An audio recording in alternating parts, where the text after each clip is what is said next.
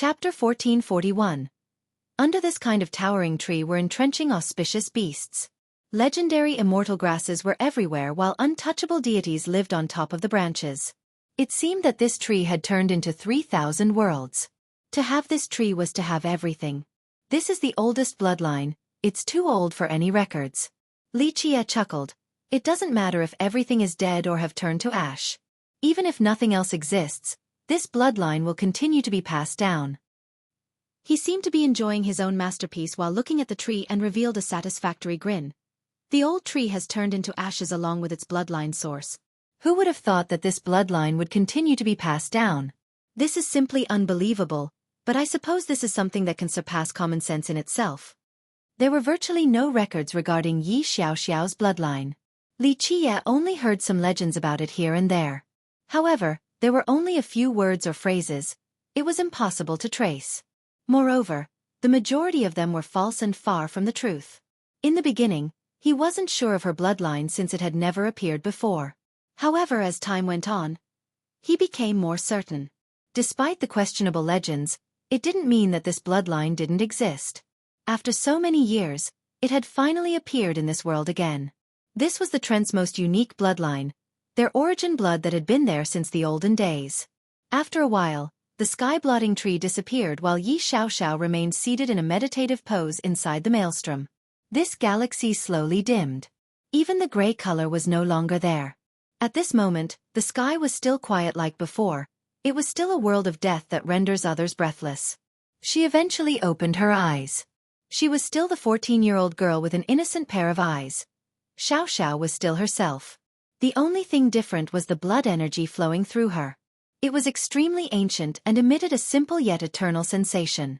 If one couldn't see the person and only their blood energy, they would take Xiaoxiao for an ancient being that had lived for countless years. She stood up and the entire galaxy and its stars shattered into powder instantly. The immense galaxy disappeared completely as if it had never existed in the first place. Xiaoxiao saw this and was stuck in a daze for a bit.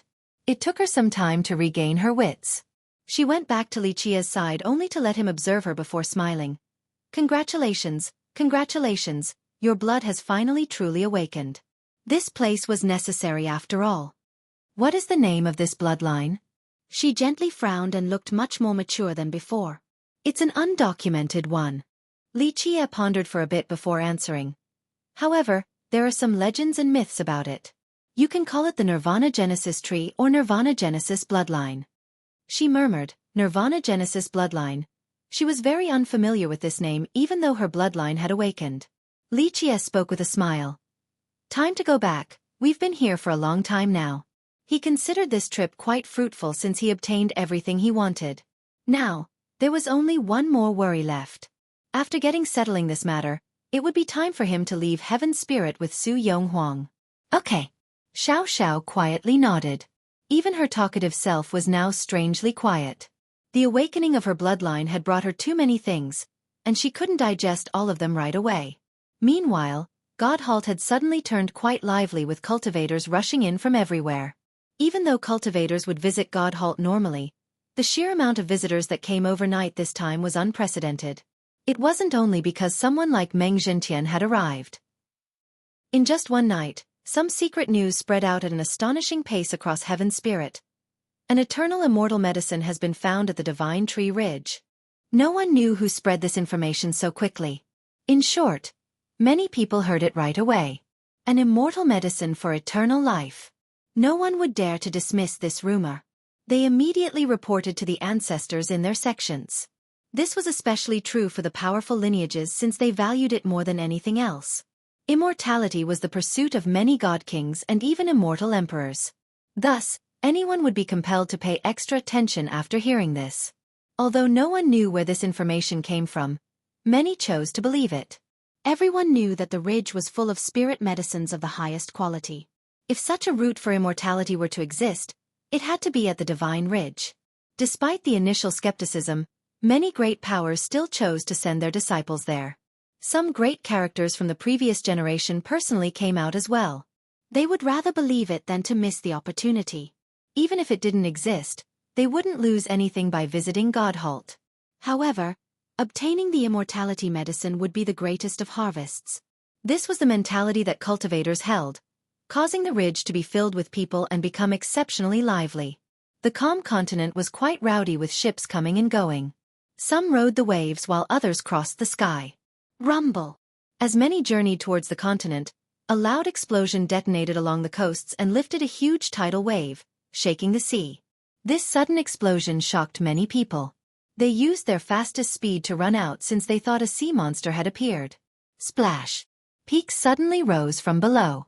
A huge continent appeared out of nowhere on the sea. It was enormous with rolling hills and animals.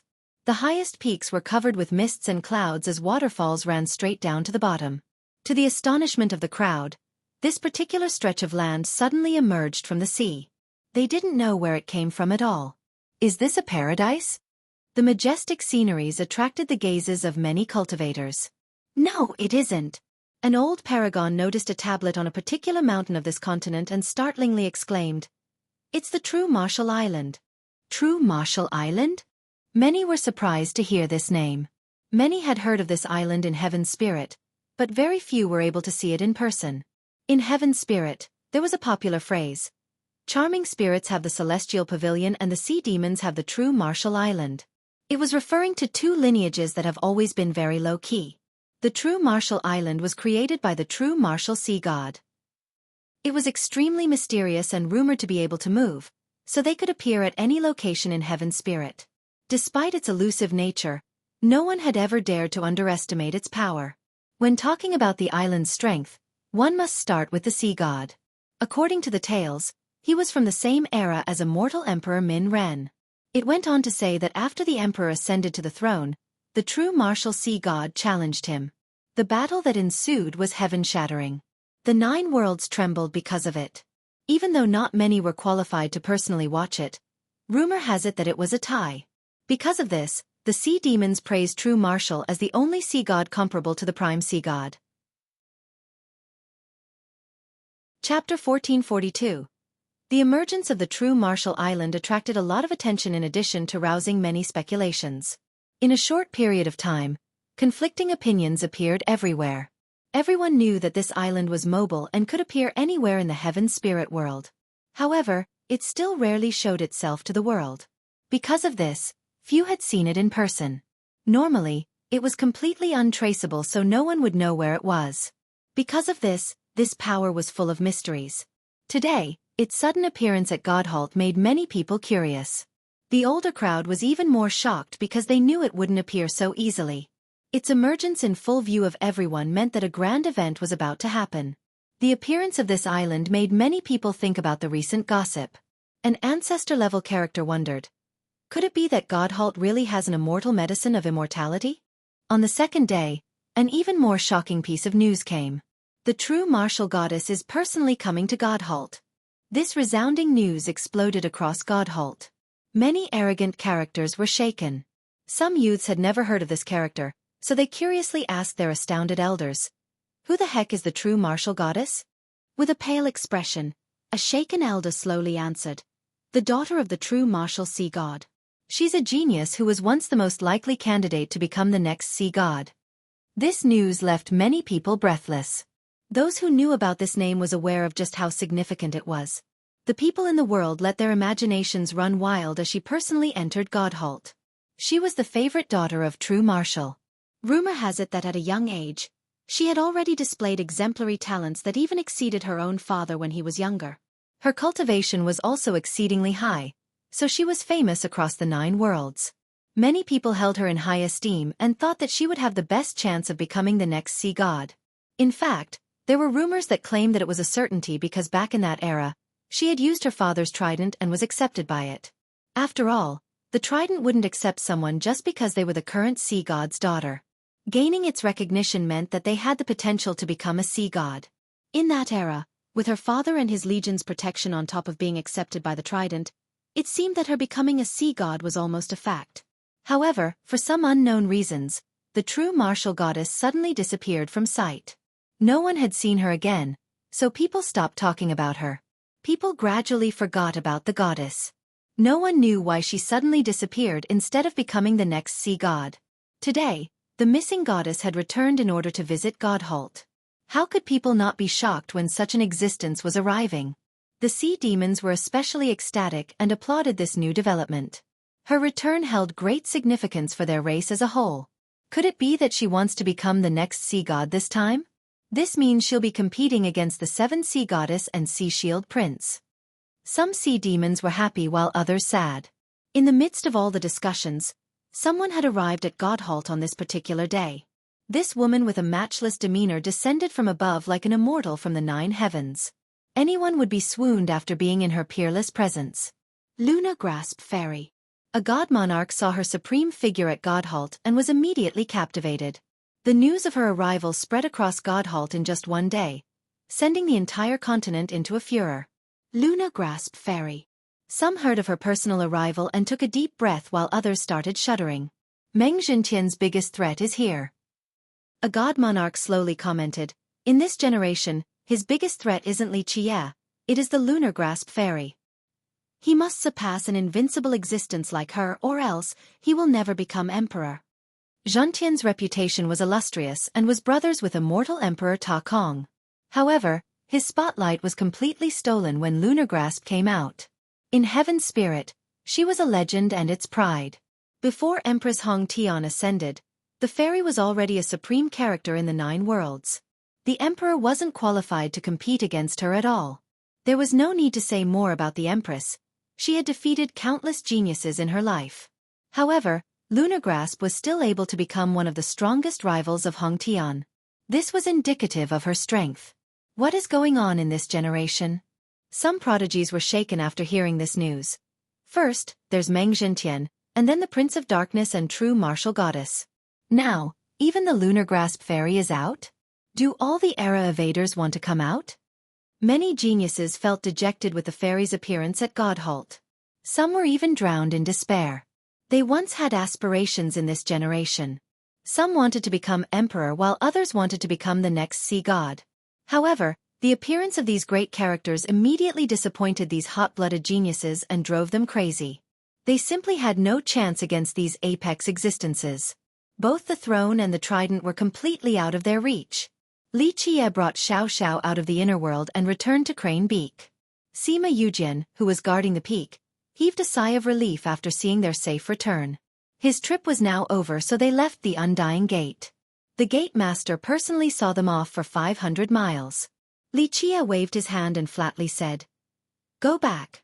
The gate master respectfully bowed again and sincerely said, "When you come to our sect again, we will welcome you with great hospitality." He was truly grateful towards Li Qie. Li Qie smiled and gently shook his head. "I'm afraid another meeting will be difficult. You need to look out for yourself. With enough luck, you can revitalize your sect. If this isn't possible, you will continue down the path of decline." "I understand." The gate master spoke. "I have firmly engraved your words in my mind. I will definitely do my best to revive the Undying Gate." Li Qie simply smiled. The gate master had both ability and ambition. Alas, he was born at Godhalt. Without enough luck and help from others, it was easier said than done to weather the storm and revive the sect. Nobody can do anything without the necessary means. "I'll stop here then," the gate master said. "Godhalt will shine with your presence. I trust that it won't take long before you will be able to stand evenly beside someone like the Lunar Grasp Fairy." "You mean that she is here at Godhalt?" He batted his eyes after hearing this. The gate master respectfully replied while bowing his head. "Yes, Meng Xintian, the Lunar Grasp Fairy, and the true martial goddess have all arrived. Rumor has it that an immortal medicine has come out in Godhalt. Recently, the spirit abyss began to move as well and ordered many disciples to find it.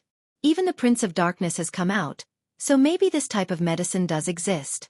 Perhaps you could try looking for it too." However, after his message was received, he looked up and saw that Li Qie's group was long gone. He stood there for a long time before gently sighing and turned back. Although the second half of the message wasn't heard, the trio headed straight for the Divine Tree Ridge. Xiao Xiao asked, "Ego King, why are you in such a rush?"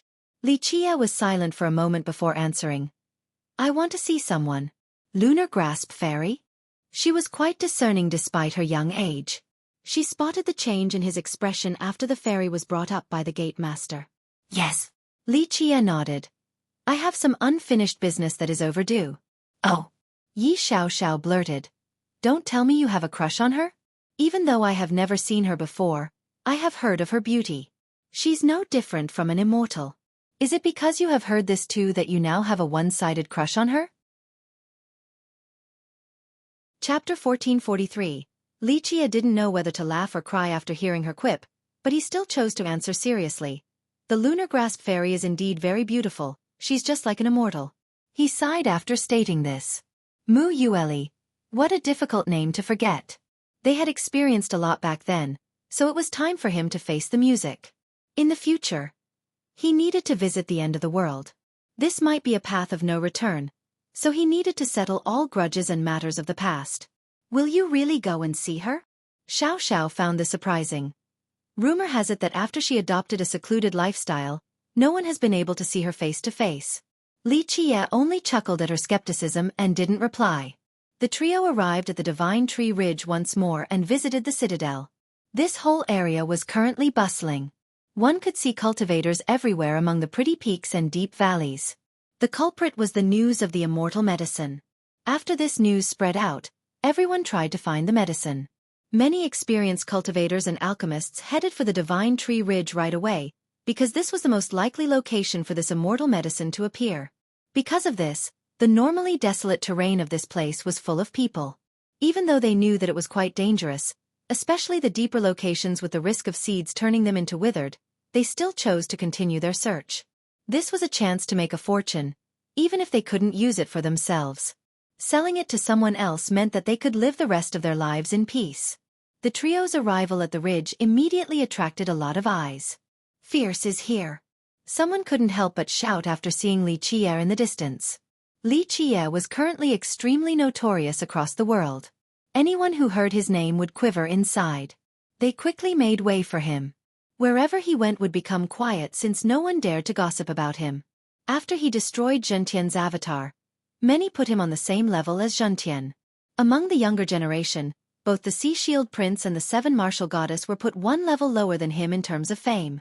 Hey, Ego King, I didn't realize you are now so famous and awe-inspiring. Xiao noticed the quiet atmosphere and revealed a charming smile after giving Li Qie a side glance. At this moment, she was the only one who would dare to talk to Li Qie in such a nonchalant manner. Li Qie leisurely responded. An invincible person like me should indeed be awe-inspiring. Please, enough with the boasting. When it comes to compliments, you'll want a mile after getting an inch. Xiao stared at him with disdain. You can be happy all you want right now. Wait until after I become an invincible tree father. The first thing I'll do is take you down completely so that you can never get up again. Having said that, the little girl aggressively postured with both hands on her waist as if she was about to suppress Li Qie. He simply smiled and shook his head after seeing this. Even if you become an invincible tree father, no, even if you become an immortal emperor, you can only be pressed down before me. Bah! What a shameless pervert. She looked at him with fierce eyes as if she wanted to kill him. Little girl, where did your mind run off to? Stop thinking about those things when you are so young. Focus on cultivation instead.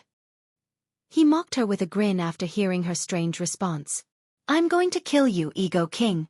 She became angry like a cat that had its tail stepped on and immediately lunged at him. Li Qie laughed and continued forward at a faster pace. It didn't take long before the trio reached the Divine Tree Citadel. They didn't enter just yet since the sky-blotting Terminus ancestor opened his eyes. Terminus looked at Xiao and said, Young miss, congratulations, congratulations. The path to the Grand Dao has been opened for you. In the future, the Traians will shine because of you. Thank you. Xiao naturally knew what he was referring to and felt quite excited. If you need anything at the Citadel, come and find me. Terminus happily laughed. He was already a heaven-defying character, and he only grew stronger after taking root here. Normally, even if a god king or someone like Meng Zhentian personally came, he wouldn't give them the time of day. However, he held Xiao in a good light. If it wasn't for Li Qie, he would have made her his disciple instantly and personally became her Dao protector to watch her turn into an unstoppable tree father. She tilted her head to the side and mused before asking, I can find you for anything? Yes. As long as it is within my capabilities, anything is fine.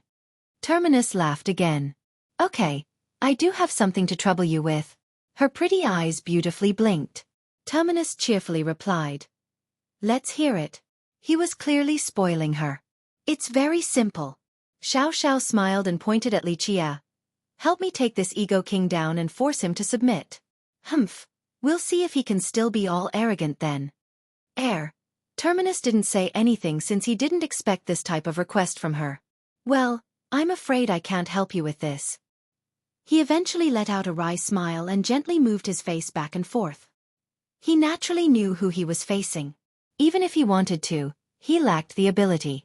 Humph, you just told me to find you for anything, but now you changed your mind? She pouted and was clearly unhappy. Anything outside of this? Terminus showed an embarrassed expression. I can take charge of anything else at the Divine Tree Ridge. I don't want anything else but this. Xiao then murmured. I just want to see the Ego King be suppressed. Li Qia gently knocked on her forehead and smiled. How can there be no other things? You can ask him about where the immortal medicine is and ask for his help to get it. Oh right. Xiao's eyes lit up with sparkles. Terminus looked quite bitter after hearing this, but he maintained his wry smile. Young noble, you have everything at your disposal, so you know better than anyone else whether the ridge has a medicine for immortality or not. The 9 worlds are only secular places. How could there be a medicine for eternal life? This only stemmed from some baseless and foolish rumors. There really isn't a medicine for eternal life? Xiao was curious about the topic since she had been hearing about it after coming to Godhalt. Really? Terminus shook his head again. How could there be this level of medicine in the 9 worlds? If it does exist, immortal emperors would have taken it away already. It wouldn't be the turn of those foolish ones. Xiao felt that Terminus didn't need to lie to her. Li Qia chuckled and added, there probably isn't any medicine for immortality. However, I personally know that there is an amazing divine medicine in the Divine Tree Ridge. Alas, my memories are still vague. I believe it might be at something Valley. Well, Terminus let out a hollow laugh. I don't know much about this either because the Divine Tree Ridge is so large. Is that so?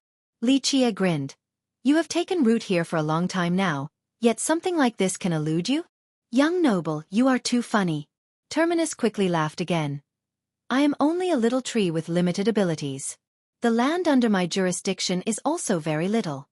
The Divine Tree Ridge is one of the 12 burial grounds, and it is too mysterious. My foolish self can't even grasp a tiny bit of it. Terminus spoke very modestly at this moment, since he didn't dare to show the slightest bit of arrogance in front of Li Qia.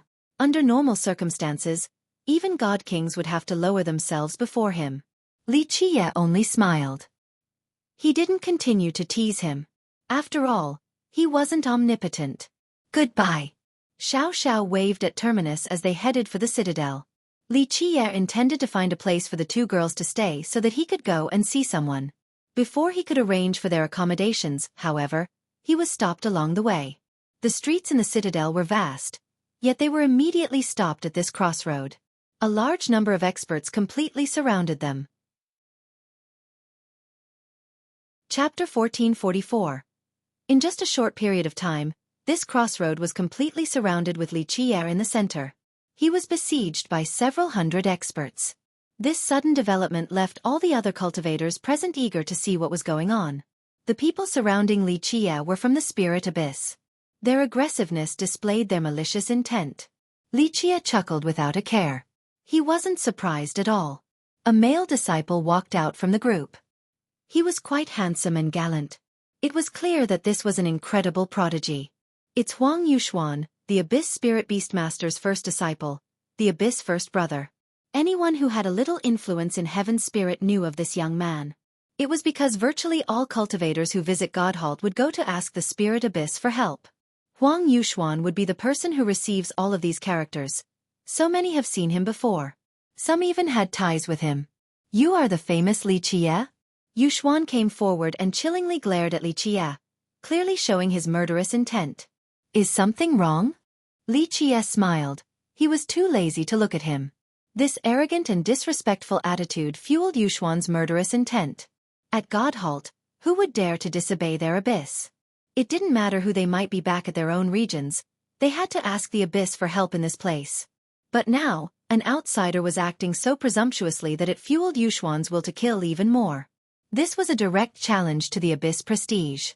Li Qie, you are indeed amazing, a hero of our times. Yuxuan coldly said. Our abyss also respect the heroes and prodigies of the world. However, the rules cannot be bent. Godhalt has its own rules. Our abyss would welcome you as a guest at Godhalt. However, you came and protected an assassin who murdered our disciples, not to mention you killed more than 10 yourself. You need to give us, and the deceased, an answer. It didn't matter whether people knew him or not, they secretly praised his reasonable and graceful words. It didn't tarnish the abyss reputation at all. Moreover, they glanced at each other and lamented. Li Qie was indeed a fierce man. He would always kill wherever he went without scruples, even if the opponent was from an imperial lineage or a sea god sect. Now, at Godhalt, he even killed disciples from the spirit abyss. Many cultivators who came would always act sensibly towards the abyss. Even the most incredible genius wouldn't oppose them. After all, even a strong dragon would have trouble against a local serpent. And I killed them, so what? Li Qie maintained his smile. He didn't bother to deny their claim. Such a casual response left everyone speechless. This was true to his overbearing nature. It was as if he didn't need a reason to kill people and couldn't care less if their sect came for retribution. People could only wryly smile at this display. He didn't bother to explain himself and only showed a completely indifferent attitude. Fierce was indeed unique, he didn't care for reasons. Yuxuan was livid because Li Qie was showing utter disdain for their sect. He took a deep breath to suppress the anger rising in his heart and coldly spoke. Li Qie, our abyss is still a reasonable place. If our disciples were wrong, then very well, we will swallow this anger. However, if you murdered the innocent, your own fellow cultivators, and protected the assassin, the abyss had a reputation for being a bully at Godhalt. However, Yuxuan's choice of words was very appropriate and level-headed. It was no wonder why he was chosen to be its successor. He was indeed capable of bearing this responsibility. Li Qie interrupted him as he was too lazy to argue. There's nothing to talk about. I killed them, I don't need a reason to do so. Speak if you have something to say or fart if you have gas. Even if you are here for revenge, just act quickly. I'm very busy. The tides have completely reversed today. The abyss was known to be the ruthless bully. However, it was the reasonable party this time while an outsider had turned into the arbitrary oppressor. Good. Yuxuan was trembling with anger from Li Qie's attitude. This was supposed to be his role, but Li Qie stole it from him today. This wasn't something that their abyss could tolerate. It's good that you have admitted it. He coldly spoke. As a reasonable party, we shall give you a way out. First, hand over the assassin. Second, confess your crime to our abyss. My seniors are currently staying at an inn in the citadel, so go there and surrender yourself. As long as you can do these two things, we will forego this grievance out of consideration for you being a top genius. Eyes darted everywhere out of confusion. Many couldn't believe their own ears. Since when was the aggressive abyss so reasonable? Did the abyss just change its personality completely? A cultivator spoke with disbelief. Since when were they this easy to talk to? Just think about it. No sect could handle dozens of disciples being killed, let alone the abyss with its ruthless reputation. At Godhalt, it was their place to rampage. No one would have a turn to do the same to them. If someone dared to kill their disciples, they would incur the abyss' most ferocious wrath and wouldn't be able to leave Godhalt alive. And yet, they said that as long as Li Qie confessed, everything would be over. This was a great concession, a showing of their magnanimity. Well, that's because you should look at who it is. An expert from the previous generation insipidly said. You can try to do what Li Qie did. Not to mention killing their disciples. Just offending them alone would end in your entire family being killed. Fierce momentum is unstoppable since he can slaughter anyone in his way. It is understandable that the abyss would choose to compromise. Any knowledgeable person understood that Li Qie's fame was currently on the same level as Meng Zhentian's. The abyss actions, in this case, made sense. Li Qie simply smiled and casually responded. Just come and attack me, there's no need for this confession. I have already shown my mercy by not destroying your abyss. All of you should be going to bed with a beaming smile from being so lucky, yet you are here asking for me to surrender. Did your brain stop working? This retort truly made others want to vomit blood. Everyone here was completely tongue-tied. They all felt that after killing so many disciples, just apologizing to end things would still be quite an awe-inspiring tale for Xueqi. Anyone else would have apologized already. However, he was claiming that the one who was showing mercy was him and not the spirit abyss. He was the one who was sparing the sect from certain destruction due to his kindness. Who could stand this? Li Yuxuan was livid. Today was very humiliating for him and his sect. They only wanted Xueqi to hand over the assassin and confess his crimes of killing their disciples and crippling an elder. This was already shameful enough. Things were a bit different this time around. Their sect didn't wish to ruin their grand plan over trivial matters, so they had to make these concessions. Nevertheless, they still needed him to show some goodwill in order to alleviate the blow to their prestige. Who would have thought that Xueqi simply wouldn't give them any face and treat them with complete disdain? Yuxuan couldn't restrain himself any longer as he shouted, "Today, whether you want to or not, you must apologize to our fallen disciples or we swear to never let this go." Chapter 1445. Many people trembled after hearing Huang Yuxuan. An oath feud with the Spirit Abyss was no joke since this was a sect that would stay true to their word. One shouldn't even dream about leaving Godhalt alive after receiving this declaration. Is that so?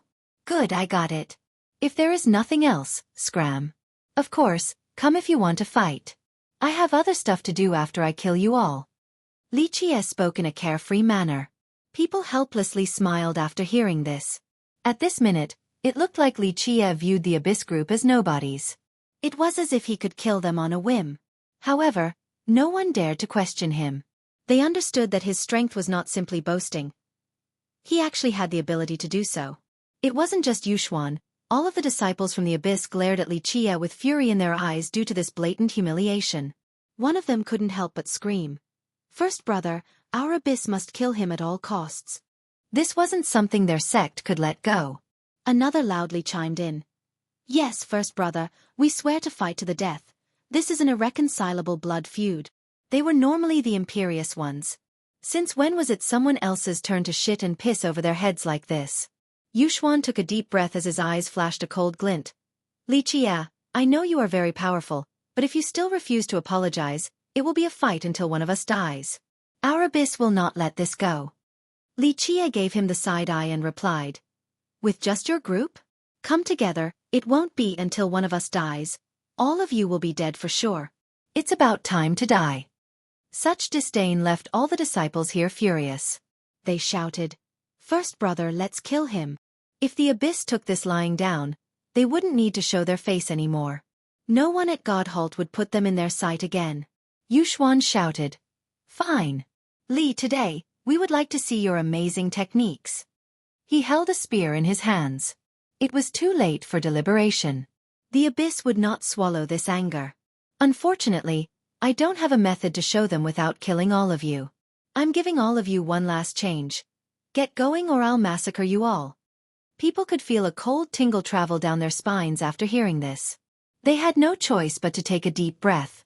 All of them could smell the stench of blood in the air. Fierce battle record was too bloody. He massacred 1 billion teeming fish, destroyed Wyvern and the Blood Shark village, and finally the Regal Valley. Whenever Fierce declared his killing intent, everyone understood that he wasn't messing around, he would actually kill everyone.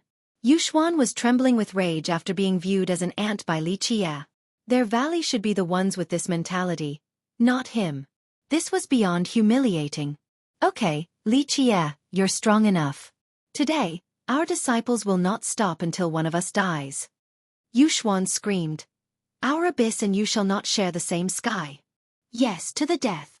The disciples cried out in unison, "We will use our blood to maintain the divine prestige of the Spirit Abyss." The disciples had no choice but to fight. If they were to show fear, those from their sect would never be able to raise their heads in front of Xueqi again. Commendable courage. Xueqi smiled. "I'm very moved by such hot-bloodedness. Unfortunately, it is unwise to oppose me. However, since all of you wish to die, I shall help you. Come together, I will give you a chance to attack so that you won't die completely indignant deaths." Yuxuan commanded, "Activate the formation." He didn't need to waste words any longer since the Abyss and Xueqi has completely broken all pretenses. There was no more leeway, It would be a fight to the death.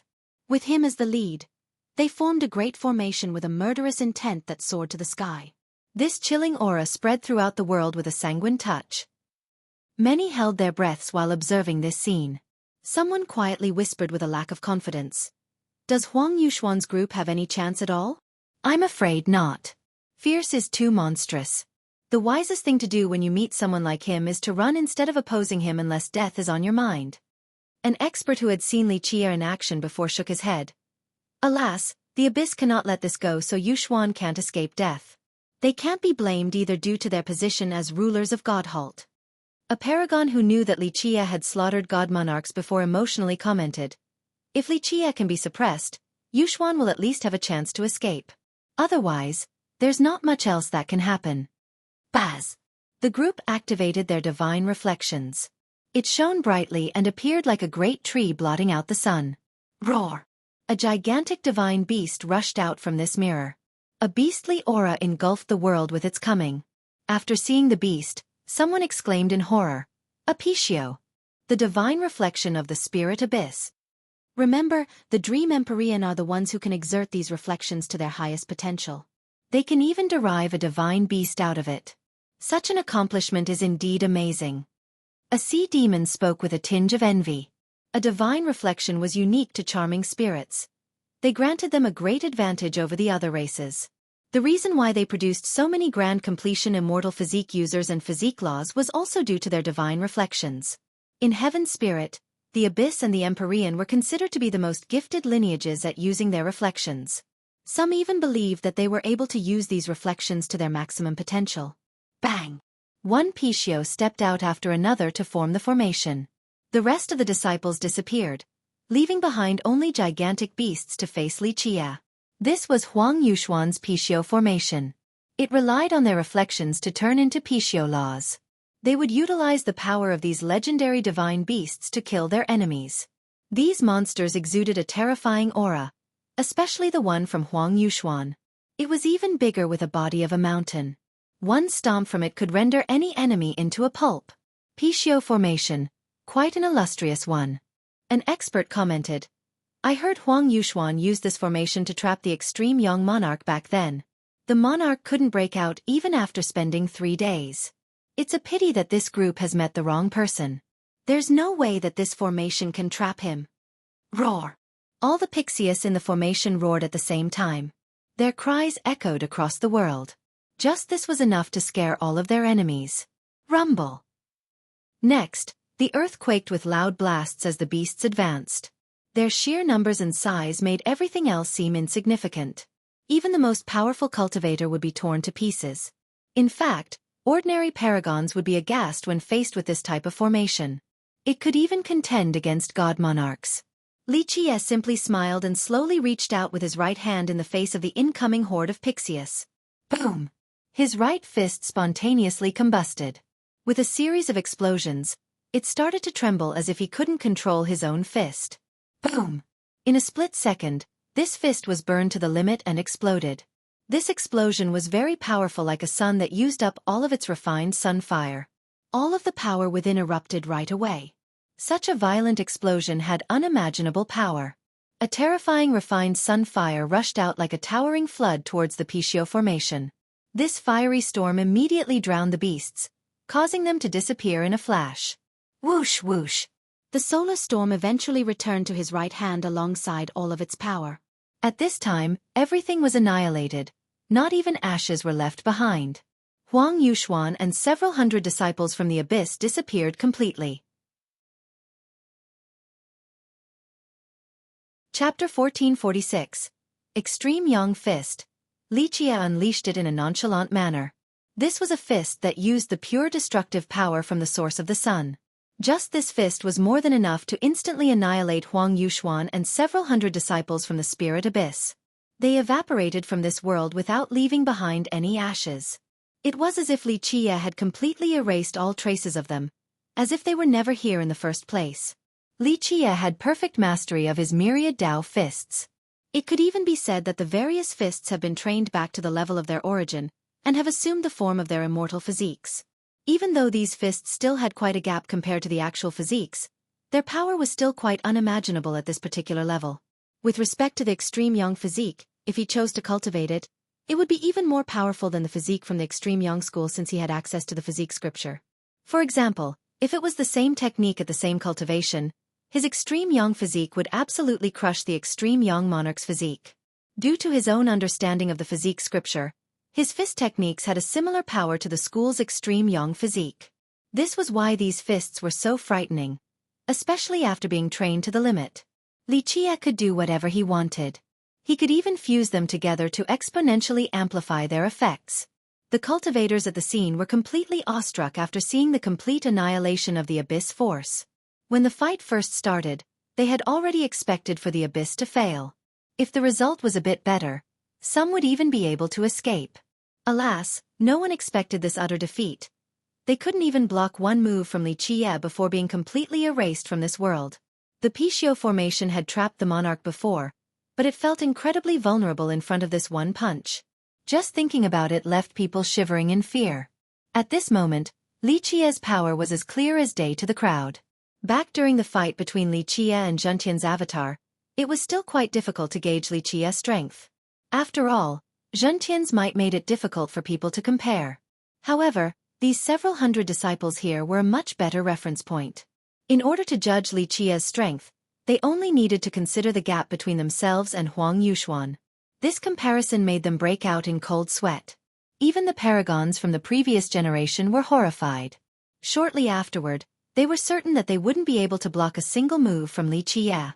This disparity in strength had become too obvious and considerable.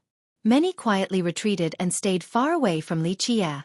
They simply didn't dare to provoke fierce. After killing the Abyss forces, Li Qie leisurely mumbled, "Too weak." He uttered the words in a casual manner and didn't pay it any mind. It was as if this event was no different than trampling an ant. No one dared to breathe out loud at this moment lest they incite his wrath. Perhaps it would bring about a familial extermination. After a long time, a cultivator suddenly realized something and quivered in fear.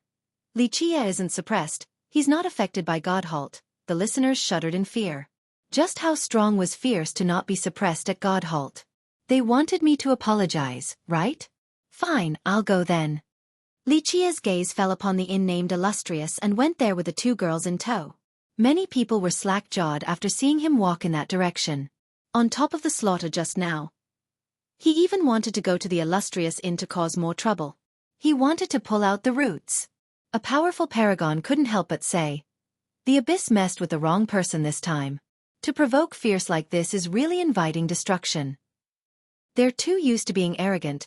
It's about time someone gives them a taste of their own medicine."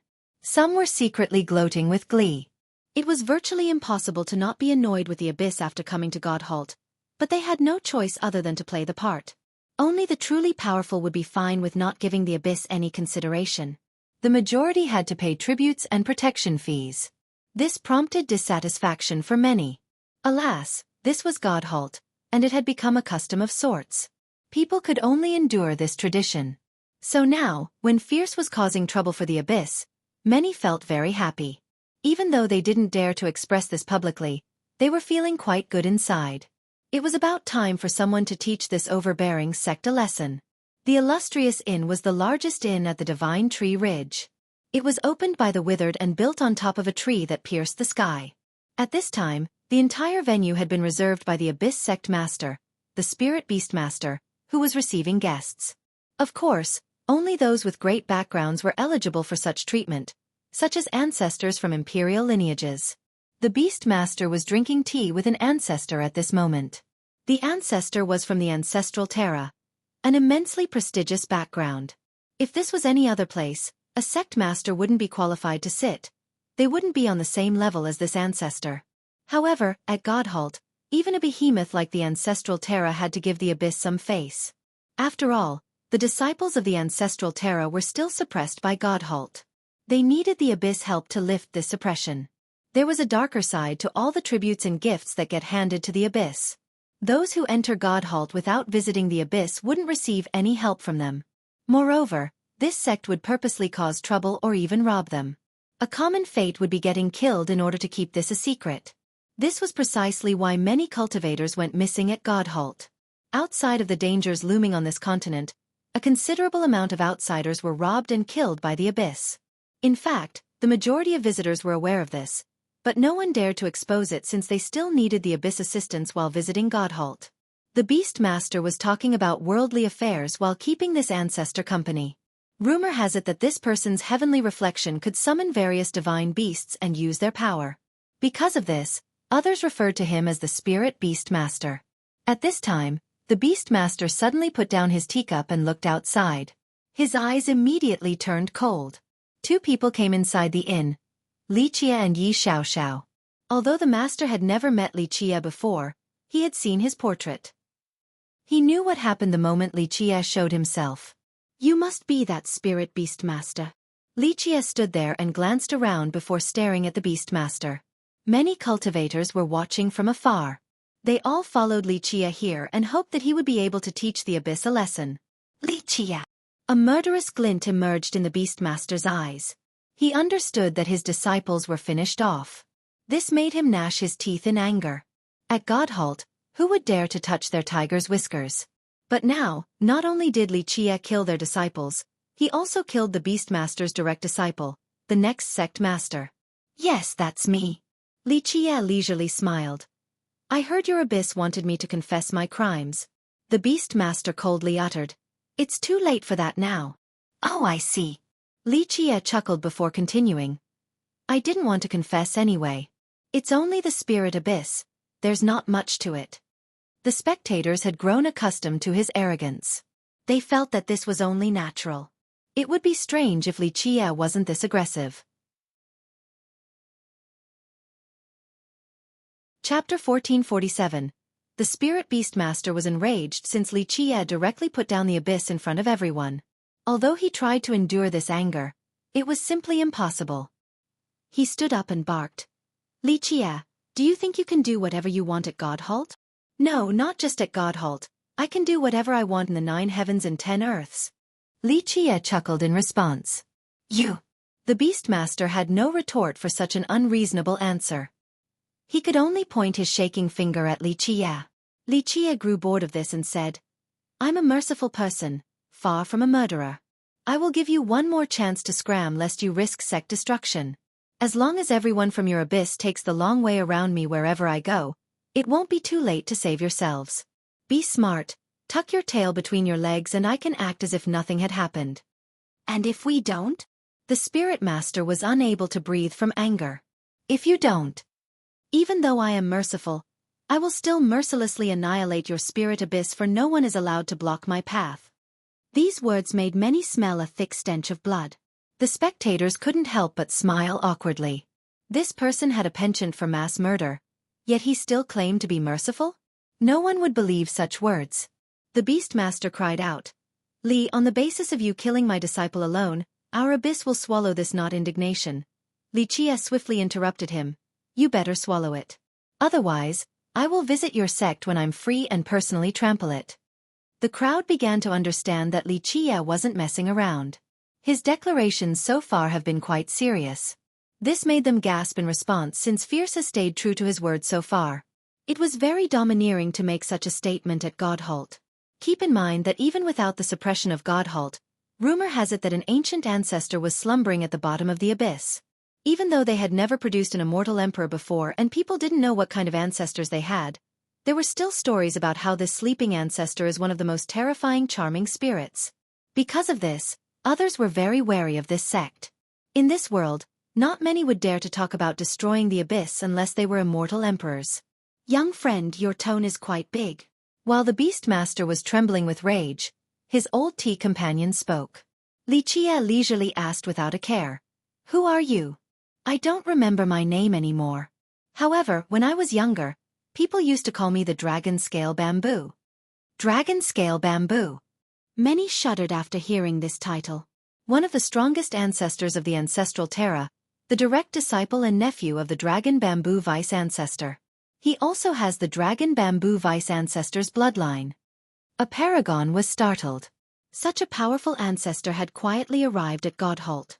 This made people realize exactly what was going on. The ancestral Terra was considered the strongest Treant lineage since they had produced 3 tree fathers. Their vast territory was protected by these 3 ancestral trees, so this was a location considered impregnable even for immortal emperors. Outside of the 3 trees, the Terra also had a frightening character. The dragon bamboo vice ancestor. Legend states that he was only half a step away from becoming a tree father. More importantly, this vice ancestor had understood the mysteries of the Trent's earth origin, so he could also take root in the earth just like a tree father. Because of this, there was a belief in heaven's spirit. When this vice ancestor takes root, even emperors can't kill him. He was just like a tree father in this regard. Due to his existence, their defense was great, but he was also able to attack other lineages. After all, when tree fathers turned into ancestral trees, they could only protect their own territories and wouldn't initiate expeditions to conquer others. However, it was a different story for the Terra due to this vice ancestor. His existence meant that no one could attack their sect, yet they could declare war against any other lineage due to having ample firepower. No idea. Li Qie responded frankly. I'm just a nobody, so it makes sense that you don't know me. Dragonscale answered, however, I want to tell you, young friend, that heaven's spirit is full of crouching tigers and hidden dragons. Before becoming emperor, you should restrain yourself. There are many characters stronger than you. The crowd glanced at each other after hearing this. His words seemed to carry good intentions like an elder teaching his juniors. Change my attitude? Li Qie couldn't help but smile. I'll keep acting however I want. A tiny sect like your ancestral Terra should know better and not meddle with others for no reason. I'm not someone your sect can afford to provoke. Moreover, don't try to use the abyss to test me. Last time, I didn't completely suck that Terra King Jr. dry. Keep on provoking me and I'll not only devour him, I'll absorb your Terra as well. Coincidentally, I have a seed that requires a fertile land like the Terra for it to grow. Li Qie boisterously laughed at this point. No one could say anything before this act. Eventually, one person murmured, "That's fiercest for you, always arrogant and completely unscrupulous." Dragonscale's expression turned ugly after hearing this.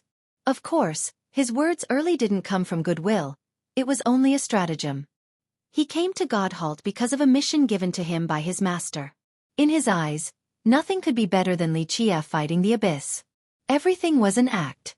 Dragonscale slowly spoke. Sect Master, this madman is incurable and must be put down. The Beast Master glared at Li Qie with ferocity and exclaimed, Li Qie, my spirit abyss swears to oppose you, one of us shall die. With you alone? Li Qie cheerfully replied. I heard your Prince of Darkness has recently come into being. Tell him to roll out here and accept his death. After I cut off his head, all of you will understand that I am not joking around. The Beastmaster shouted. Kill him. He was ready to fight to the end at this very moment.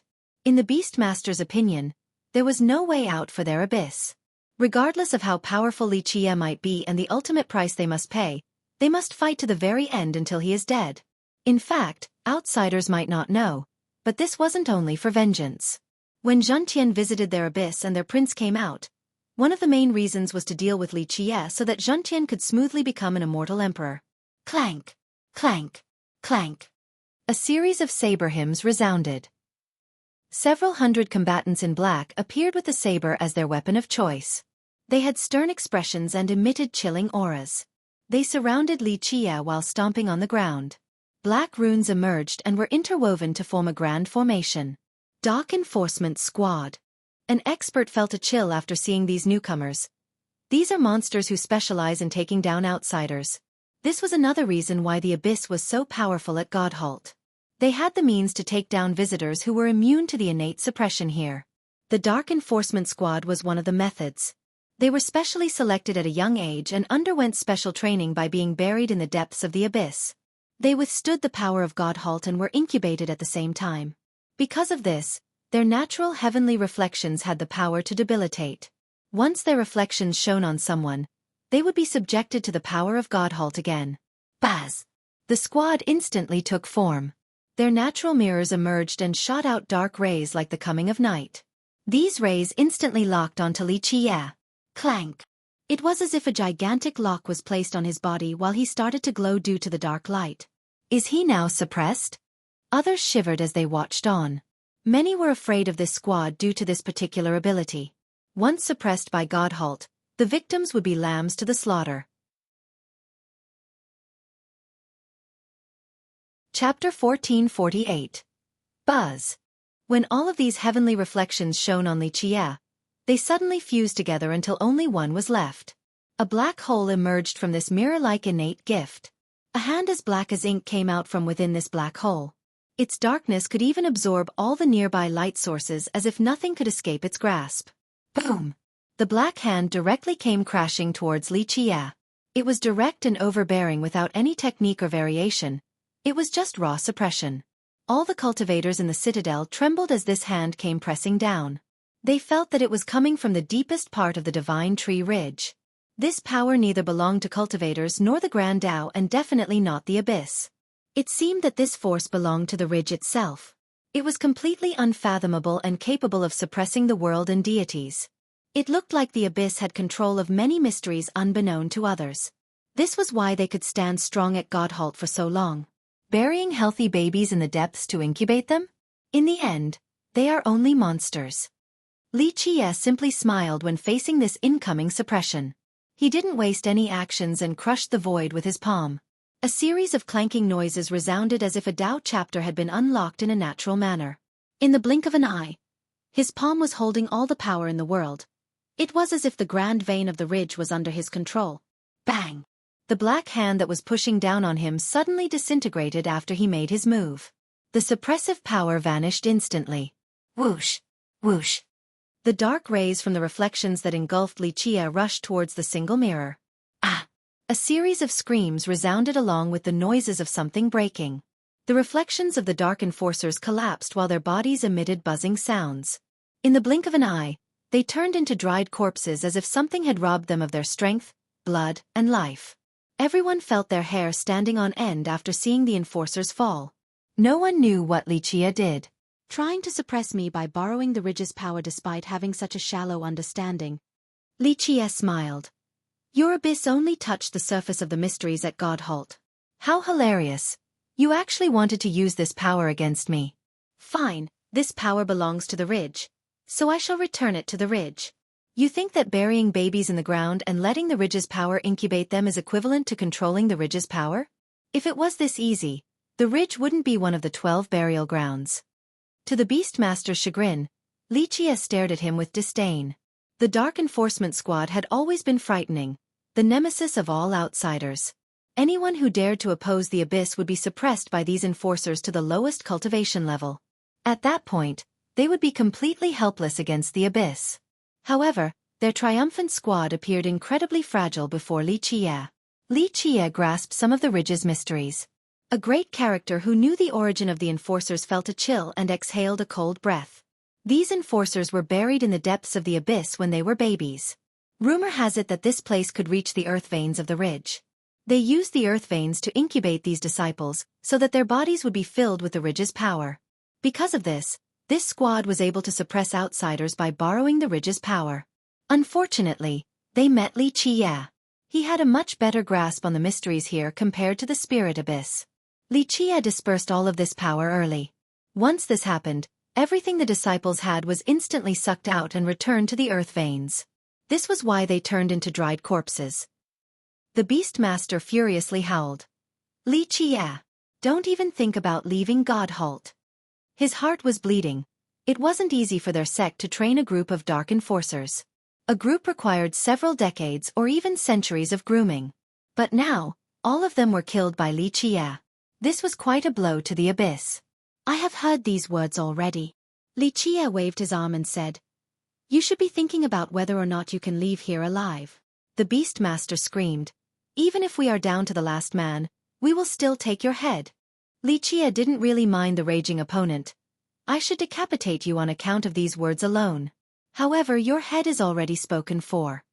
Dragonscale, sitting next to the Beastmaster, couldn't watch any longer. He stood up and coldly uttered, You are being too presumptuous. With me here, you are not allowed to do as you please. He came this time in order to cooperate with the abyss. Moreover, their ancestral Terra also thought about delivering Xueqi's retribution, so how could he let go of this good opportunity? Come. Since you want to die so badly, I'll help. Li Chia smiled and gestured towards Dragonscale. This is good, beat the young and the old will come out. I still want to absorb that dragon bamboo completely. You are mad. Dragonscale couldn't handle these disdainful words towards his master. He took one step forward and with a loud blast, he instantly took root and revealed his true form. At this moment, a gigantic green bamboo appeared before everyone. Its body pierced the clouds while each leaf could blot out the sky. There was actually a half-dragon entrenched on this large tree. It was thick and spanned thousands of miles just like a mountain range that was connected to the tree itself. It huffed and puffed thunderously while exuding a terrifying aura that raged across the area. Its draconic affinity carried a deterring force that caused many cultivators to retreat from the battlefield. This was the true form of the dragon-scale bamboo, the combination of a half-dragon and bamboo. In fact, the tree was its real body. The dragon was there because of its dragon bloodline. Even though this blood was quite thin, it was still powerful enough to turn into a half-dragon with scales. You're far below Meng Zhentian. I only need 2 or 3 fists to destroy you. Dragonscale might look strong, but Li Chia only gave him a dismissive glance. Dragonscale didn't like this disdainful look from Li Chia, so he trembled with rage. He was, more or less, a great awe-inspiring character at Heaven Spirit, but Li Chia made it sound as if he was only an ant. Senior, I will help you. We'll kill him together. The Beastmaster declared and opened his heavenly reflection. With a deafening explosion, a phoenix appeared from the Beastmaster's mirror. Its aura swept through the sky as it danced. One can imagine how powerful a phoenix was. Its might made many people feel dreadful. With the beast's emergence, a cold glint appeared and moved at an imperceptible speed that surpassed time itself. It aimed straight for the Beastmaster's throat. Screech! At this moment of life and death, the phoenix from the mirror cried out and instantly clawed at the glint at an unbelievable speed. However, this sword attack carried an unstoppable bloodthirst that could pierce any foe's body. Clank! When the phoenix seized the sword, a hymn echoed across the world and the bloodthirst erupted like a flood breaking a dam. The sword continued to soar forward even with the claws holding onto it. The friction sent sparks flying. This unstoppable sword left no room for escape. The Beastmaster's throat was instantly pierced. Chapter 1449. Blurg. The Beastmaster's eyes widened. He opened his mouth wide to speak, but nothing came out. Even at his very last moment, he still didn't see his murderer. In the blink of an eye, Sima Yujian flashed into existence and swung her sword to decapitate him. There was no doubt that her target was the Beastmaster. Her previous attempt ended in failure, but he couldn't escape this time. The towering bamboo shouted, "Junior, you want to die." It was shameful that someone had killed the Beastmaster right under his nose. With a loud howl, the half-dragon clawed at Yujian. Its monstrous claws were like 5 sharp peaks. The earth seemed as if it would be shredded like a piece of paper under this attack. Boom! Before it could catch Yujian, a swift fist easily repelled it. Your opponent is me. Li Chia chuckled after successfully neutralizing the claw attack. Dragonscale shouted, Li Chia, everyone says that you are strong. I'll see just how strong you are then. With a loud bang, the dragon that was coiled around the bamboo disappeared. Rumble! The tree actually grew even more and covered the entire divine tree ridge. Everyone gasped when they saw this gigantic tree because it emitted a draconic energy that engulfed the world. It was as if a dragon was about to come back to life. This tree resembled a dragon at this moment. After fusing his bloodline with his body, Dragonscale was able to obtain a new, explosive power. Junior, die! A dragon claw descended from the sky. It was actually growing from the bamboo itself. The earth quaked before its coming and the entire citadel turned dark. Even this great city seemed tiny in comparison. This claw seemed capable of instantly shattering the land, turning it into ashes. Oh God, is he trying to destroy the city? People were scared out of their minds. The more cowardly cultivators rolled around and quickly fled from the city. Boom! Li Chia's right fist slightly shook and a monstrous flame came out along with a punch. Rumble! The world trembled even more. The entire continent was robbed of its brilliance. When he unleashed this punch, countless suns slowly rose and replaced the continent with a new source of light. The extreme Yang Fist and Sacred Spring Fist were combined. The former was overbearing and should have more than 100 sons. However, under the empowerment of the sacred spring fist, more sons were derived from nothing the instant he punched forward. This awesome power could easily be imagined. With loud explosions, the large dragon claw was instantly annihilated. The sound of something burning could be heard as the entire tree was ignited. It couldn't prevent this particular fire from ravaging it. Crackles! Imagine a scene of the largest tree in the world being incinerated by countless suns. This was an extremely magnificent scene of fire. It looked like an erupting volcano that headed straight for the 9 heavens, burning the sky in the process. This shocking flame illuminated the entire divine tree ridge. Ah! Dragon Scale screamed as he was being burned alive. Despite spewing out a large amount of water, he still failed to extinguish this fire. The spectators were creeped out to see this living tree that could be burnt to death at any moment. Boom! At this second, the bamboo tree that couldn't withstand it anymore opened its mouth and spewed out a divine seal. This seal immediately poured out some divine water. With buzzing sounds, the flame disappeared while the tree returned to his first form.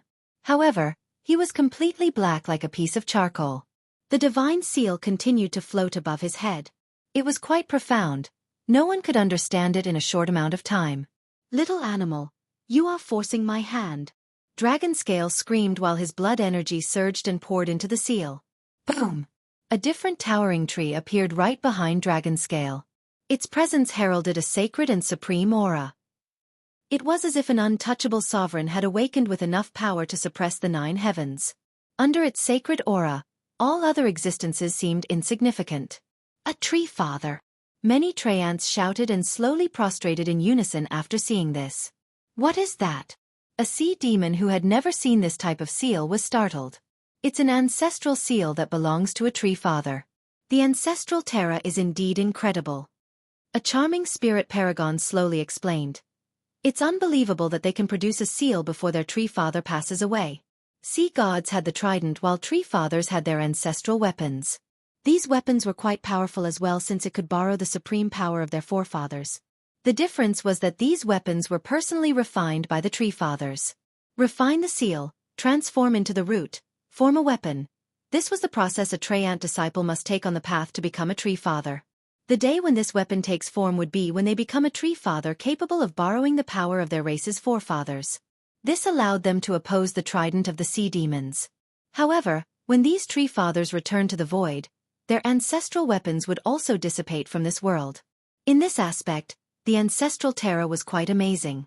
Although they couldn't keep an ancestral weapon behind, they used an incredible method to save the ancestral seal, the basis of the weapon itself. It's only an ancestral seal, what's so great about it? Xueqi revealed a contemptuous smile. With a clank, a saber as white as snow appeared in his hand. Its light lit up the heaven and earth. An immortal emperor, true treasure. Even those who didn't know anything could sense an imperial aura assaulting the world, causing them to shudder. A tree father might be strong, but an emperor was invincible. Plus, Dragon Scale didn't have a complete ancestral weapon in his possession. It was merely a remnant seal. It was far inferior compared to the benevolent saber in Xueqi's hand. Dragon Scale's expression turned sour. He wasn't a match for Xueqi, and in terms of his weapon, his seal wasn't a match for the benevolent saber either. Once Xueqi took out his weapon, everyone understood that it was over for the Dragon Scale bamboo. Despite knowing how strong Fierce was, no one expected that even a character like Dragon Scale couldn't handle a single blow from Xueqi. Affected by both fear and anger, Dragon Scale's eyes flashed with an idea. He soared to the sky and immediately stood above the other tree at the citadel. This other great tree was, of course, the Terminus Divine Ancestor. Ancestor, please lend this junior a hand. My master is the Dragon Bamboo Vice Ancestor. Your friend. He asked Terminus for help at this critical moment. The cultivators here might not know of Terminus' background, but they understood that he was the guardian of the citadel. He was rumored to be so powerful that even emperors couldn't kill him. Dragon Bamboo Vice Ancestor? The initially slumbering tree finally opened its eyes and stared at Dragon Scale. Dragon Scale didn't expect that he could wake up this guardian and was jubilant. He hurriedly said, "Yes, my master is the Vice Ancestor. He has told me about your supreme prestige and to ask you for assistance in times of trouble." Terminus slowly said, "Yes, I do know him. He has asked me about the method of returning to the void. Ancestor, you are an incredible and omnipotent being. Dragonscale quickly added. My master once said that you have always been protecting the Treant race. This is worthy of a lot of admiration. Ancestor, this Xueqi right here has no scruples and killed your fellow Treants. Please, take charge and avenge our fallen comrades. He was ecstatic since he didn't expect for this to work. It must have been his master's reputation that allowed for him to beseech this legendary guardian. The spectators were astounded by this. Despite the many wondrous rumors about this guardian, no one has ever seen it in action before. Nevertheless, no one dared to act presumptuously at the Divine Ridge Citadel or pick on the withered. No one expected that Dragonscale had enough connections to actually move Terminus. Chapter 1450. Many cultivators and experts felt envy after seeing the successful cry for help from Dragonscale. Someone enviously spoke, the Dragon Bamboo Vice Ancestor is indeed special, he's famous all around the world. Just his old reputation alone is enough to ask for help from the Guardian. I suppose this isn't too surprising. Some considered the preeminent Vice Ancestor to be the #1 Treant below Tree Fathers. Him being able to take root in the earth gave him an unprecedented battle prowess.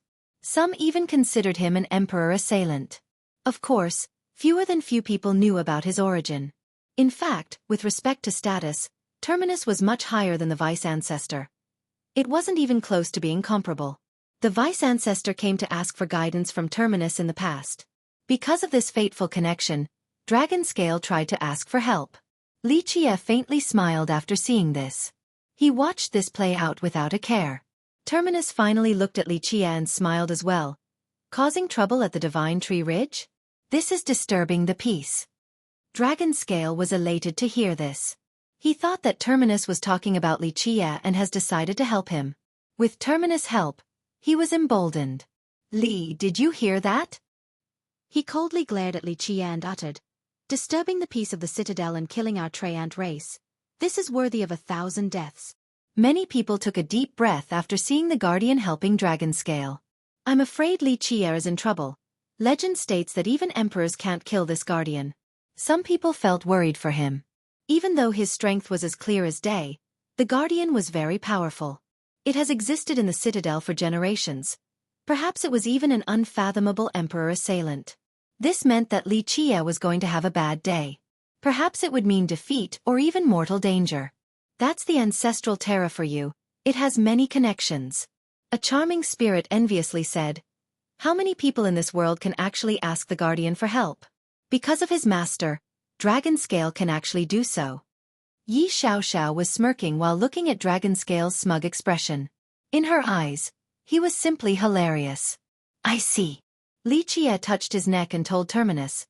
My neck is feeling cold after hearing him. I'm so worried about my safety. Should I kneel and surrender now? Haha, surrender? It is too late to surrender. Dragonscale continued. You have broken the peace here and even killed members of our race. Nothing can redeem these crimes. The Ancestor will take charge for our race and kill an evil person like you. Li, your demise has come. Even if you were stronger, you are nothing compared to the Ancestor. Even if you are a heavenly god, he can still crush you with one finger. He became very complacent at this time. In his mind, Xueqi was dead for sure since Terminus was on his side.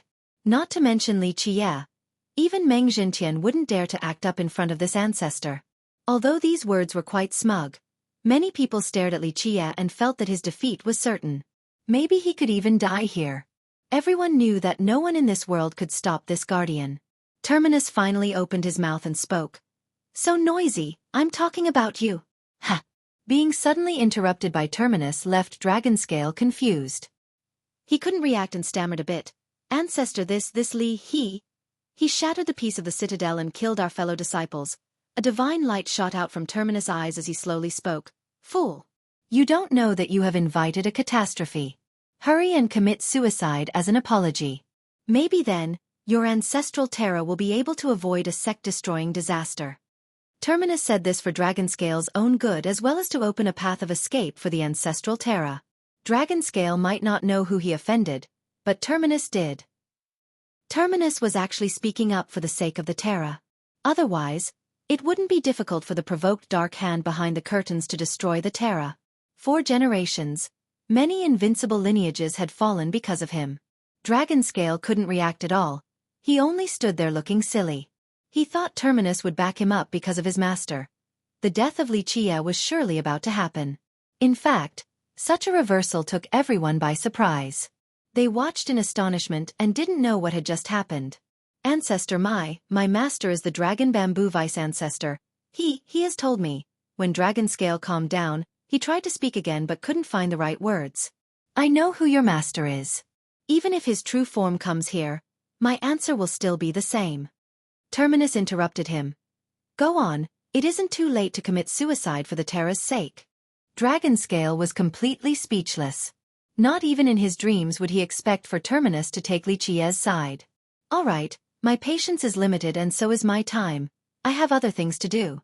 Lichia glanced at the dazed old man and flatly stated. Are you committing suicide or do I have to help you myself? The geezer is right. It is not too late to commit suicide. Dragonscale stammered. I'll send you off then. Terminus unleashed a palm straight at Dragonscale after seeing this. Ancestor, I'm from the ancestral Terra. My master is the Vice Ancestor. Dragonscale's soul almost left his body after seeing Terminus take action. Terminus declared. This is for your own good as well as the Terra's. Boom! Dragonscale was slammed into a bloody mist without the chance to scream. Lichia looked at Terminus and insipidly said, Hi, I was aiming to kill the young while waiting for the old to come out. Terminus could only smile helplessly. He killed Dragonscale in order to give the Terra a chance. This was because Dragonscale didn't know who he was messing with. If this continued to escalate, the ancestral Terra would be completely annihilated even if it was stronger. In this brief moment, the crowd was completely astounded. No one expected for the Guardian to kill Dragonscale. Everyone thought that Lichia would be the victim instead since the Vice Ancestor had some ties with the Guardian. Not only did Terminus not save Dragonscale, he even personally put him down. This result was truly unimaginable and beyond everyone's expectations. If anyone sees the Prince of Darkness, tell him that from today on, I do not want to see anyone from the abyss or I shall trample it and place his skull at the highest location of the ridge. Lichia's eyes swept through the crowd as he declared this without a care if there were still any disciples of the abyss left in the city. With that, he disappeared into a street with Yi Xiaoxiao. Terminus only smiled and slowly closed his eyes to return to his slumber. He is qualified to be called fiercest. People had no choice but to be convinced by Lichia while watching his departing back. Among the young, outside of the era evaders, who would dare to talk about taking the Prince of Darkness' head? Not just anyone could make this domineering statement towards the Prince and the Abyss at Godhalt. Even the most mighty genius would need to think twice before uttering these words. Alas, Lichia did so today in a nonchalant and overbearing manner. Will he really become emperor? It looks like even the Guardian is protecting him. A Treant expert was in disbelief. Being old acquaintances with the Vice Ancestor, Terminus should have saved Dragonscale at the very least. However, he personally killed Dragonscale. The only explanation was that he held Lichia in high regard and didn't wish to become enemies with the future immortal emperor.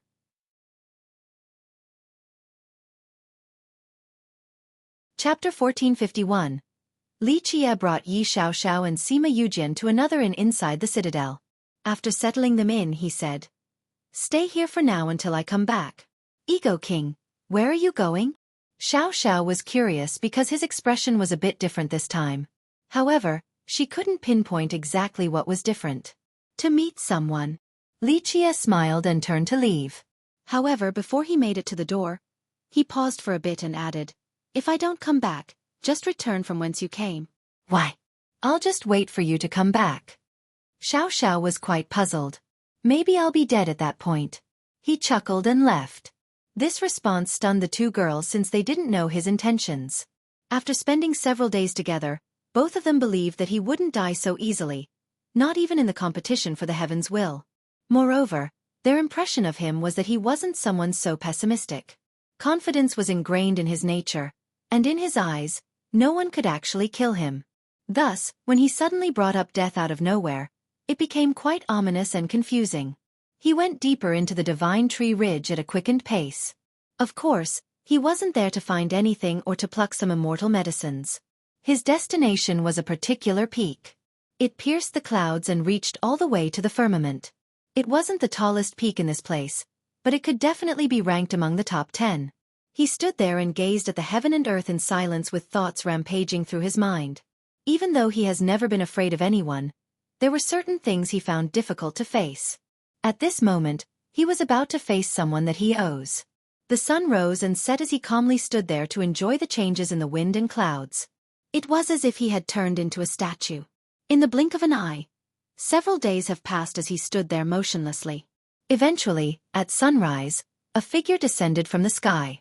She looked just like an immortal with a peerless bearing.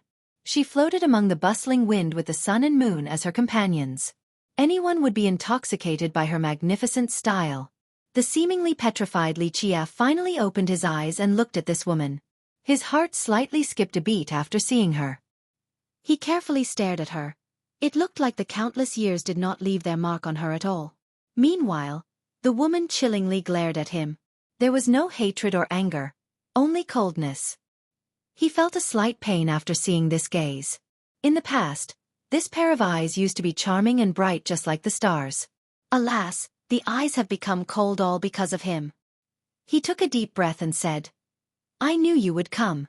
Maybe you have waited a long time for this day." She maintained her indifferent gaze. In her eyes, it was as if Xueqi was only a fleeting passenger in her life. "I know that you hate me." Xueqi couldn't do anything but chuckle. "Which is why I am here to pay the debt. It is time to end this instead of avoiding it like I always have. In the past, I felt that I would still have a chance to apologize, but it is different in this generation since I must go. Maybe I will never come back again." He gently sighed at this point. "This is why we should end it all by giving you an answer. This will be considered completing one of my wishes." The woman continued to quietly stare at this stranger in her eyes. Nevertheless, she was still listening to him as if that was all she needed to do. He calmly met her eyes and smiled. "The years haven't been easy. Maybe you will never forgive me, and I know I am unforgivable on this matter. However, I'll still need to say goodbye to you in this generation. I don't mind whatever choice you make, I just know what I need to do, to see you one last time since we might not be able to meet in the future ever again. And yes, I'm very happy and excited to see you at this moment." There was still no response from the distant woman. He only sighed after seeing the lack of response and slowly walked forward to look at her. This made his heart quiver. After a long while, he reached out to gently caress her face. It was just as cold as her eyes. She looked like she didn't care that he was making physical contact. Xueqi gently spoke. "If there is an afterlife, I hope to be someone who can stay in one place, the one having to do the waiting. However, in this generation, I have no choice but to keep going straight. I have sworn to never falter and look back. This is who I am, my fate and my true pursuit." After one last glance, she suddenly turned and drifted towards the horizon. While watching her leave, Xueqi shouted, "You can think it through and we can end this if you want. I'm afraid this will be the last time I visit Heaven's spirit. I might not come back after this final farewell." She halted for a second but still chose to leave in the end. He sighed again with disappointment because he understood that she still hasn't forgiven him. It was indeed his fault back then. The moon is sometimes round and sometimes a crescent. Who can be perfect in this world? He murmured, "Immortal emperors and the dark hand behind the curtains, they are still helpless at times. Things will not always go their way. Invincible in the 9 heavens they might be, but some things are still unsurpassable. So many people wish for power, wish to become emperors." He wryly smiled while staring at the sky. "But one day, even the strongest will start to think about how amazing it is to be immortal. Their lives might be short, but at least they will still have a home at the end of the day." A tinge of bitterness ran across his face. Even top existences like them had too many ambitions and responsibilities. Power wasn't omnipotent at times. The world stood still. He finally heaved one last sigh before leaving.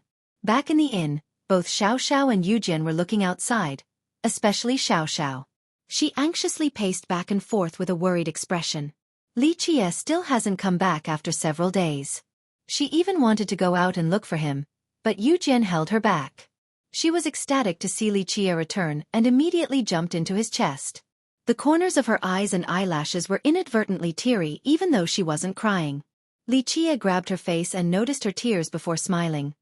Little girl, what is there to cry about? Am I not fine right now? Humph, I know an evil demon like you wouldn't die so easily. Xiao stopped crying and smiled. Just like the old adage, a good person doesn't live long while a villain lives for 1,000 years. Someone as evil as you will probably live for millions of years. He couldn't help but smile while wiping her tears away. Yujin also smiled after seeing his safe return. As an assassin, her heart has turned cold like her blade.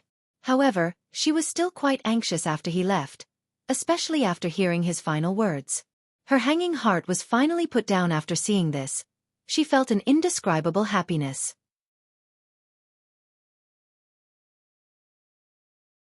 Chapter 1452. Lichia stayed back at this inn inside the Divine Ridge Citadel for several days without leaving the door. Xiao found his isolation quite strange. Both of them felt that he wasn't a timid person. In order to satisfy her curiosity, she quipped, "Ego King, what are you doing? Are you trying to be a lady while learning how to do needlework?" Lichia only chuckled. "Waiting for someone? Who and how long do you want to wait for?" She was certain that something was looming on his mind after his return. He pondered quietly for a moment while staring out the window. A couple more days. If they don't come, then we'll leave the citadel for another place. He lamented in his mind. Outside of the epic's leaf, he also came in order to deal with a grievance of the past. After doing so, he could finally go to the end of the war and fight with a carefree mind. However, if she didn't want to end this with him, there was nothing else he could do but leave Heaven's spirit with regret. Xiao didn't ask again. Despite her lack of experience due to her tender age, she could still read his expression. During their wait, the citadel was bustling to a chaotic level. People were everywhere as more and more cultivators came. In the beginning, many rushed over like bees after the news about the immortal medicine came out. However, some were still skeptical. Although they came to the ridge, they adopted a wait-and-see mindset. In the last several days, more shocking news came out about Zhantian and the Prince of Darkness personally visiting the citadel. This came as a surprise to everyone. People knew that Zhantian had come to Godhalt for more than a month now, and they thought he would have left already. Now, after hearing how these two were coming to the citadel together, people felt that something was different. A few big shots even picked up the scent of war wafting through the air. Could it be that Zhantian and the prince want to deal with Lichia? People unavoidably had this thought. It wouldn't be strange at all. Lichia is Zhantian's rival for the Heaven's Will as well as a mortal enemy of the Abyss. Plus, the Empyrean and the Abyss were once family, so it makes sense that these two would work together. Some sect masters agreed with this sentiment. At this moment, Fiercest is simply unstoppable with his meteoric rise. In this generation, who else is more likely than him to reach the throne? Even some sea demons who didn't like him had to make this comment. Prior to this, no one would place a Dao Jr. like Lichia on the same level as Zhantian. Alas, in a short period of time, Lichia was relentless and murdered everything in his way while maintaining an imperious bearing. Even Zhantian's avatar was crushed by him. Lichia's strength has reached an indecipherable level. With his current momentum, everyone thought that he had become Zhantian's greatest rival. Thus, the prince and Zhantian working together to deal with him was not surprising to anyone, even though it would have been unbelievable in the past.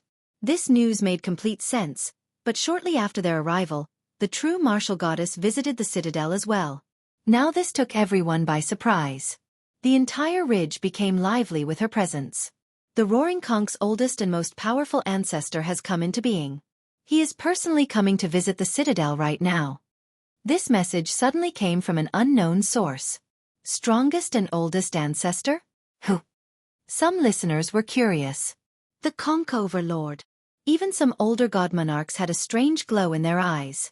They all had serious expressions after hearing this news. Who the heck is the Conch Overlord? The young ones have never heard of this title before. This was quite strange since the oldest ancestor of the Roaring Conch should be quite famous. The Conch Divine Prince, the son of their progenitor, the Roaring Conch Sea God. A god monarch enunciated each word slowly. The Roaring Conch Sea God's son. The juniors took a deep breath after hearing this. In fact, those who knew this ancestor's background found this astonishing as well. Some murmured, "What the hell is going on? First, it's the true martial goddess, now the Conch Overlord is out too? The divine prince and princess of the sea gods are coming out. Is it to vie for the new golden age? Someone speculated. Maybe the overlord came out to be the Sea Shield Prince's Tao protector? It was a very reasonable guess because not long after the overlord came to the citadel, news of another arrival spread. The seven martial goddess has also come to the Divine Ridge Citadel. After hearing this, people started to get a picture of the overarching situation. An old sea demon stated, "The competition for the sea god's position will be quite merciless this time around. The divine prince and princess are coming out. I think the seven martial goddess status is being greatly threatened right now." With the coming of these amazing characters, the citadel could feel a storm brewing as rumors spread everywhere. Ego King, it looks like you're about to be really unlucky. While Li Chia was waiting inside the inn, little Xiao Xiao couldn't sit still and would occasionally sneak out to play. Today, she was gloating about his misfortune. "I heard the oldest and strongest ancestor from the Roaring Conch is coming out. He's called the Conch Overlord. Heh, you killed so many of their disciples. I'm sure he is coming to cause trouble for you." Conch Overlord? You are talking about the cowardly turtle who hid in the Roaring Conch for millions of years without daring to come out? Cowardly turtle? Xiao Xiao curiously said. He's the son of a sea god, a real prince. So what? Li Chia casually smiled. Because of a single phrase from immortal Emperor Jiao Hang, he immediately shrank into his shell for many years without coming out. Such a coward can't get into my sight. A phrase from immortal Emperor Jiao Hang? Xiao Xiao rolled her eyes and was extremely interested. Really? What kind of story is this? In fact, even Sima Yujian listened attentively since these anecdotes were very interesting. It is a very old tale. Li Chia noticed their interest. Since he had time anyway, he smiled and recalled. Back then, this Conch Overlord was only a prince. He felt that he could do whatever he wanted just because his father was a sea god. He had grown accustomed to this lawless lifestyle at Heaven's Spirit. One day, he met immortal Emperor Jiao Hang at the Mortal Emperor world, and his arrogant self offended the emperor. At this point, Li Chia sneered before continuing. So the emperor simply glared at him and said a single sentence. The story ends there. Xiao Xiao inquired. What do you mean?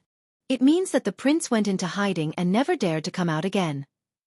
Li Chia laughed. Hiding. Xiao Xiao was surprised. Just what did the emperor say? Li Chia flatly stated. Never shall you be allowed to become a sea god. Never shall you be allowed to become a sea god? Xiao Xiao continued. The Conch Overlord went into hiding just because of this? Are you serious? Do you have to ask? Of course it is a true story. Li Chia said with a smile. You shouldn't underestimate immortal Emperor Jiao Heng's words. He is the only emperor in history to have 12 fate palaces as well as the only one undefeated throughout his life. But ultimately, they are just words. Plus, the Overlord's father is still a sea god. Xiao Xiao didn't buy it. You are looking down on the emperor's supreme position. Li Chia gently shook his head. A sea god is nothing. If immortal Emperor Jiao Hang wanted to kill his father, there would be no escaping death. Moreover, it wasn't just a simple sentence. His words were an unquestionable imperial order. It was a supreme law that branded itself on the Overlord's body. Li Chia chuckled. But I heard others say that this Overlord had once been recognized by the Trident. Xiao Xiao brought up another point. This is also true. When his father was still a sea god, the prince has indeed used the Trident before. Not only did it not reject him, you can even say that it flourished under his control. Under the cover of his father's shadow, he indeed had a big chance of becoming the next sea god. Unfortunately, he offended immortal Emperor Jiao Hang. One simple sentence buried his life. Even his sea god father couldn't do anything about it. Li Chia concluded with a faint smile.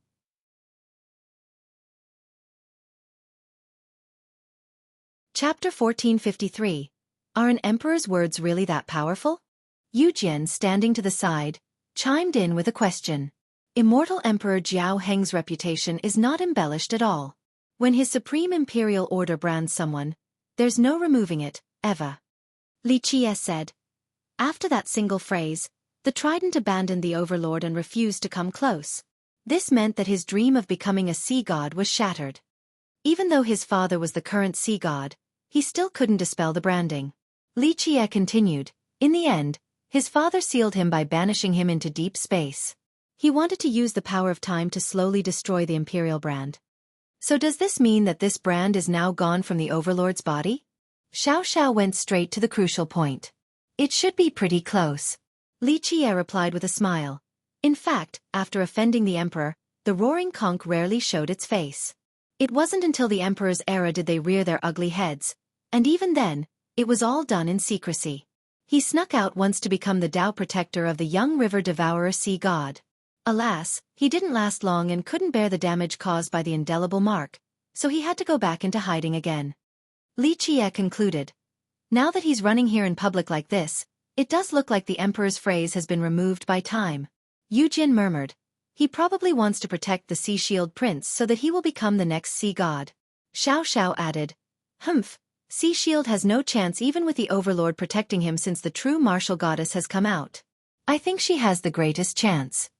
Li Qie couldn't help but smile after hearing this name. He spoke with a tinge of emotion. She won't become the next sea god. Why not? Xiao disagreed. I feel that she has the greatest chance. What's so special about the Conch Overlord? I'm sure he isn't as strong. He might be a prince, but she is also a princess. Li Qie denied. Her talents leave no room for criticism. Moreover, her battle experience is rich as well. The Overlord is no match for her in both experience and wisdom, but she won't become a sea god. No, she will never become a sea god. Xiao curiously asked. Why can't she become one? A daughter of a sea god should have a better chance to become one more than anyone else. Just because. Li Qie faintly smiled and looked out a window. A few old stories emerged in his mind again.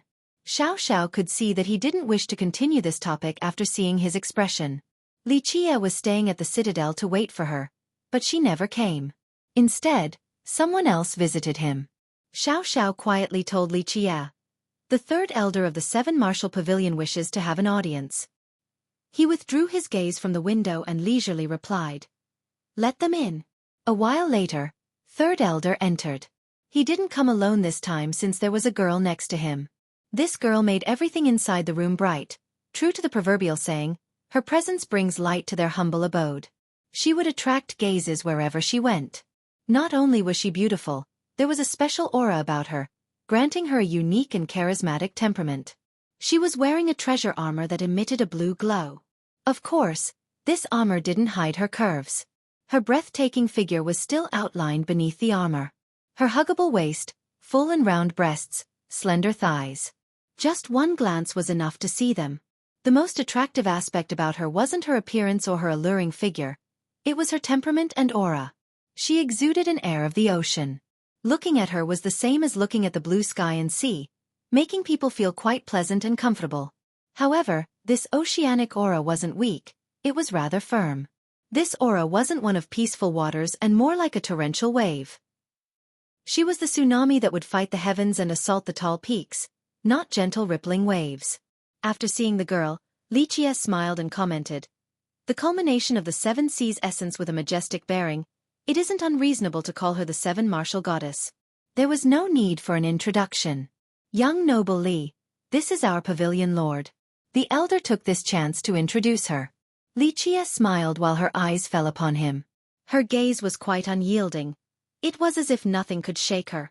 She said, Brother Li, your reputation resounds like thunder. It is an honor to meet you today. Li Qie looked at her and nodded. Have a seat.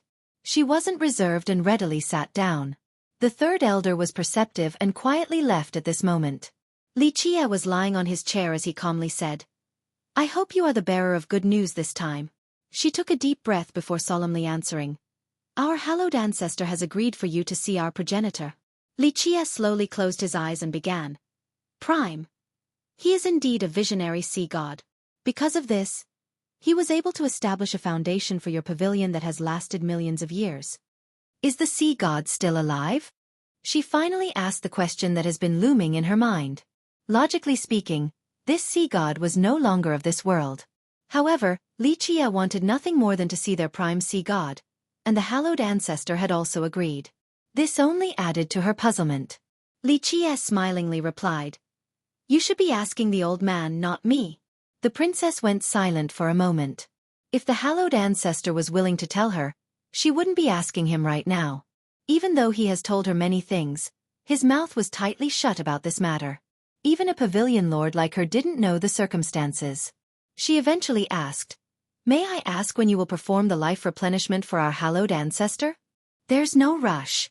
When I'm done with my own business, I will visit your pavilion and personally replenish his life. All you need to do is prepare the alchemy materials." Based on his attitude, the goddess could tell that rushing him was useless. "It looks like you are in a hurry." Lichia smiled. "The ancestor of the conch and the true martial goddess are both coming out. This must be putting you under a lot of pressure. I don't know how strong that sea shield prince is, but if he has that cowardly turtle protecting him, it might be difficult for you to become a sea god in this generation. The candidates for the position will fight alone in the future, so I have no fear," she answered. "When that ultimate day comes, even if the true martial goddess challenges me, I will still fight without apprehension." She spoke in a sonorous tone and had an unyielding gaze. She wasn't blustering, these words came from the heart, showing her absolute confidence. "Very good," Lichia said, being able to speak with such confidence. "You are indeed worthy of being Prime's descendant and qualified to say this after learning the 7 styles. You just need more time to hone your skills. Then you can fight the true martial goddess. However, time will not wait for you during the competition for the Grand Dao." She agreed with his claim.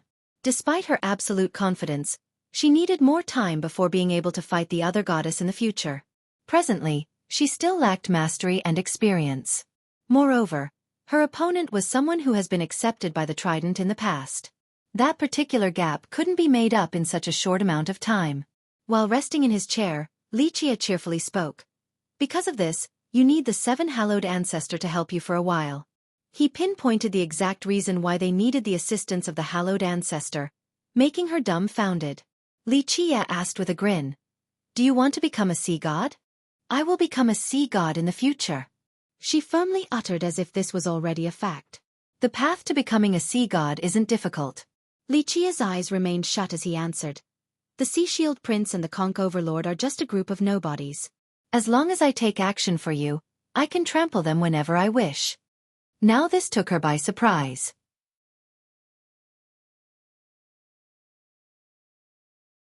Chapter 1454. The princess mused his arrogant words carefully. It was understandable for him to not care about the Sea Shield Prince. After all, he was someone who could contend for the heaven's will against Meng Zhentian. However, calling the Overlord a nobody was a matchless declaration of arrogance. She wryly smiled at this thought. Even before seeing him, she had already heard many things about him, especially his arrogance and aggressiveness. Today, after actually meeting him, all of these rumors appeared to be true. She eventually replied, "I can definitely finish this path to become a sea god." Her intention was clear. She was refusing his offer. "I know that with the hallowed ancestor protecting you in addition to your own strength and talents, your chances are quite favorable." Lichia faintly smiled. "However, after learning the 7 styles, don't you think you aren't being ambitious enough with just becoming a sea god? Even if you master the 7 styles afterward, you still can't surpass your progenitor." He stated, "The prime sea god is at the apex of your pavilion and all the sea demons. Surpassing him is definitely difficult. At the very least, I don't see anything from you right now that can allow you to surpass him. I'm afraid your limit will be reaching his height." Lichia cheerfully continued, "I don't want to belittle you, but it is more likely that your top form will only be at the deep blue sea god's level." The princess turned silent. The word confidence described her with no sense of false modesty. In the future, she was sure that she could become a sea god as long as she doesn't get assassinated by someone like the Conch Overlord. However, she indeed wondered if she could ever become a character like the Prime Sea God even after reaching the peak. It was exactly as Lichia had said. Prime was the unsurpassable pinnacle of the pavilion and the sea demon race. Keep in mind that there were rumors that Prime could fight evenly against immortal Emperor Mu Zhua even without using the trident. It could be said that he had trained the 7 styles to their ultimate form. Because of these wondrous achievements, he was considered the strongest sea god or even the greatest of them all in the eyes of the sea demons. Later on, the true martial sea god appeared and was an unparalleled prodigy with illustrious battle records. He even fought immortal Emperor Min Ren to a draw. Nevertheless, his own race could only consider this achievement as being equal to Prime at best. Remember that immortal Emperor Min Ren was the first emperor of the Emperor's era. He was the one who started this golden age. He re-emphasized while she was ruminating. You won't be able to surpass your progenitor. After a long time she asked. Then how will you help me? You can't possibly push me above the limit to become an even more amazing sea god, right? If I take action, there will no longer be any suspense in you becoming a sea god. Li Qie said, I chose you not because you are Prime's descendant, more importantly, you have enough confidence and a Tao heart that is as unyielding as a rock. However, it will ultimately be up to you to surpass your progenitor. Then what's the difference? She was confused. As long as people like the Conch Overlord don't kill me, I can still claim the trident. Plus, if the hallowed ancestor comes out, I won't be afraid of these assassinations anymore. Is that so? Li Qie responded. It looks like you don't know a lot. The old man is really tight-lipped. He must be worrying right now. Please inform me then, Brother Li. The princess slowly said this with sincerity since he has piqued her curiosity. Li Qie asked, have you ever thought about why you sea demons can only become a sea god? Sharing the same sky of heaven's spirit, why is it that you can't become an immortal emperor like the charming spirits? Is it because they are the favored children of the heavens? She was startled after hearing this. In fact, she has indeed wondered about this problem before, but there was no answer. Li Qie continued. Have you ever wondered why sea gods require the acceptance of the trident? Where did this weapon come from? Just what secret does it hold? These rhetorical questions left her feeling a bit breathless. After taking a deep breath, she replied in a serious manner. I'll explore this question after becoming a sea god. The princess had made up her mind to find the answers. It will be too late after you become one. Li Qie smiled and shook his head. Your progenitor had the same idea back then as well, unfortunately. She stared at him as her heart began to beat faster and asked. So our progenitor and even our other two sea gods have tried to find this secret? Li Qie explained. That's right, they have searched for this answer. The truth is that many sea gods tried as well. There is a great secret within all of this. The old man knows about it, but you haven't reached the level to know, so he will definitely not tell you. She was digesting all of this information. Of course, she didn't blame her ancestor since he was surely acting for her own sake. Maybe our pavilion has a solution to this. She eventually said this due to her great trust in both her pavilion and forefathers. There is. Li Qie replied. Just like how the old man's solution is for you to marry me. After I become an immortal emperor and we come together, with my ancient bloodline, we will give birth to a strong offspring. The descendants will be able to sever the roots and will no longer be bound by the shackles of your bloodline. Her fair face turned hot after hearing this. Their pavilion had discussed this already, and the hallowed ancestor himself went to talk to her. In fact, she has already agreed to this proposed marriage. However, it was different when it came from Li Qie's mouth. Even a straightforward girl like her felt a bit bashful. However, what I'm referring to is different from your ancestors' beliefs. He smiled. I can tell you a few things about the mysteries of the trident and also teach you a way to suppress your blood. After becoming a sea god and grasping these methods, you will be very grateful to me. The trident's mysteries? She slowly said. I won't deny that you are matchless and unfathomable. However, I don't think you know as much about the trident as our pavilion. What she said was the truth and not something out of pride. Their pavilion had 3 sea gods, meaning they had control of the trident for 3 generations. Their ancestors had studied this weapon very thoroughly. He smiled and revealed. I won't deny that. Unfortunately, I can control the trident even better than your pavilion. Believe it or not, even after you become a sea god, I can still forcefully take the trident away from you and there's nothing you can do about it. This is beyond just understanding the weapon and more to do with bloodlines. Despite their comprehensive research, even Prime was helpless in this matter due to many different reasons. In the past, Li Qie had also researched the trident.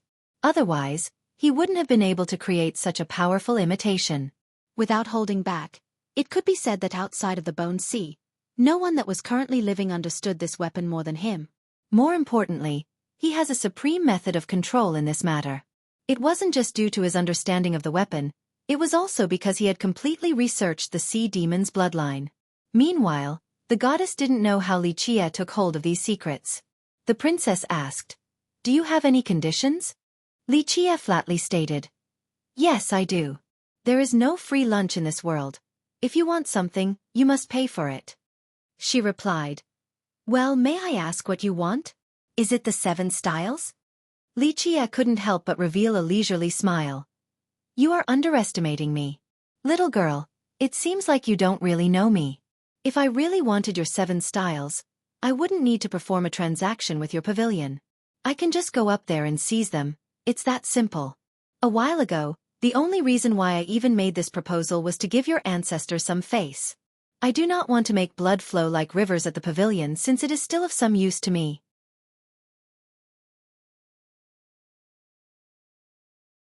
Chapter 1455. The 7 martial goddess didn't know whether to be angry or just smile helplessly after getting a good taste of his overbearing nature. In all of heaven's spirit, how many people would dare to talk about making blood flow like a sea at their pavilion?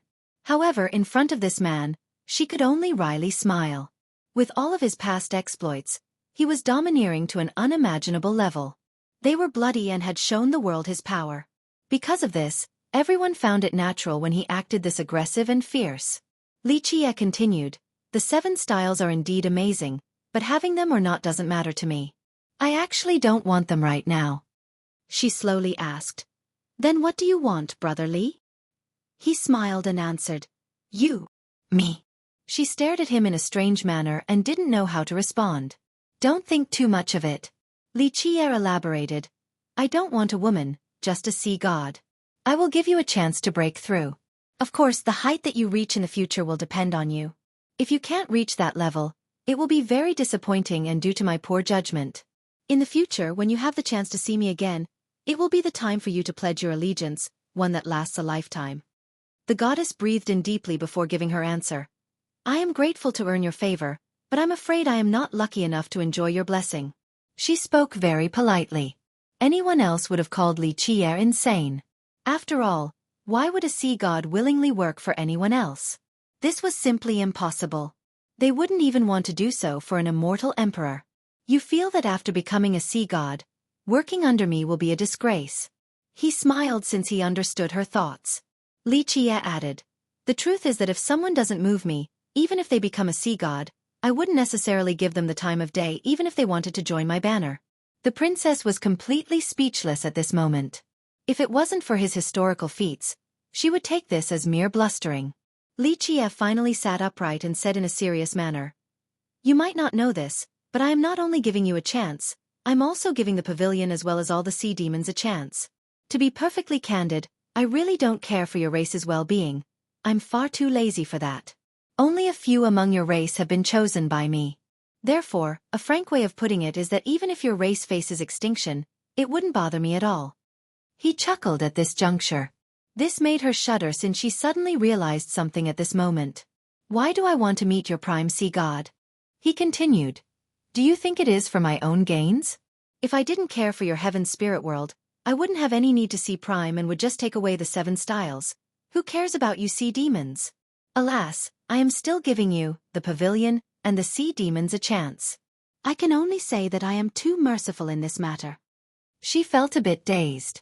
This really piqued her curiosity. Lichia had given up a lot just to see prime who shouldn't even be in this world. There were too many questions about this matter. The first 5 styles coupled with a marriage was an offer that no one could refuse. However, Lichia gave up on them completely in such a nonchalant manner that she couldn't understand his motives at all. In the end, she slowly bowed towards him and sincerely said, I was out of line with my shallow knowledge. Please forgive me. There's nothing to be forgiven. He replied, since you can understand and think it through, it shows that you're not stupid and can still be trained. She humbly spoke. Regarding the unknowns of the sea demons, please point out my misconceptions so that I can see the clear sky beyond the clouds. Lichia shook his head in response. I can't teach you this. We have different paths and goals. So what if you learn everything? It will only waste my breath and time. The princess slowly asked. Then what is it that you wish for? Make a vow. He smiled while looking at her. If you swear allegiance to me after becoming a sea god, you shall give your race a chance. She turned silent after hearing the proposal. Nobody would accept this kind of condition. I'll give you another chance. Lichia saw her silence and added, after becoming a sea god, if you still don't want to obey me, Then just challenge me, simple as that. If you defeat me, you can regain your freedom. If you lose, the same conditions apply. This took her by surprise. She didn't think that he would bring forth this additional clause. After musing her options, she made up her mind and solemnly declared, "Very well, I agree to your conditions. After becoming a sea god, I will pledge my allegiance to you." She had thought it over carefully. If he was actually plotting against her, he could have done so in a much easier manner. The marriage was already a foregone conclusion since she had already agreed to it. If he wanted to borrow her power, what was closer in this world than husband and wife? They just needed to perform the ceremony to become one. At that point, the pavilion would even use all of their strength to support him. However, he refused this marriage directly, proving that she wasn't his goal. Furthermore, he was giving her a chance to win her freedom. As a confident person, if she were to be defeated by him after becoming a sea god, there would be nothing else to say. Such a brilliant man would be worthy of becoming her leader. Good. Few people can make this decision. He saw her use her true fate to make the oath and smiled.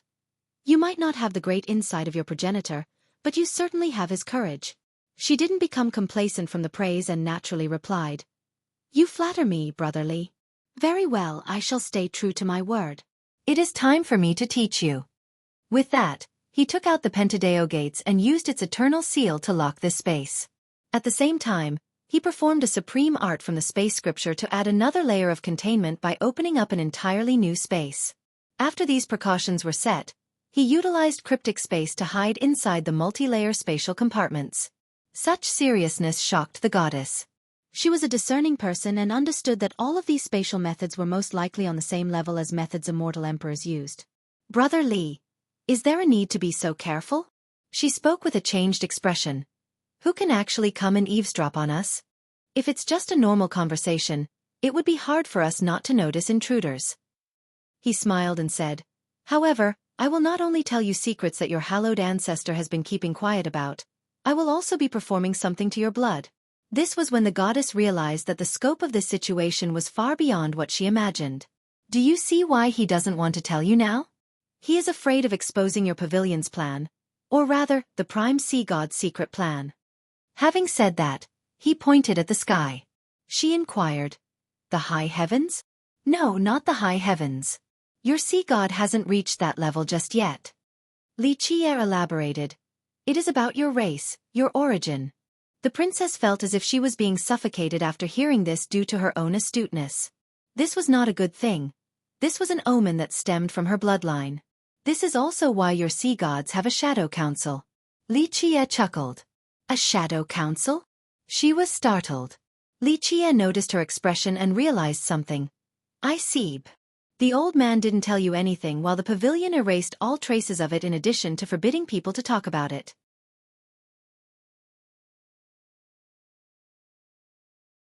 Chapter 1456. Li Qi'er and the seven martial goddess talked for a long time. When she left, her expression was completely different.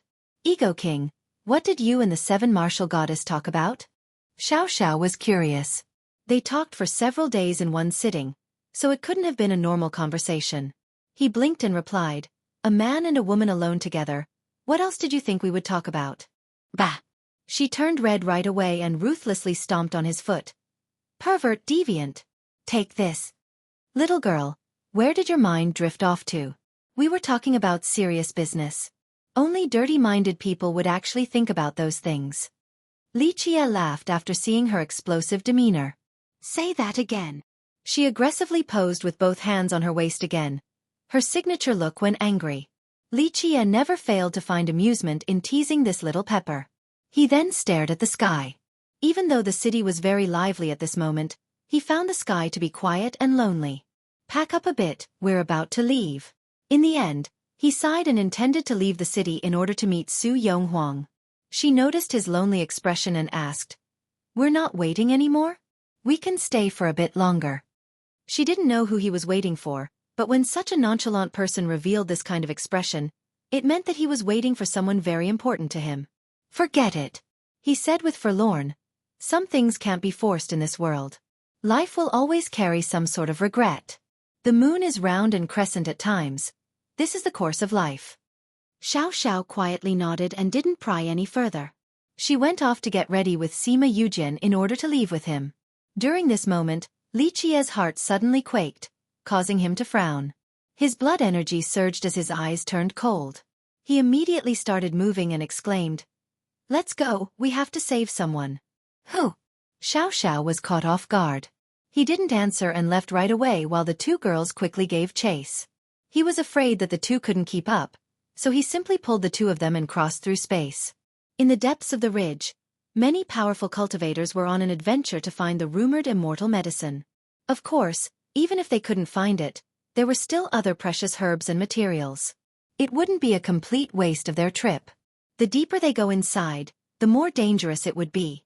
Nevertheless, this place was extremely tempting even without the famous immortal medicine that was circulating around. Many grasses here were millions of years old. As one of the 12 burial grounds, its perils weren't only in name. Some locations were extremely dangerous, consisting of fierce and elusive beasts or man-eating poisonous plants. Some of the adventurers died without leaving a corpse behind. Of course, some were eventually taken over by seeds and turned into the withered. In fact, most cultivators preferred the former. After all, turning into a different race with something occupying their bodies was quite creepy. Thus, when they saw their companions being taken over, they would destroy their bodies first. Bang! Bang! Bang! A severe battle was waging in a certain location. A woman was struggling with solar flames soaring from her body surrounded by floating suns. She was completely encompassed in this blinding light like a sun goddess. She was elegant and imposing. The sun surrounding her only amplified her dignified and unquestionable aura. She was gravely wounded, but she continued to fight without fear while finding a path of retreat. "Come!" she shouted while sending out a whistling flame. It turned into a fiery dragon and soared to a certain position in the sky. Boom! This fiery solar dragon instantly shattered the fabric of space at this location and created a terrifying black hole. Bang! Right after this explosion, a person jumped out of nowhere and ambushed this woman. She reacted swiftly and waved her hand to command more suns to attack. However, she was a split second too late and was blown away while spewing out a mouthful of blood. This young man, who came out of nowhere, disappeared just as fast. When he showed up again, he was already hovering in the sky. He seemed to be one with the space around him. The clouds obscured his face, so no one could see his appearance. It looked like he was the Lord of Space with full control. All aspects of space were in his grasp. The Sea Shield Prince's void physique is quite terrifying. Not only can he conceal everything, he is also omnipresent. Someone murmured while looking at the youth standing in the sky. This battle has gone on for some time and even attracted the adventurers seeking materials nearby. Well, that lady's extreme young physique is also very powerful. It is a shame that she is being suppressed by Godhalt. Otherwise, who knows who the victor will be? An older expert with keen vision noticed the intricacies within. Who is she? Many people couldn't recognize her, so they were very surprised. Even under the suppression of this land, she can still withstand the pursuit of the prince. Maybe she can even contend with him on equal footing. Why don't we know someone as powerful as her? Miss, you won't be able to escape. This continent might be vast, but it is only a foolish hope. The Sea Shield Prince hovered in the sky and glared at the woman. Be smart and hand over the diagram, then I'll stop pursuing you. People didn't know who she was or what diagram the prince was referring to. However, it must be extremely unfathomable and precious to make the prince personally give chase. Despite her injuries, she stood up and coldly retorted, "In your dreams." Even under such dire straits, she was still noble and strong. If you keep on being stubborn, you can't blame me for being merciless. You asked for it by opposing the roaring conch. The prince's eyes turned cold with bloodthirst. The roaring conch is nothing. A voice slowly came about as a man hugging two women came forward. Someone shouted in horror. Fiercest is here. Fierce is showing up again. Many experts gave way after seeing Li Qia. In fact, the majority of them shuddered since they knew that his coming meant bad things were going to happen. Sea Shield, standing in the sky, coldly glared at Li Qia with a pair of eyes that flashed. The wounded woman heaved a sigh of relief after seeing him. She was none other than Su Yonghuang, who came to Godhalt before Li Qia. The prince coldly uttered, "Li Qia, the conch will settle the score with you eventually, so do not interfere with today's business. Otherwise your sister. A kick came just as fast as the verbal retort. It suppressed the entire location so fast that even the prince couldn't react in time. He slammed into the ground and created a deep pit while his blood crazily spurted everywhere. The assailant was naturally Li Qie, who flashed behind the prince to deliver the kick. He then looked down on the prince and slowly said, "The roaring conch only consists of a bunch of chickens and dogs. Know your place and stop prancing around in front of me." This overbearing and invincible style made all the spectators gasp. Fiercest's aggression is at an all-time high right now. He's completely matchless. No wonder he is Zhentian's rival. Many shuddered with fear after seeing his invincible display. The sea demons were even paler. The Sea Shield Prince was the most hopeful to become a sea god, but he was beaten down in the blink of an eye.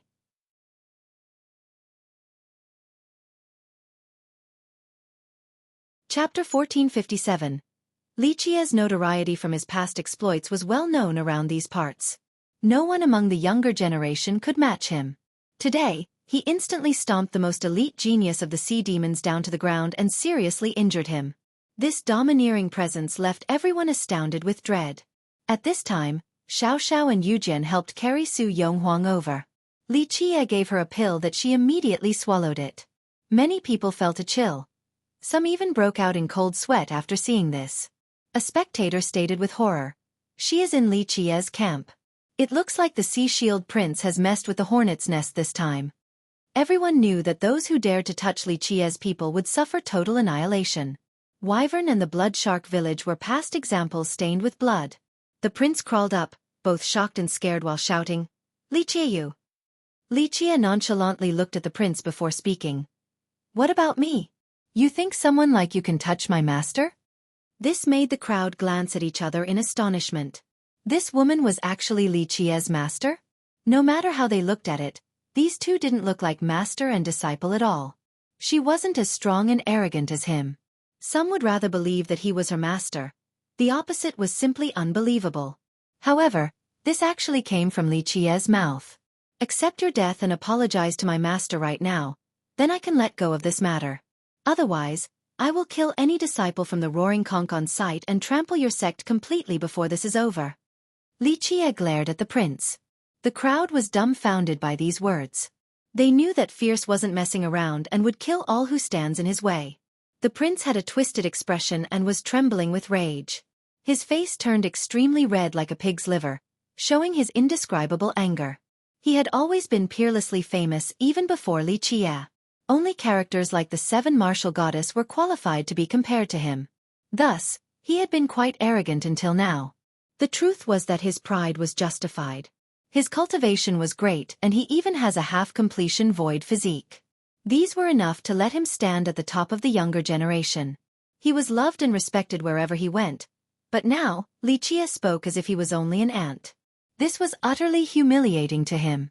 "Li Qie, do you think you can act presumptuously forever?" The prince shouted. "The roaring conch isn't made out of mud that can easily be toyed with by everyone. We have plenty of experts. You are simply suicidal for opposing us. In my eyes, the conch is indeed malleable mud. Your so-called experts are just weaklings. Oh right, you have that cowardly turtle, the conch overlord, as your backing. Good, if you can survive today, go back and tell him to crawl back into his shell and hide. If he dares to oppose me, I'll cut his head off and make soup out of him." Li Qie glared at the prince. Everyone took a deep breath after hearing this. It was easy to envision him looking down on the prince. After all, his strength had been shown to everyone. Being able to contend against Zhentian showed that he could only be stronger than the prince. But now, he even looked down on the conch overlord. This truly fascinated everyone. Keep in mind that the overlord was a divine prince, the son of a sea god and the strongest ancestor of the roaring conch. Who wouldn't show him respect in all of heaven's spirit? Even Zhentian would have to tread carefully in front of him while addressing him with honorifics.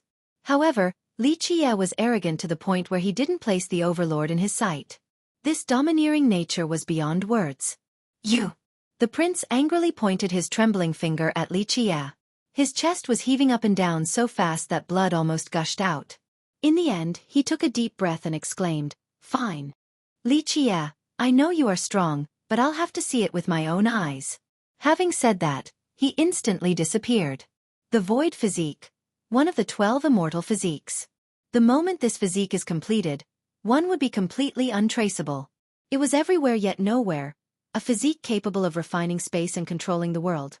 Many opened their heavenly gazes in order to find his location. However, these experts and their gazes failed to find him. It was as if he had completely vanished.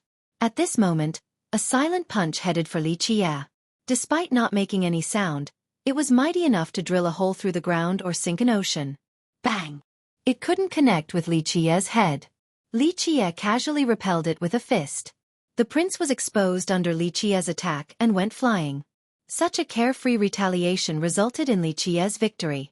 It wasn't because the prince was weak, it was because Li Qie was simply too mighty. He had entered the path of the heavens, a completely unprecedented one. This allowed each of his techniques to have a world-destroying power. With the grand primordial Tao, all the mysteries of the world were in his grasp. At this moment, cultivation realms didn't matter to him outside of trying to shoulder the heavens' will.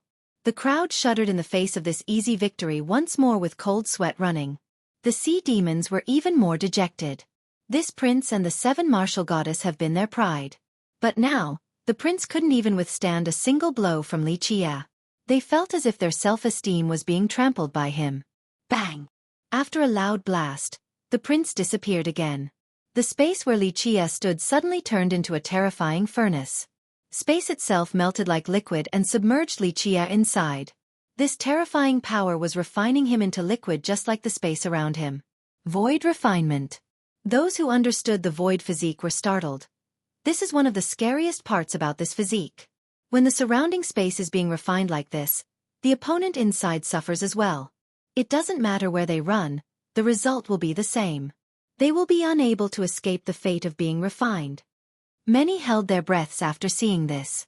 They wanted to see how Li Qie would escape this confinement. There was no doubt that he would be able to escape. It was a question of how. Playing with space? Li Qie chuckled in response. If you are at grand completion and capable of fortifying space, this might be more fun. However, this little trick alone isn't worth mentioning. Having said that, he gently pressed down with his palm. Buzz! A faint tremble resounded. The melting space was suddenly reshaped. In the blink of an eye, everything returned to normal as if nothing had happened. Bang! Before anyone could react, the prince, who was hiding perfectly in the void, was swatted away like a fly by Li Qie once more.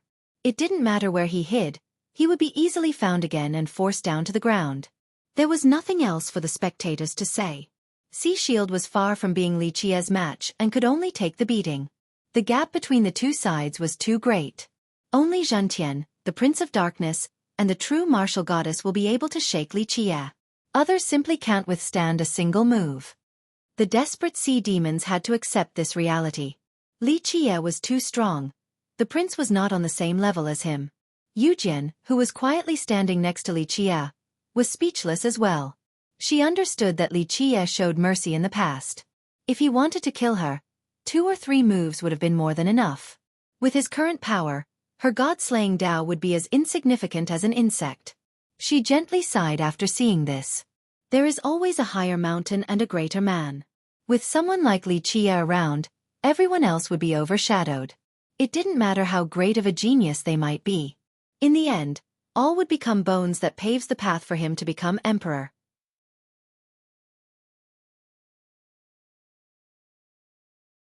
Chapter 1458. In a flash, the world became quiet. Both sea demons and charming spirits were completely speechless and horrified. A casual attack was enough to defeat the Sea Shield Prince. This was both a blow to them and a cause for respect. Ah! The Sea Shield Prince suddenly howled with a fierce expression. No, it was more accurate to describe it as hideous since he was caught in a state of madness. This was too great of a blow to him. Until now, he has pridefully considered himself to be extraordinary. In fact, he was indeed extraordinary with few rivals among the younger generation. He could definitely sweep through all of the other geniuses outside of the era evaders. Who would have thought that Li Qie would make short work out of him so easily? How could he handle this humiliation? Rumble! In the blink of an eye, his body erupted with bright lights. It seemed as if he was being divided. Another sea shield prince came out from his original body. This number eventually grew to 9 as exactly 9 identical princes stood in front of Li Qie. Their blood energies were surging. The world quaked because of them. The 9 princes exerted the same power and couldn't be distinguished from one another. They had the same cultivation and strength as the original body. Are these avatars? People couldn't tell the real one from the fakes. Normally, avatars would be weaker than the real body. However, this wasn't the case, so the crowd couldn't tell them apart. They're not avatars. A sea demon paragon murmured. This is the 9 images physique art created by the roaring conch sea god based on the immortal physique law. Die! The 9 princes' howl could shatter the sky vault. They all jumped at the same time and attacked together with heaven-shattering punches. Alongside this attack, a great ocean emerged behind them. At this moment, each of them looked like a sea god. 9 sea gods attacking together with their destructive oceans were flying towards Li Qie. They carried the power of the entire dragon demon sea. 9 of them meant 9 demon dragon seas, each with unparalleled power. A single punch could kill a god monarch. That's a real ace technique. What incredible power! Many were aghast after seeing this heaven-defying technique. Even though they knew the prince was not a match for Li Qie, this great technique gave them a sliver of hope. The sea demons especially desired a miracle for the prince to reverse the tide. Even if he couldn't defeat Li Qie, at least he should give his opponent some injuries. Li Qie simply disappeared in the face of this blow. A loud blast came from where he was standing. Suddenly, another 9 sea shield princes jumped up at the same time and unleashed identical attacks. Rumble! The direct confrontation affected the sky above. The stars were screaming and seemed as if they could fall down at any moment. 18 princes began their combat in the sky. 9 of them were created from the prince's 9 images physique art while the rest came from where Li Qie stood earlier. Die! The sea shield prince was a bit stunned to see 9 more identical people. He shouted and placed his palms together. The void turned into a crescent slash that aimed straight for his enemies. The other 9 also shouted and did the same. They used their palms to form a sword and unleashed the same spatial slash towards the first 9. Rumble! At this time, the 18 princes were ravaging the sky with amazing momentum. Both sides used the same techniques with the same power. No one could do anything to the other. It was as if the prince was desperately fighting against himself. What is going on? The spectators became silly while watching this. They didn't know where the other 9 princes came from. Is this another of Li Qie's demonic arts? This was the sentiment that echoed across the crowd after Li Qie disappeared and turned into the 9 identical princes. They had never seen this method before. It was one thing for him to turn into the 9 princes, but it was impossible to copy all of the prince's techniques. Moreover, these techniques were completely alike and had the same power. Symmetrical dimension. This was another wondrous spatial technique. The space scripture had 4 major arts, and parallelism was one of them. Symmetrical dimension was part of parallelism.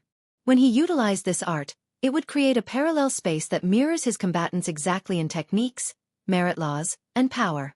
Under its effect, his enemies would have to fight against themselves. Outside of death or escape, there was no other way of dispelling this space.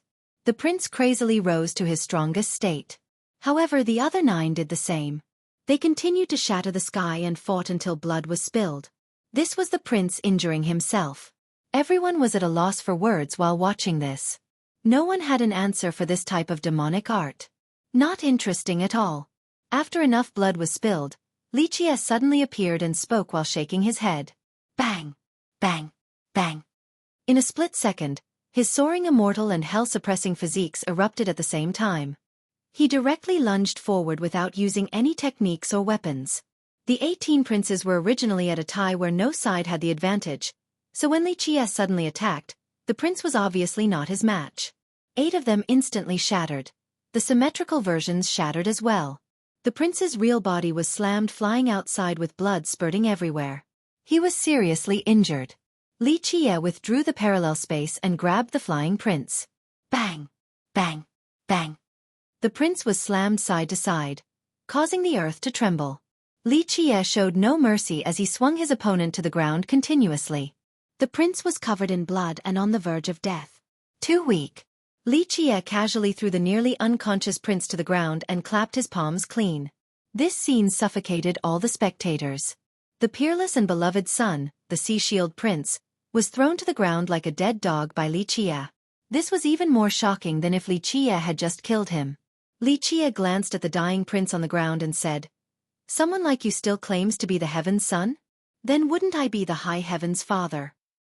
Although these words were disrespectful, no one dared to say anything at this moment since Li Chia was fully qualified to utter such an overbearing statement. When Li Chia approached, the prince howled and created a monstrous explosion. In this split second, his body exploded completely into a bloody mist like dozens of suns exploding at the same time. This force was directed straight towards Li Chia. Li Chia didn't bat an eye in the face of this explosion. He placed his palms together. The incoming blood mist was completely compressed by the surrounding space before collapsing and disappearing without a trace. Meanwhile, after he detonated his own body, the prince's true fate used this chance to escape into the horizon. The crowd shuddered after seeing the prince's method. He was quite resolute indeed, destroying his own body at the moment of life and death so that his fate could escape. "You're not chasing him?" Yujin couldn't help but ask after seeing Li Chia not wanting to do anything. "Let him live for now." Li Chia answered freely. "A monk can run, but not his temple." Having said that, he looked at Su Yonghuang and said, "His life will be yours for the taking later." Yonghuang coldly uttered, "I'll personally take him down next time." If it wasn't for the suppression of Godhalt, she wouldn't be afraid of Sea Shield at all. It would be impossible for him to defeat her. It was because of the powerful suppression here that allowed him to ambush her successfully. Li Chia looked at her situation and said, "Your injuries are serious, we'll go back for now." As the group was leaving, no one dared to block their path. Sea Shield Prince is Sea Shield Heavenly Prince in the raw, but I shortened it to be less wordy. The name actually means the Heaven's Son, or the Emperor in ancient China, or a prince. It just means the chosen one.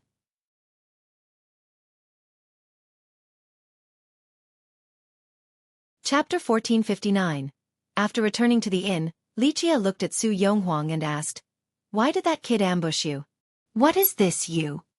She angrily glared at him and reminded, "I'm your master, so be good and call me master, don't lose your sense of propriety." This beauty was indeed an elegant noble. As the descendant of an immortal emperor, her aura was dignified and stately. When she glared at him like this, there was a special style worthy of savoring. "Okay, I know you are indeed my master by luck." He smiled. "Even though I can give you some good stuff for being my master, don't always take advantage of me." "You!" Her teeth were itching from anger, and she didn't let up her merciless glare. Before Li Chia, she didn't look like an imposing master at all. It was more accurate to say that Li Chia was her master. Despite being his master in name, Su Yonghuang had never taught him how to cultivate. It was only ever the other way around. Li Chia was the one who took care and guided her, so it was no wonder why he would tease her and call her a master by luck. He smiled at her annoyed expression. "Did you find that place?" "I did, and I also found my clan's treasure there. The ancestor did die on that spot." She gently sighed. Li Chia flatly said, in order to marry his sweetheart, he must have promised her seniors to go get an item. "How do you know?" She was startled because she only found out after seeing his dying message at that location. "I just calculated with my fingers." He leisurely replied. What else could they be doing after visiting that place? It wasn't just the ancestor, the lady also came with him. Both of them died there. She sighed again. "It's a blessing within a disaster then." Li Chia smiled and said, "It is still a meaningful death. He alone couldn't do anything in that place." Yonghuang eventually calmed down and told Li Chia with excitement. "There is a divine root there, an incredible one." "I know." Li Chia wasn't surprised at all. A highly coveted one, even by immortal emperors. Unfortunately, they couldn't get it since the time isn't ripe. "What about now?" "I feel a great momentum suitable for ascension. Even though I don't really know alchemy, I can sense that the medicine has matured enough." She recalled her observation. "You should be happy about being able to maintain your Tao heart and not getting tempted by it. Otherwise, your fate would have been bad." He chuckled. "Of course I realize that. I'm not stupid." She gracefully glared at him with a charm that could make the heart beat faster. She was able to enter due to having 2 pieces of the diagram. She found the remains of her ancestor, and according to his last words, She knew that this place had a peerless divine root. Moreover, she felt an ascending momentum coming from that place as well. However, Lichia had warned her before, so she fortified her Dao heart and didn't infiltrate any further. After taking back the treasure from her clan, she immediately left. At the same time, the Sea Shield Prince ambushed her because of the map. Who knows how he found this place or where he received the message that she had this map. Before she left the ridge, he ambushed her in order to take the diagram. Lichia smiled while looking at her charming expression. She gently sighed and took out an old box before handing it to Lichia. This is our Su clan's ultimate treasure.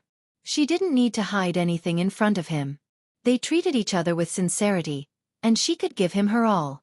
Lichia opened the box and an immortal light gushed out. He couldn't help but sigh while looking at the treasure within. The past resurfaced in his mind. All along, he felt that he still owed the ancestor of this clan. He was the one who dragged her into the mess and gave her a promise. On the path towards the Tao, she had sacrificed a lot. She formulated plans for immortal Emperor Min Ren while carrying out conquests all over the 9 worlds on top of defensive campaigns.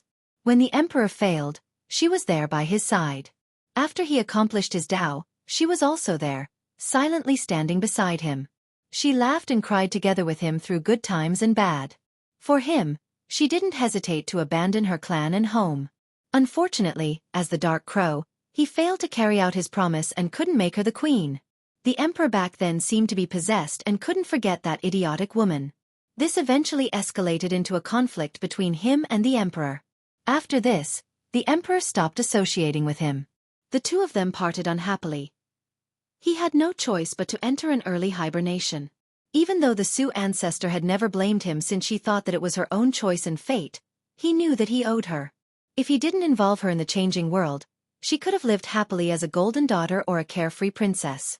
An ordinary life of happiness and harmony with her own family. He gently sighed while thinking of the past. It was all gone now. Who knows who was right and wrong? The emperor wasn't necessarily wrong and he wasn't necessarily right. The only one who was hurt in the end was a woman who had sacrificed too much. With a sad sentiment running through his mind, he handed back the treasure box to Yonghuang and said, "Your clan's treasure has many incredible mysteries, so you should take your time learning them. Once you grasp its profundities, it will mean a lifetime of benefits." "I will." She took a deep breath and solemnly nodded. Xiao Xiao, who was standing to the side, finally found the chance to jump in and excitedly told the two, "Hey, where is this divine medicine you two are talking about? Let's go and have a look." Lichia saw that she was eager and couldn't help but smile. "I'll take you there but not now. We will wait until after she gets better and kills the Sea Shield Prince." Lichia was definitely not a nice person. As an advocate for an eye, he will give Su Yonghuang a chance to kill the prince after the previous ambush. That's fine. Although Xiao Xiao was hot-tempered and unreasonable for the majority of the time, she could still read the situation and knew when to not push the issue. "You are still flirting everywhere. You even tricked an underage girl." Yonghuang looked at Xiao Xiao before glaring at Lichia again. "Who says I'm underage?" Su Yonghuang had stepped on Xiao Xiao's tail with her comment. Xiao Xiao immediately jumped up with her aggressive pose, arched out her breasts with a slightly visible valley, and fiercely exclaimed, "This lady treads the world in Dieter's myriad realms. Who dares to say that I'm underage?" Su Yonghuang didn't know whether to laugh or cry at Xiao Xiao's appearance. She had to shake her head. Lichia ignored Xiao Xiao and told Yonghuang, "In order to kill the prince, I will help you dispel the suppression of Godhalt first." Having said that, he placed his big hand between Yonghuang's breasts. She could feel his rough palm, causing her to blush. A hot wave coursed through her body. Even a calm woman like her couldn't help but slightly lower her head with an air of indescribable gentleness. Clank! The Grand Tao began to move with sonorous sounds. In the end, it was just like the opening of a lock. With a click, the suppressive laws were finally dispelled. So it's like that. She breathed deeply as if a huge burden had just been lifted. Even though this suppression wouldn't injure anyone, being here for so long gave people the feeling of being shackled. It was completely overwhelming. She felt quite comfortable as her energy billowed once more. Its return allowed her to reach her peak state. Her royal aura surged even more alongside an imposing momentum and a new will to fight. Take your time recuperating. After you recover, your battle will come. There's no need to rush. He could feel her battle intent and chuckled. The prince won't escape. He has some backings at the Divine Ridge Citadel, so he'll come back for revenge soon enough. I'll be waiting for him to come so that I can personally decapitate him. Su Yonghuang's eyes flashed a cold glint. She was ready for war. Being ambushed by him had enraged her. If it wasn't for the suppression, she would have killed him already.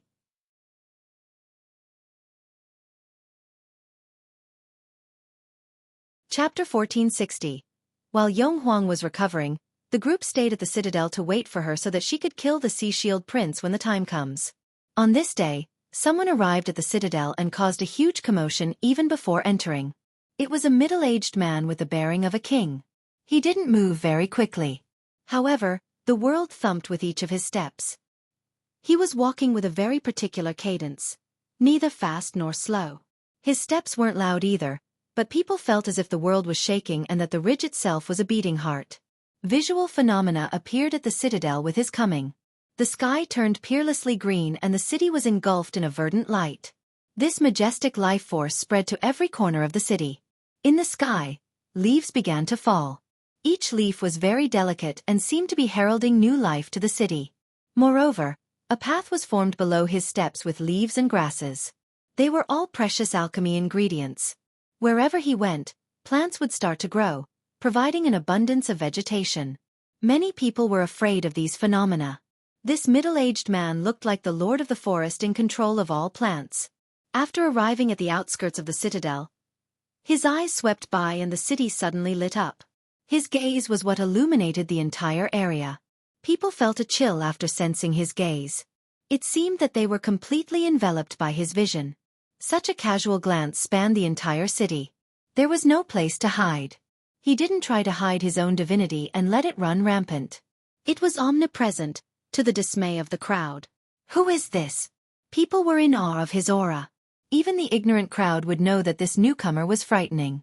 Alas, few at the ridge actually recognized him and his background. Someone finally recognized him. The Terra King. He didn't actually die. I clearly saw Fierce burn him to death at the Bone Sea.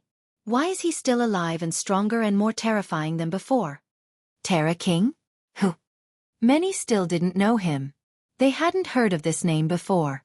A disciple from the ancestral Terra. I only know that he's a member of royalty there.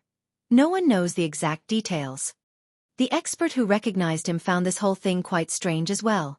Back at the Bone Sea, everyone saw the Terra King get burned to ashes by Li Qie's refined sunfire. But now, he was alive and countless times stronger than before. Don't you think you have the wrong person? An older paragon was skeptical and slowly said, this person is indeed a Treant, but even if I can't see through him in my opinion, he isn't weaker than Zhentian at all. Thus, this Terra King can't be unknown.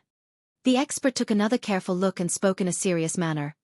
It is definitely that Terra King back at the Bone Sea.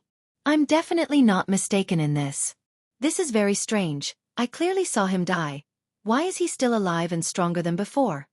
He was baffled by this bizarre occurrence.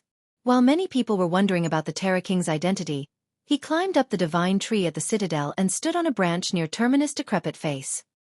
He slowly said, Senior Terminus, I wish to hear your wise thoughts. Despite knowing Terminus' history, he still showed no fear. This was indicative of his might. However, Terminus kept his eyes closed as if he was sleeping. The king spoke again. Senior, my disciple has died at the ridge. I hope you can tell me what went wrong. Terminus finally opened his eyes and glanced at the king to say, Return from whence you came. The trouble in this world, let it disperse like the wind and clouds. My ancestral Terra's disciple will not die in vain. The king's eyes flashed with brilliance as if they were stealing the fortune of the world itself in a soul-devouring manner. That's your business. Terminus replied. I have said my part. Now go down. Don't wait until I'm angry or I will forget about past sentiments and kill you right here. With that, he ignored the king and slowly closed his eyes again. Senior, we want blood for blood. Li Qie has killed our disciple and retribution must be had. I hope you will not protect a human. The Terra King wore a solemn expression. Alas, Terminus was now ignoring him. Many were astounded to see the Terra King dare to talk to Terminus like this. Everyone knew just how powerful this guardian was. However, This unknown person shockingly talked to him in this manner. The king couldn't do anything about it, but he still said with confidence, "The ancestral Terra shall eradicate the human junior. Please excuse us if we are to offend you in any way at the Ridge, Senior." Terminus didn't bother to pay any attention to him. If some people wanted to die and court their own death, that was their business. He didn't wish to be dragged into this battle. In his eyes, the Terra King was already a dead man, and it was only a matter of time before the ancestral Terra gets destroyed. At that time, Heaven's spirit will tremble. All the ancestors who believe that they're invincible will come to understand the type of existence they were provoking. Mournful screams will spread across the entire world, but it will be too late for those ancestors to start regretting their actions. The Terra King could read the mood, so he had to get off and entered the city. He told his disciples who were staying here, "I will go see the Prince of Darkness and Meng Zhentian." This news immediately spread and shocked many experts. Just who the hell is this Terra King? How is he qualified to meet with Zhentian and the prince? People began to speculate his background right away. "Ego King, you're dead now. A big shot who is very powerful and mysterious has arrived." He declared his intention of getting revenge for the dead ancestral Terra disciples. Xiao Xiao came back from playing outside very early on and grinned. She had a gloating look on her face and was happy to see a mighty enemy cause trouble for Li Qia. "So it's that Terra King?" Li Qia wasn't surprised at all. After seeing the phenomena at the city, he already knew who it was. "Yeah, I heard he is going to see Zhentian and the Prince of Darkness right now." "Huh, it looks like all of your enemies are working together to kill you." She laughed. Li Qia chuckled and rubbed his chin. "This is actually really good news for me. I was afraid that the people from that sect wouldn't come for revenge. Killing a minor character is meaningless. Only killing a big shot will truly provoke the hornet's nest." "Ego King, what are you trying to do?" Xiao Xiao immediately had a bad feeling after seeing his expression. He gently smiled in response. "I have a dream where I plant a towering tree, and the ancestral Terra is a very good place. However, it does seem a bit cruel to use millions of corpses to nourish a tree. Isn't this situation just perfect? Since the ancestral Terra wants to kill me, it will be natural for me to annihilate them completely." "The ancestral Terra? Don't you know that this is a place praised to be impregnable even by immortal emperors?" She was a little startled. Li Qia smiled and insipidly replied, "It depends on the method. Nothing is impregnable in this world. Hard work will pay off, so as long as you are willing, you can destroy anything you want." If someone else were to say that they wanted to destroy the ancestral Terra, she would find it very funny. However, she wasn't amused at all when it came from Li Qia and even felt a little creeped out. Sima Yujian, on the other hand, felt a bit sympathetic towards the ancestral Terra. She realized that he had been staring at that sect as if it was prey. He was a hungry wolf exposing his frightening fangs while the ancestral Terra was a fat sheep unaware of the danger.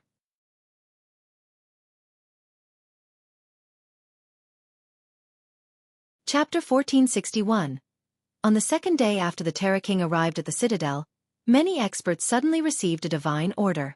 A convention of myriad races is taking place at the citadel. This shocking news spread across the city like a storm. A convention of myriad races? Many big shots were frightened after receiving this order. It hasn't been convened in a long time. The last time was before immortal Emperor Yin Tian's ascension to the throne. Even ancestors were shocked.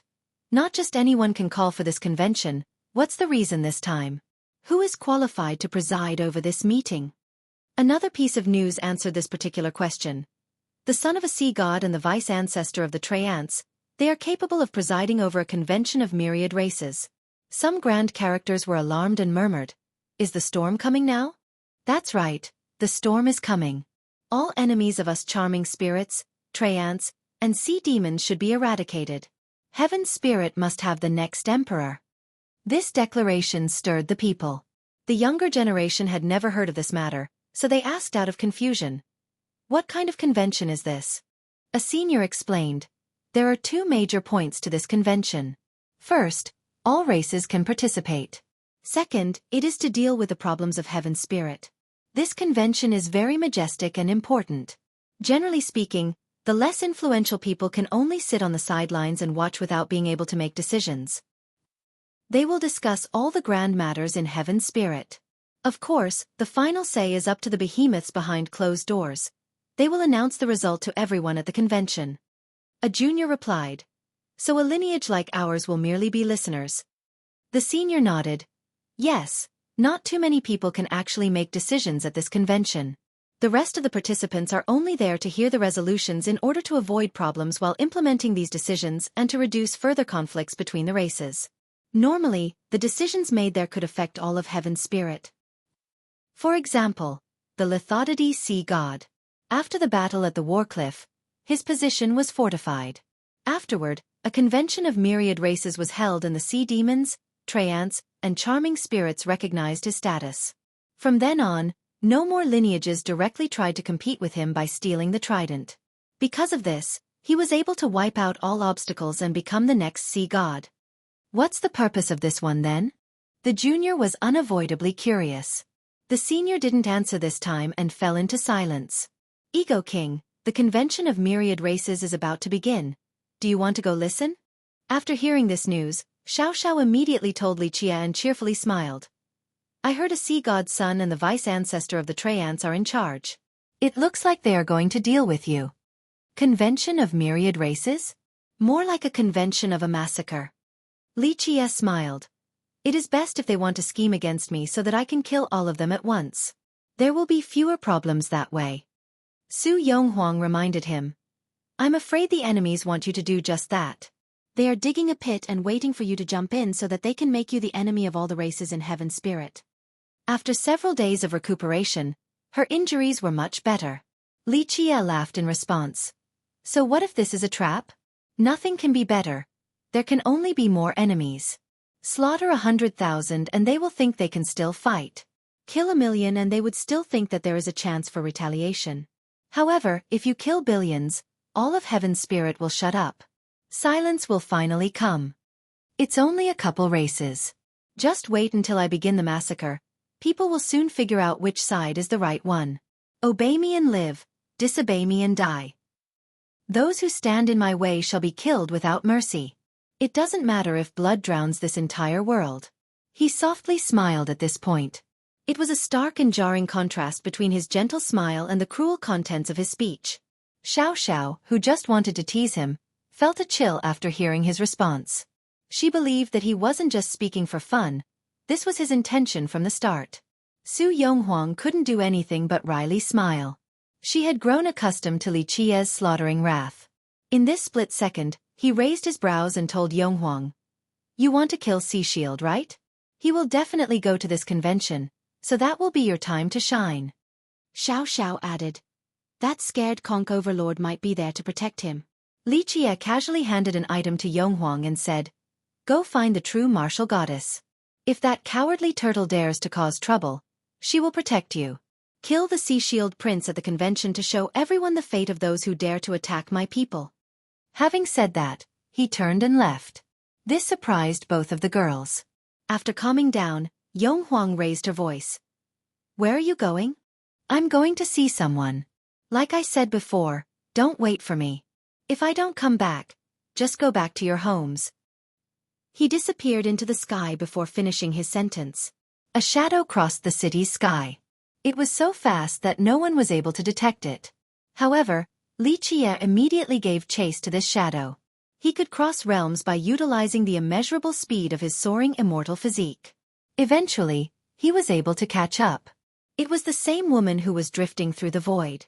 It looked as if she was walking slowly, but her speed was amazing. She looked like a strolling fairy with a wonderful posture, completely kingdom-toppling. This fairy-like woman landed on a peak and turned around to coldly stare at Li Qie. Li Qie also stopped and met her gaze. He said, I've been waiting for you. He was met with the same indifferent gaze and silence just like last time. He bitterly smiled after seeing this. I know it was all my fault, but no matter what, I hope we can end this so that you can have closure before I leave. Clank. A sword left its sheath with its tip touching Li Qie's throat. If he moved even a tiny bit, it would immediately pierce through him. Li Qie didn't panic at all. He slowly closed his eyes and sighed. If killing me can take away the hatred in your heart, then go ahead. I won't be mad at you even if you chop me into pieces. You cultivate the death physique.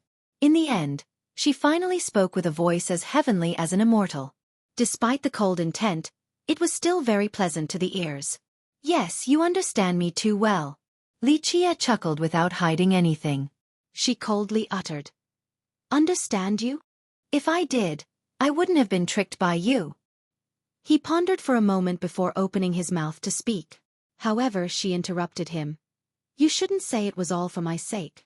I know you will say so since you always come up with an excuse. As the teacher of immortal emperors, you always come up with such perfect excuses. He earnestly said. First of all, I admit that I have deceived you. Second, whether you believe it or not, I only hope for you to live on. I have promised your father that as long as I am alive, no one can kill you. It's fine if you don't believe me. She coldly asked. You thought I was going to die? Was my defeat so certain in your eyes? He wryly smiled. I know you, but I know her even better. Do you think both of you could have survived? She retorted. So you chose her. I didn't choose her. He sincerely said. When her invincible Tao reached completion, I knew that she could suppress eternity itself. Nothing could have stopped her, not even you. Even against impossible odds, would you have stopped? She didn't answer this time and only glared at him. You know that you wouldn't have backed down, and I know this as well. He met her gaze and directly stated, in the final battle, there was only one result, your death. So I should be thanking you for saving me. I was the one who was wrong. She stared at him with icy eyes. No, it was my fault. He bitterly smiled in response. Everyone says that I can control everything and reverse the universe itself, but I am also powerless at times. Ultimately, I am fully responsible for what happened.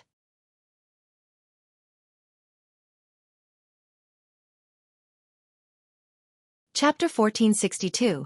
It took some time before she finally answered him with a voice void of sympathy. You think it is better if I live? Living like this is worse than dying on the battlefield. Li Chia forced a smile and eventually answered. I understand, that's why I owe you. I'm standing here in order to make it up to you. Back in the ancient Ming era when you were still a little girl, I personally sealed you from the secular world, hoping that you could live a happy life during a better time.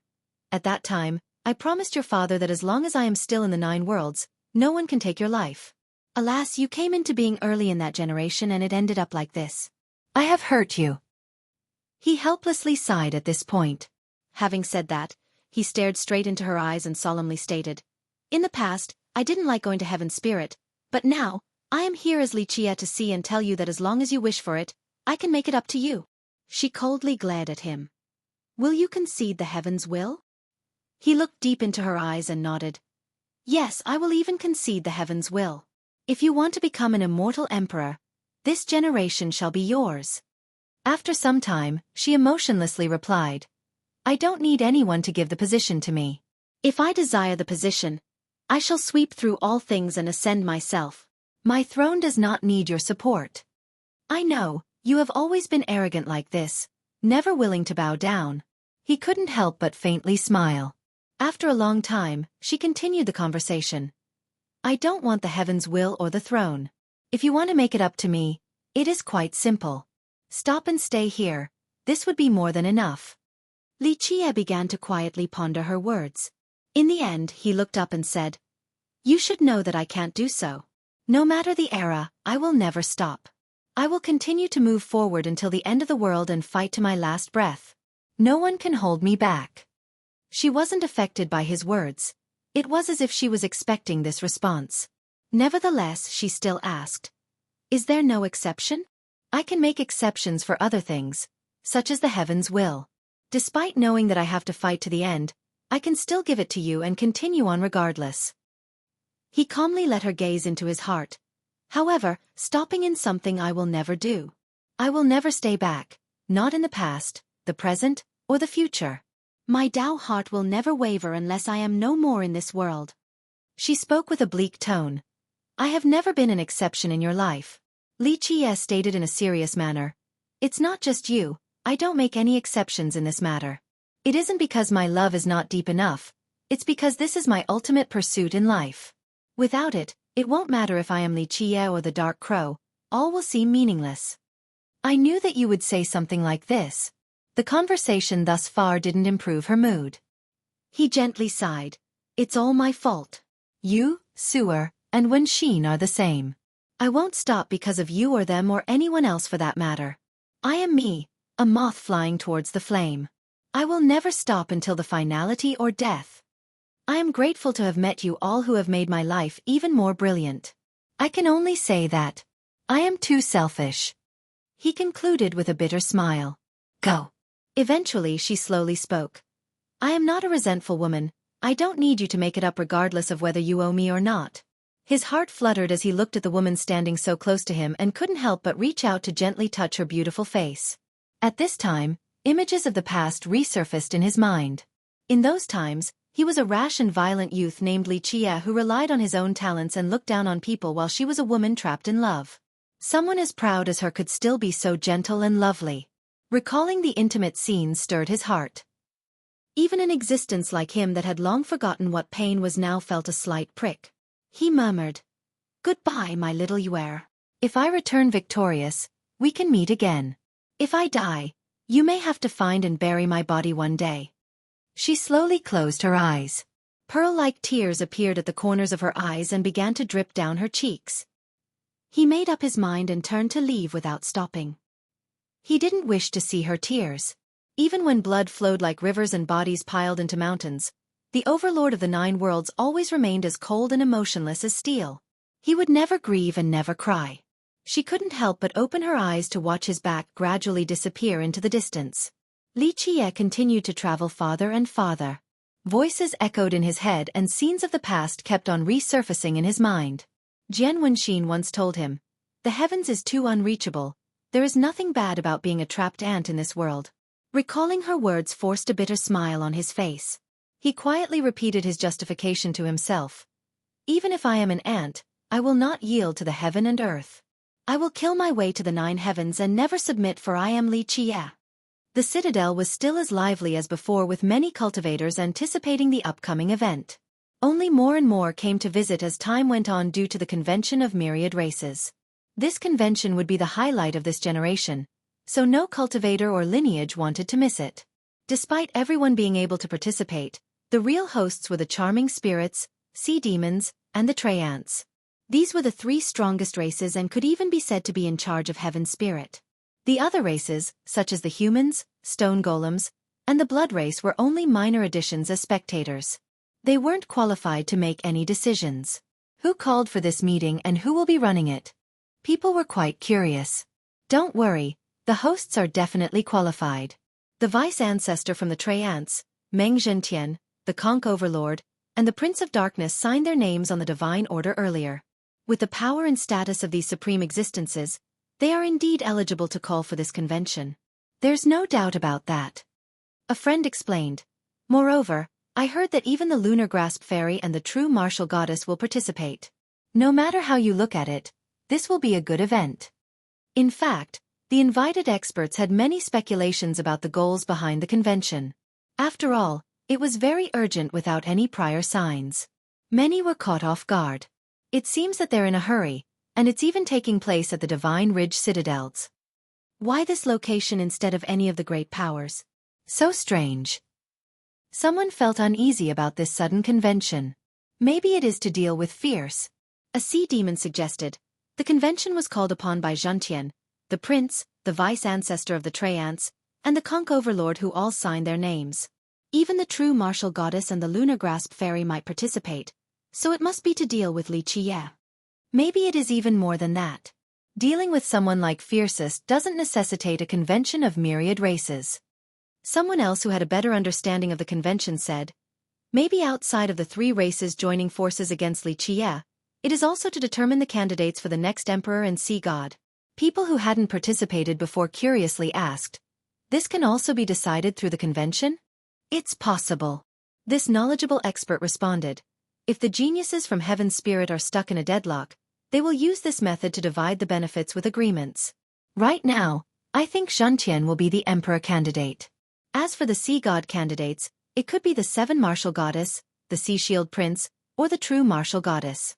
It is easier to decide the imperial candidate since the charming spirits want Zhentian. On the other hand, it is a lot more intense for the sea god position. The sea demons don't want heavy losses during this competition.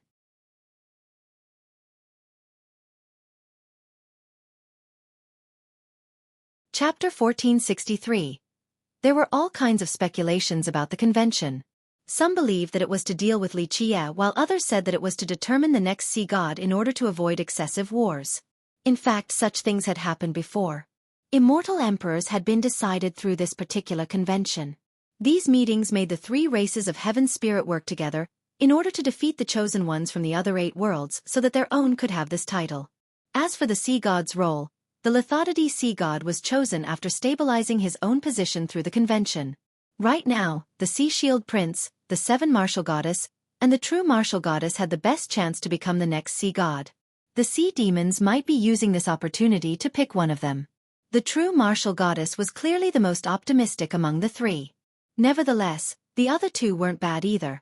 Especially the prince, since he had the Conch Overlord as his backing. This overlord was the son of a sea god, and with regards to seniority, he far exceeded the other children of sea gods. However, some also thought that this convention was about the medicine of immortality because the summon to the Divine Ridge Citadel was too hasty.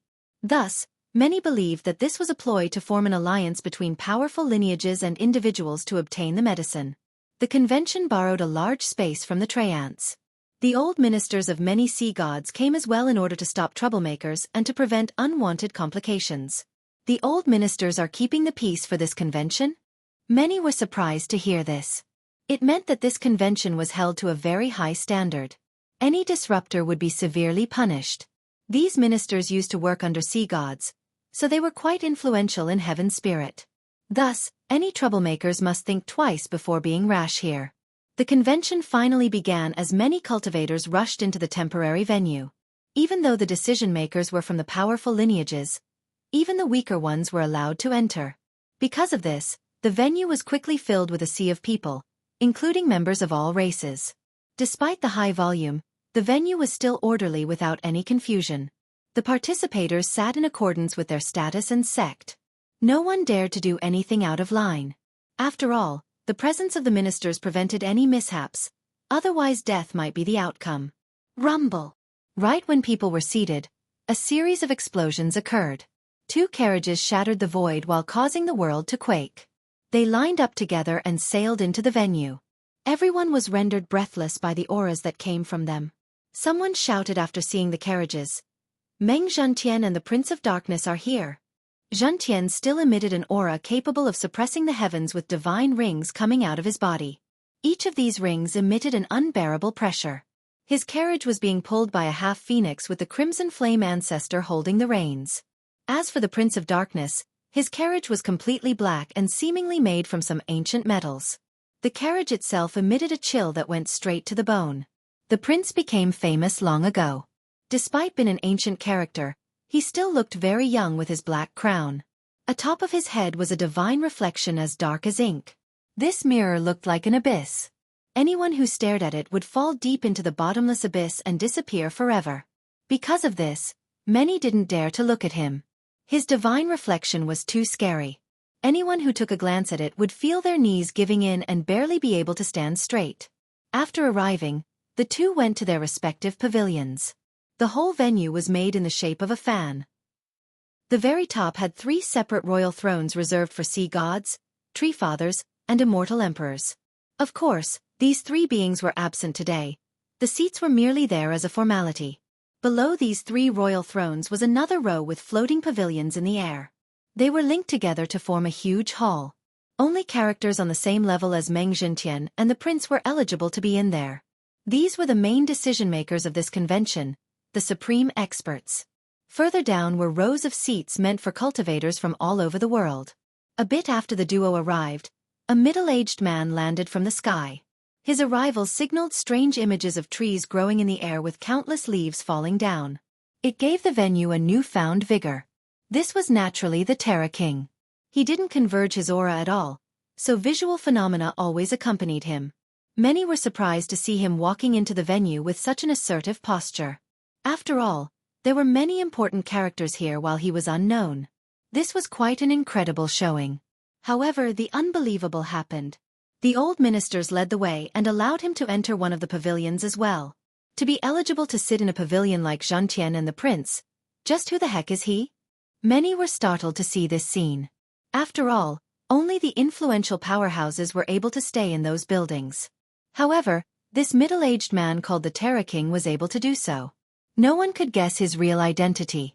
Even god monarchs from the previous generation were unfamiliar with him. Someone who was very knowledgeable patted his chest to guarantee that the Terra King wasn't a famous character at all. He definitely never showed his face to the world before.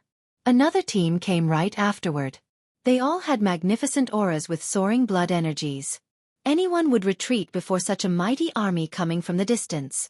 It was led by an old man with ashen hair. He was trembling while walking down the road, so the Sea Shield Prince was helping him.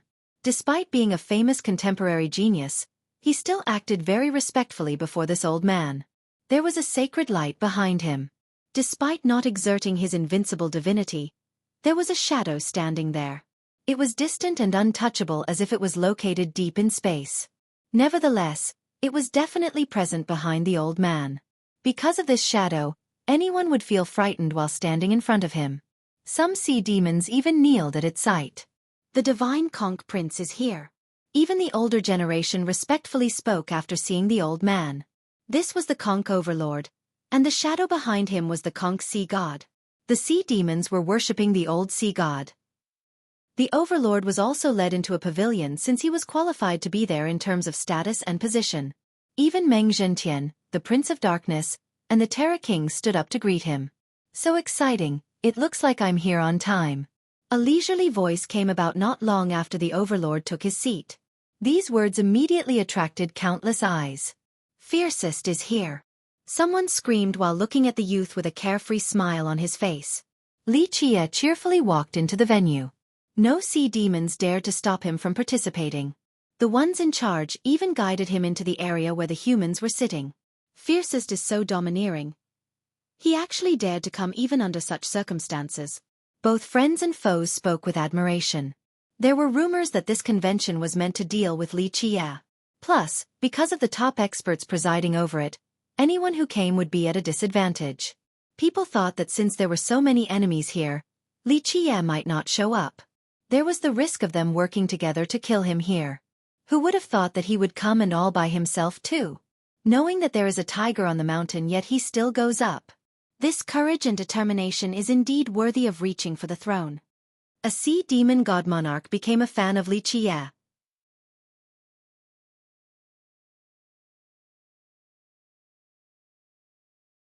Chapter 1464. Li Chia entered and smiled at everyone. He leisurely strolled in as if this was his own garden. Meng Zhentian, the Prince of Darkness, the Terra King, and the Conch Overlord also looked at him from their pavilions with glints in their eyes. However, they were all influential big shots with illustrious fame. Despite their past grievances with him, they still remained calm under this situation. Li Chia looked around and said, "So many came, I see. It would be good if everyone is here. I can take this rare opportunity to deal with all the past grievances. There's no need to run back and forth." His arrogant tone left everyone breathless. Many couldn't help but praise him in their minds. An expert slowly praised, "This brat is arrogant and overbearing to a crazy level." Everyone knew about the feud between Zhentian and Li Chia. With all of his enemies here, he was still completely unperturbed and was even provoking them. Anyone would have to admire him in this situation. Fellow Taoist, the human clan section is over here. A sea demon was leading Li Chia towards the human seating area. It was a desolate corner at the back of the venue, like a vacant place meant for a squatting beggar. Humans have been weak at Heaven's Spirit for a long time and had no status worth mentioning. It was easy to see that they would be arranged to sit in this tiny corner. Li Chia didn't bother giving it a glance before dismissively speaking. "Who says that I want to sit there? Human cultivators sit over there." The sea demon guide put on a stern face. Many sea demons didn't like him and viewed him as an enemy. If they weren't afraid of Li Chia's power, they would have attacked him already. In their eyes, humans were only a minor race akin to little insects. Since when were they allowed to be so presumptuous? Alas, Li Chia was too heaven-defying. There was nothing they could do. "I will sit over there." Li Chia glanced at the top and smiled. "That's reserved for the 3 supreme races." The sea demon turned a bit cold at this moment. What is this about Supreme? They're only a bunch of weaklings. Li Jie smiled and went forward. Sir, please show some respect. An old man blocked his way. There were divine diagrams on his body with dozens of experts accompanying him. It was clear that none of them were weak due to their powerful blood energies. That's a minister. Someone whispered. I heard there are 8 old ministers in total presiding over this convention. Li Jie glanced at him and flatly said, Back down, good dogs don't block the way. The old man's expression immediately changed. He had worked under a sea god before and had an illustrious prestige that was respected by all. But now, Li Jie showed disdain right away. How could he not become angry? The old minister raised his voice. You should sit where you belong, don't trouble yourself. Li Jie smiled and leisurely said, I'll be sitting up there at the foremost position. The old minister coldly said, The pavilions are meant for the 3 supreme races, please go back. Who says that I want to sit at those pavilions? A bunch of nobodies wants to sit on the same level as me? Go, place an imperial throne in front of those 3 royal thrones and I shall sit there. Such words left everyone gasping for breath. Everyone knew just how domineering he was. If he really wanted to sit in a pavilion, this old minister wouldn't have been able to do anything to him outside of just creating some minor annoyances. But now, Li Jie actually wanted to sit above the 3 thrones that symbolized the greatest existences. Remember, they represented an immortal emperor, a sea god, and a tree father of heaven's spirit. Even Zhentian and the prince's group wouldn't dare to talk about sitting in front of these royal thrones. However, Li Jie demanded to be seated in front of them. This demand was too overbearing and out of line. A sea demon couldn't help but yell, You have no respect for anyone, you actually dare to blaspheme the great beings? The minister's expression turned unsightly as well. As someone who had worked under a sea god before, he couldn't tolerate Li Jie's attitude towards a sea god. Li Jie lazily glanced at the minister and casually said, If you don't want to, then go to the side, I'll let someone else prepare a seat. Where did this ignorant fool come from? Minister, let people take him out. The conch overlord finally spoke. Even his feeble words were full of unquestionable divinity. Everyone turned silent and held their breaths after hearing the overlord.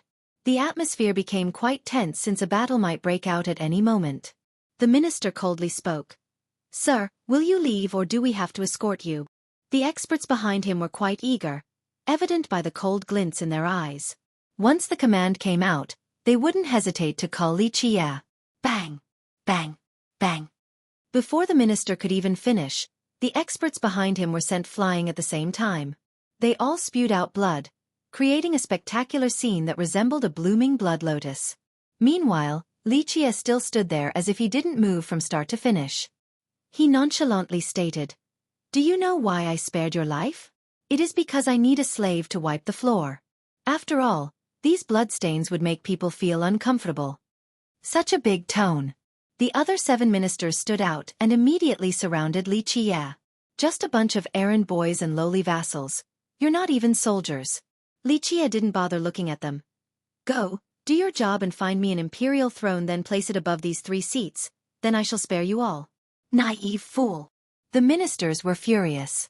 How could they endure this humiliation?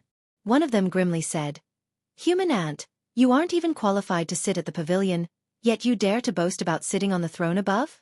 Even though they knew just how powerful he was, the most powerful beings such as the conch overlord were here at the convention, so they weren't afraid of Li Jie. Moreover, they had found him unpleasant to the eye for a long time now. Who says he isn't qualified? A voice came about. It wasn't only pleasing to the ears but also carried a mighty prestige. A woman slowly walked inside. The whole venue lit up because of her presence. All eyes darted towards her. This woman was tall and slender. She wore a dark blue gown that perfectly outlined her wonderful curves. She also had a shawl fluttering in the wind and a pair of eyes as bright as the stars. This woman was so beautiful that she could make others sigh in admiration. A goddess. There was an aura of the sea accompanying her. It was as if wherever she went, an ocean followed. She was its daughter, the goddess of the sea. There was an old man walking right behind her. He wore a silver armor and looked quite gallant while standing there like an unclimbable mountain. Su Yonghuang, Yi Xiaoxiao, and Sima Yujian were right behind them as well. True martial goddess. Many people shouted after seeing her. Some sea demons even kneeled on the ground. Her dazzling presence was a marvelous sight. Seeing once is better than hearing 100 times. All three races felt an innate respect after seeing her arrival. This was the daughter of the true martial sea god. She was considered to have the highest talents among sea demons. Back in her father's era, she was accepted by the Trident as well. Everyone thought that the moment her father passed away, she would certainly become the next sea god. At that time, some even believed that she could even surpass her father's achievements after taking the position. However, for some unknown reason, she suddenly disappeared without a trace from this world. Even her own father stopped talking about her. Her comment at this time made Zhentian's group, who was sitting in the pavilions, bat their eyes with an ominous feeling.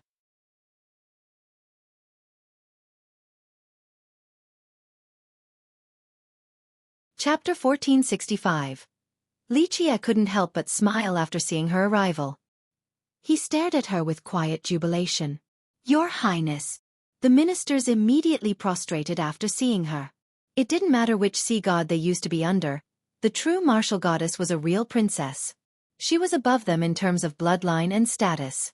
"Go prepare an imperial throne," she ordered the minister with a calm yet resounding tone. The minister's expressions changed after hearing this. They didn't expect this at all. Everyone at the venue was astounded as well, especially the sea demons who found this to be unbelievable. Soon after the words came out, they exchanged glances to the people next to them. Some even believed that they had misheard. For the sea demons, her arrival was a boost to their race's prestige. With the conch overlord and her here, the sea demon race had a greater presence. Thus, they were initially very excited. But now, she was actually speaking up for Li Qie. She was clearly on his side. This sudden turn of events left everyone astonished. The sea demons turned silly and couldn't react for a long time. The prostrating minister couldn't help but say, "Your Highness, please reconsider. If you all don't want to, I won't force you." She leisurely told the old man next to her, "All martial, go place an imperial throne above those 3 royal seats." All martial. A sea demon paragon was amazed and screamed, He is the all-martial general, the strongest general of the true martial sea god. He is still alive." Everyone took a deep breath after hearing this. Even Zhentian's group grew serious as they stared at the old man next to the goddess. All-martial general, he used to be an arrogant genius from our race. After losing to the true martial sea god, he decided to join the sea god's banner and had many illustrious exploits. There are rumors stating that he is only inferior to the sea god by a slim margin. A charming spirit expert was startled. Anyone who knew about his battle record would be full of admiration. This was an invincible being almost comparable to a sea god. And now, he was accompanying the true martial goddess. What was the significance behind this? The general hesitated for a moment and asked, "Your Highness, this might not be proper." All martial was still the strongest general under a sea god. Asking him to place a throne above the other 3 was too much. It was the same as placing Li Qie above a sea god. "It's fine," the goddess calmly replied. "Young noble Li should sit there since he should rule from above the 9 heavens." Such words stunned the crowd again. Not only was she his backing, she also gave him her unconditional support. "Your Highness, we also respect you as a divine princess, but the matters here aren't decided by you alone." The Prince of Darkness finally spoke. "Don't forget your identity. This action is blasphemous towards the prestige of a sea god. Don't stain your father's brilliance with this." The conch overlord also chimed in with a cold tone. "Conch, I am not here as a sea god's daughter. My position today is only an unworthy follower under young noble Li Plus. If he wants to sit up there, he has no need for your approval." She took her time answering. "He shall preside over the 9 heavens as the ruler of the universe." She spoke very quietly, yet each word was quite impactful. "Your Highness, please reconsider. Don't be so impulsive." It was Zhentian's turn to speak. "Today is the convention of myriad races to discuss the matters of the world. You are also someone who can become a sea god." "Become a sea god?" She chuckled in response. "I have never thought about it. A mere sea god is nothing worth yearning." Such words were too much to take in. The crowd glanced at each other. A sea god was the pinnacle in terms of achievements for sea demons, the supreme existence in their minds.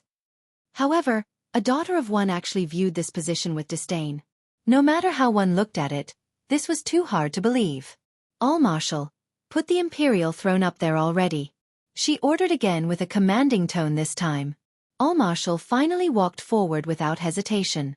He didn't know why his princess wanted to do this, but he was certain she had her own reasons. In his life, the two people he admired the most were the true martial sea god and the goddess. There was nothing to say about true martial.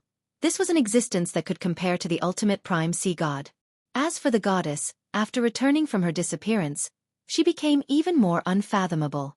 Each of her actions had an unquestionable feel to them, as if she had grasped the entire universe. Until she came out from her self-imposed isolation, the general had always protected the true martial island. So presumptuous. The overlord stood up while the shadow behind him emitted the terrorizing aura of a god, causing many experts to quiver. "Conk, you want to fight?" Her pretty eyes contained a mighty force as she took a step towards the sky and coldly uttered, "Come out then, I want to see just how much you have learned from your father." Her answer had reached the epitome of aggressiveness and made people look at Li Qie since her demeanor was very similar to his. In terms of seniority, the Conk overlord was much older than the true martial goddess, but today, she didn't place him in her sight. "Your Highness, do you think you can sweep through the world?" The Terra King stood up as well. His surging life force was like a tree that blotted out the sky. "I shall sweep through everything." A natural voice sounded as another person descended from above. This was a woman no different from a celestial being. Her supreme style instantly won everyone over. She wore a black dress while her features were beautiful beyond words. After seeing her, everyone realized that calling someone a celestial wasn't just a description any longer, since a real one stood before them. After seeing this girl, many people would start to think of a particular phrase: immortal's legacy.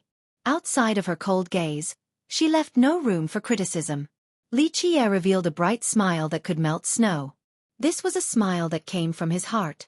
Luna grasped fairy. Even the Prince of Darkness was alarmed after seeing this fairy-like woman. The title left people astounded.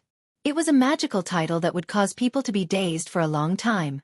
In Heaven's Spirit, there was another popular adage: who is invincible in the current generation? Lunar Grasp alone. She might be the only one in the world that would dare to declare her intent to sweep through everything and suffocate the crowd. Lunar Grasp Fairy, your arrival is the convention's honor. Zhentian stood up and slowly said, "If you are here to help preside over the current situation of Heaven's Spirit, nothing could be better. Today, he will sit above the 9 heavens." The fairy coldly interrupted Zhentian. The listeners were shocked once more. Some even thought that they were dreaming. The group sitting inside the pavilion was astonished by this declaration and had ugly expressions. "Young noble, the imperial throne is ready." At this time, All Marshal had prepared a seat above the other three and bowed towards Li Qie. In fact, he didn't know Li Qie's identity or why his own princess was so supportive of him. A mere seat took this long. What a trite development. Li Qie gently shook his head. With that, he stepped towards the sky. After seeing Li Qie's advance, the Terra King raised his voice. "Li Qie, unless you are an immortal emperor, you are not qualified to sit there." Li Qie didn't even bother looking at the king, he only smiled. The fairy pointed at the Terra King and emotionlessly declared, "Get in the way and I'll wipe you out." With a grimace, the king replied, "Fairy, don't think you are unstoppable." "You still aren't an emperor," the fairy interrupted right away. "I can kill this puppet body within 3 moves, so bring your real body here. If the real one comes, you might last 100. The crowd started to break out in cold sweat after hearing this. Just how domineering and invincible was this? Everyone understood that she wasn't all talk. Li Qie stood in the sky and softly said, "Don't scare him too much or he might not actually come. Sigh, the two of you coming here is ruining everything for me. I wanted to wash myriad races with blood, but it looks like it won't be possible anymore. Oh well, I'm in a good mood anyway. I shouldn't be so down about it." This is something that can be very frustrating about ED that isn't found in other novels. I actually missed this the first time and had to go back and re-edit. There are 2 different types of seats found here, king and emperor thrones. In a normal novel, you can simply translate it as throne and it would be fine and dandy. In ED, if you don't translate the normally unnecessary adjective, it will mess you up. Li Qie's chair has the word emperor, while the other 3 chairs only had the word king. King equals royal and emperor equals imperial. This is a very minor detail in Chinese. However, in order to keep this detail in English, it makes the translation sound worse, but the distinction is there. I wouldn't do this in spirit vessel, but in ED, more often than not, I need to add the adjective beforehand even when it is just a normal word like throne, or it'll be messy. The cultivation realm is different. It does make ED a lot more wordy in comparison. All in all, the translation has been moving towards not translating superfluous words, but this does cause trouble at times versus translating each word true to the raw.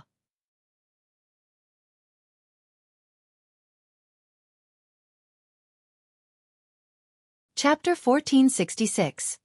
Some gasped after hearing this. They were completely speechless since he prefaced everything with massacring races. They understood that he only came to cause trouble with wanton regard for the prince and the others. Li Qie, who was floating in the air, slowly reached out and smiled. Runan, come with me to the throne. The true martial goddess smiled and held Li Qie's arm. The two then walked towards the imperial throne. Everyone was silent while watching Li Qie. Letting a sea god's daughter help him towards the throne. Just how domineering was this? Who else in this world would dare to do something like this outside of a sea god? No one knew what kind of spell he had to make the goddess listen to him in such a respectful manner. Before all gazes, he finally reached the imperial throne above the royal thrones. He sat down in a nonchalant and natural manner as if this spot had always been meant for him. Everyone immediately held their breaths while watching him loom above everyone else. They were completely marveled by this scene. Even before top experts like the prince, Zhentian, and the overlord, Li Qie didn't care for any of them. He tyrannically ascended to the throne and looked down on the 9 heavens. Who else could do this in heaven's spirit? He leisurely sat there and was too lazy to glance at Zhentian's group. This group's expressions were quite unsightly. Li Qie's actions not only suppressed their momentum, it was also showing blatant contempt. They were 4 top experts. Yet Li Qie treated them like air. Even Zhentian, who had mastered self-restraint, was angered.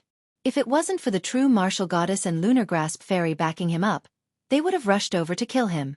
In their eyes, even if Li Qie was strong, he wouldn't be able to escape the 4 of them.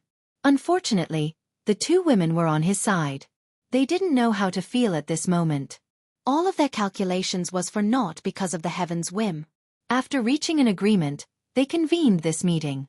In their eyes, even if the fairy and goddess didn't fully agree with their decisions, they might not necessarily oppose it either and definitely wouldn't be on Li Qie's side. After all, one was a sea demon while the other a charming spirit and Li Qie was only a human.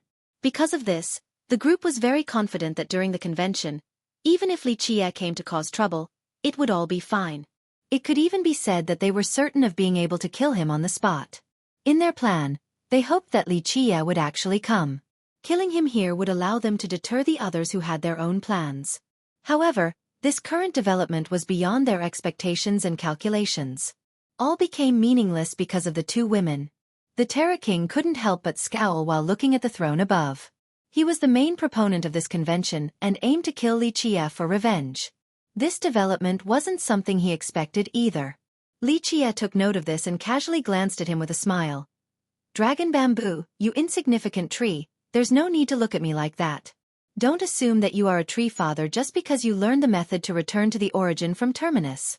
Not to mention that you are only a little broken bamboo. Even if you were a tree father, you still wouldn't be able to get into my sight. Dragon bamboo? The vice ancestor? Many were startled to hear this name. At this moment, they finally understood why this no-name Terra King was this powerful and arrogant.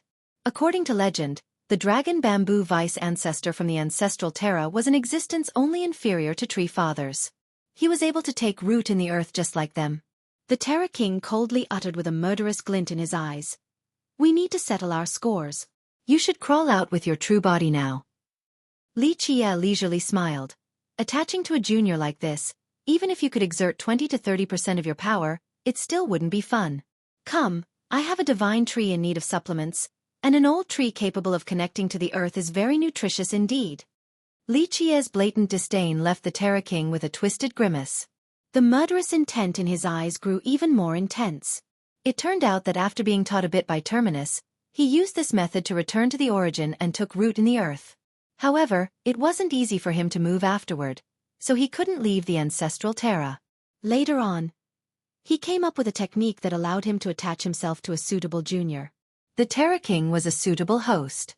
Thus, one of the Terra King's 3 souls was left behind with the vice ancestor.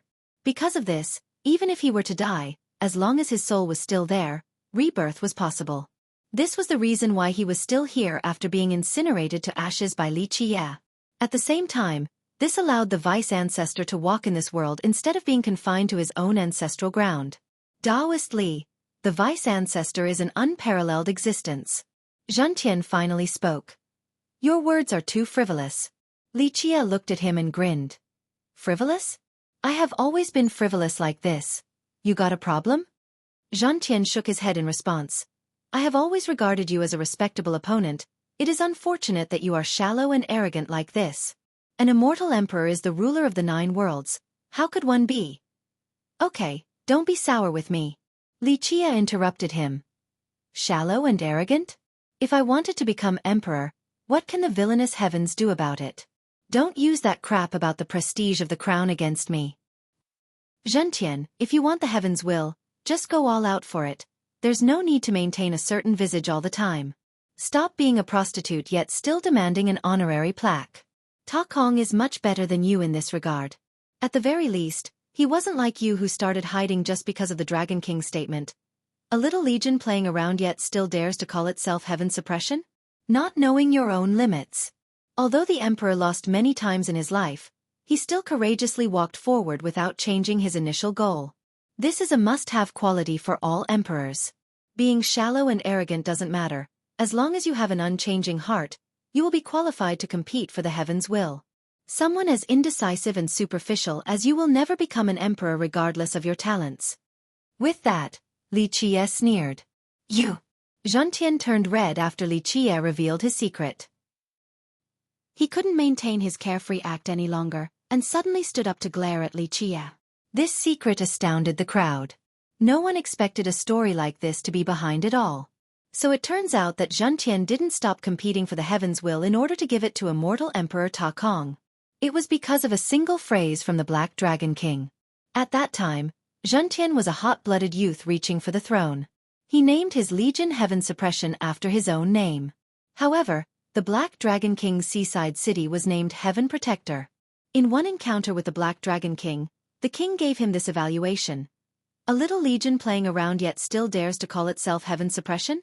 Not knowing your own limits. Because his legion's name conflicted with the king's city, the young Zhentian decided to give up after taking the king's attitude into consideration. He had offended the Black Dragon King and didn't want a direct confrontation, so he evaded him until after the king's generation before coming back out for the heaven's will.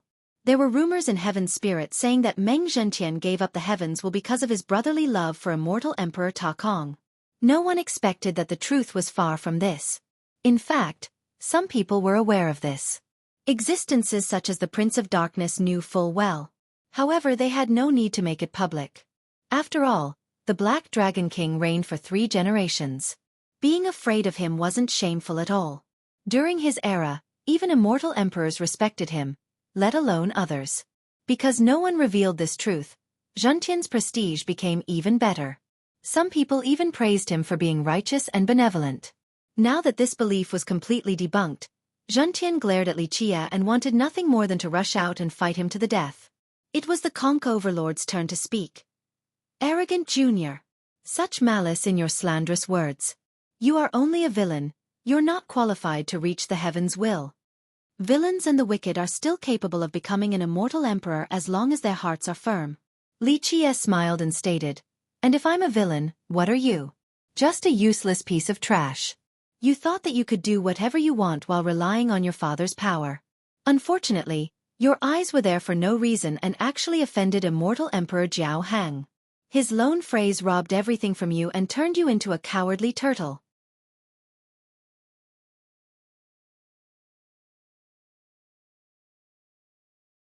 Chapter 1467. Li Qie didn't hold back at all while criticizing the Conch Overlord. He has revealed another old story to the astonishment of the crowd. The young ones had never heard about it. In their eyes, especially the younger sea demons, their divine prince was a supreme existence with a noble bloodline.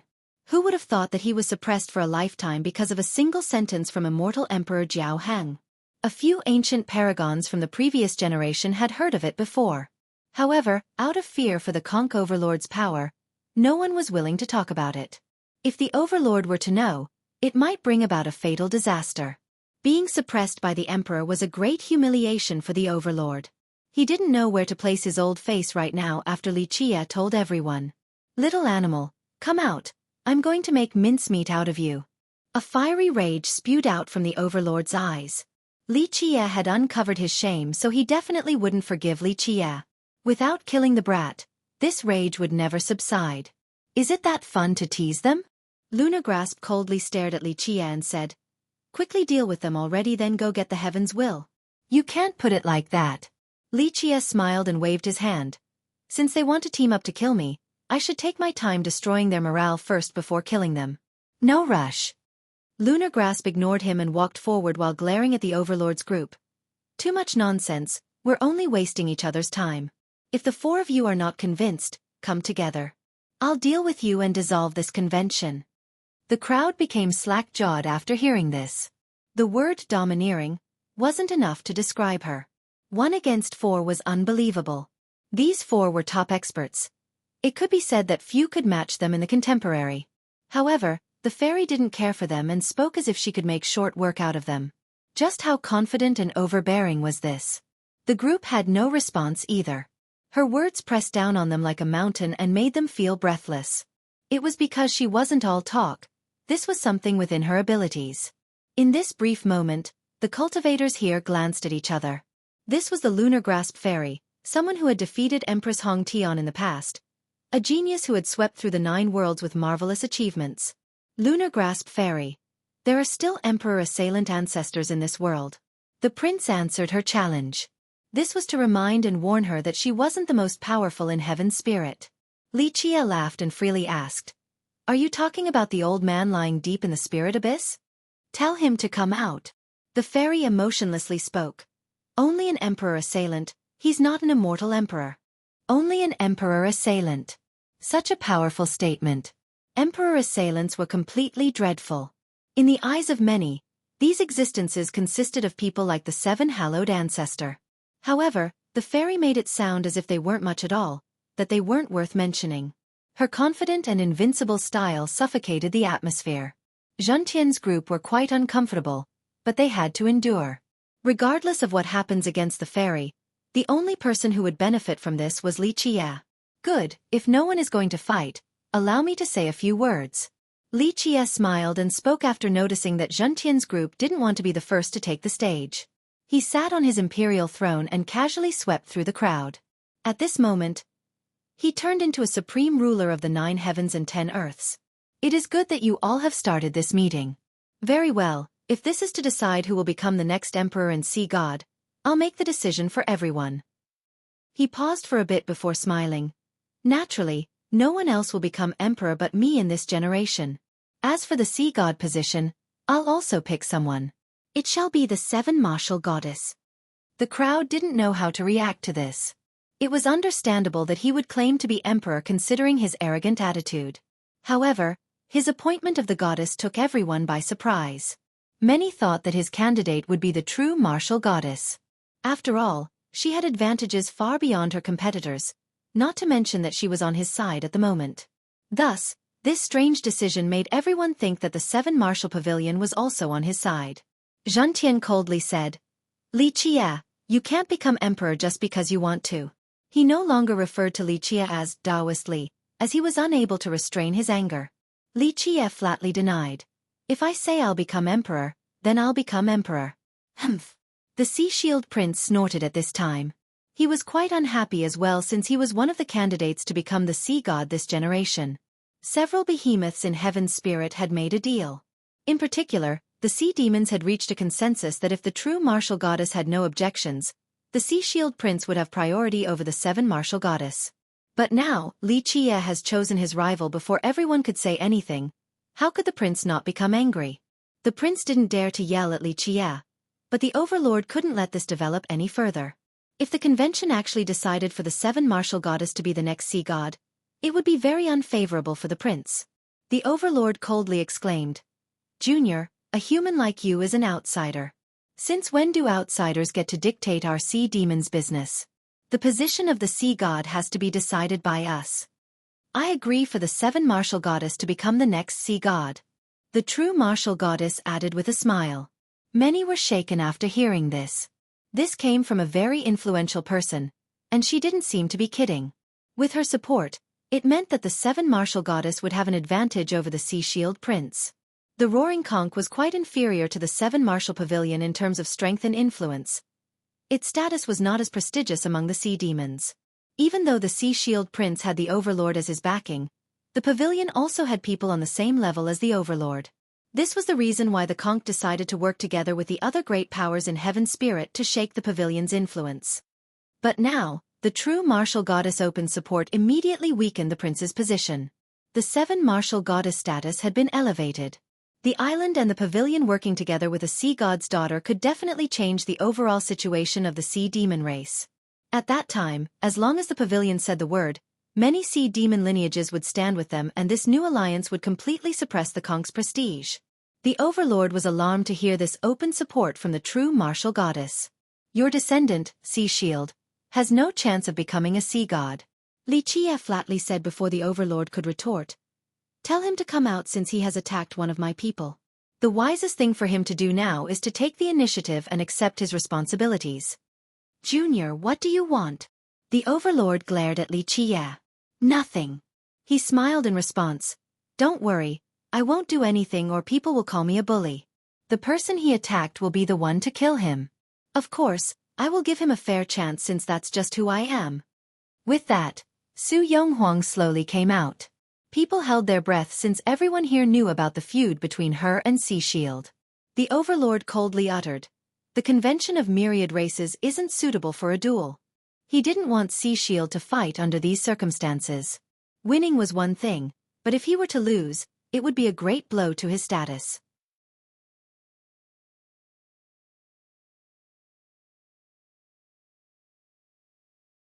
Chapter 1468.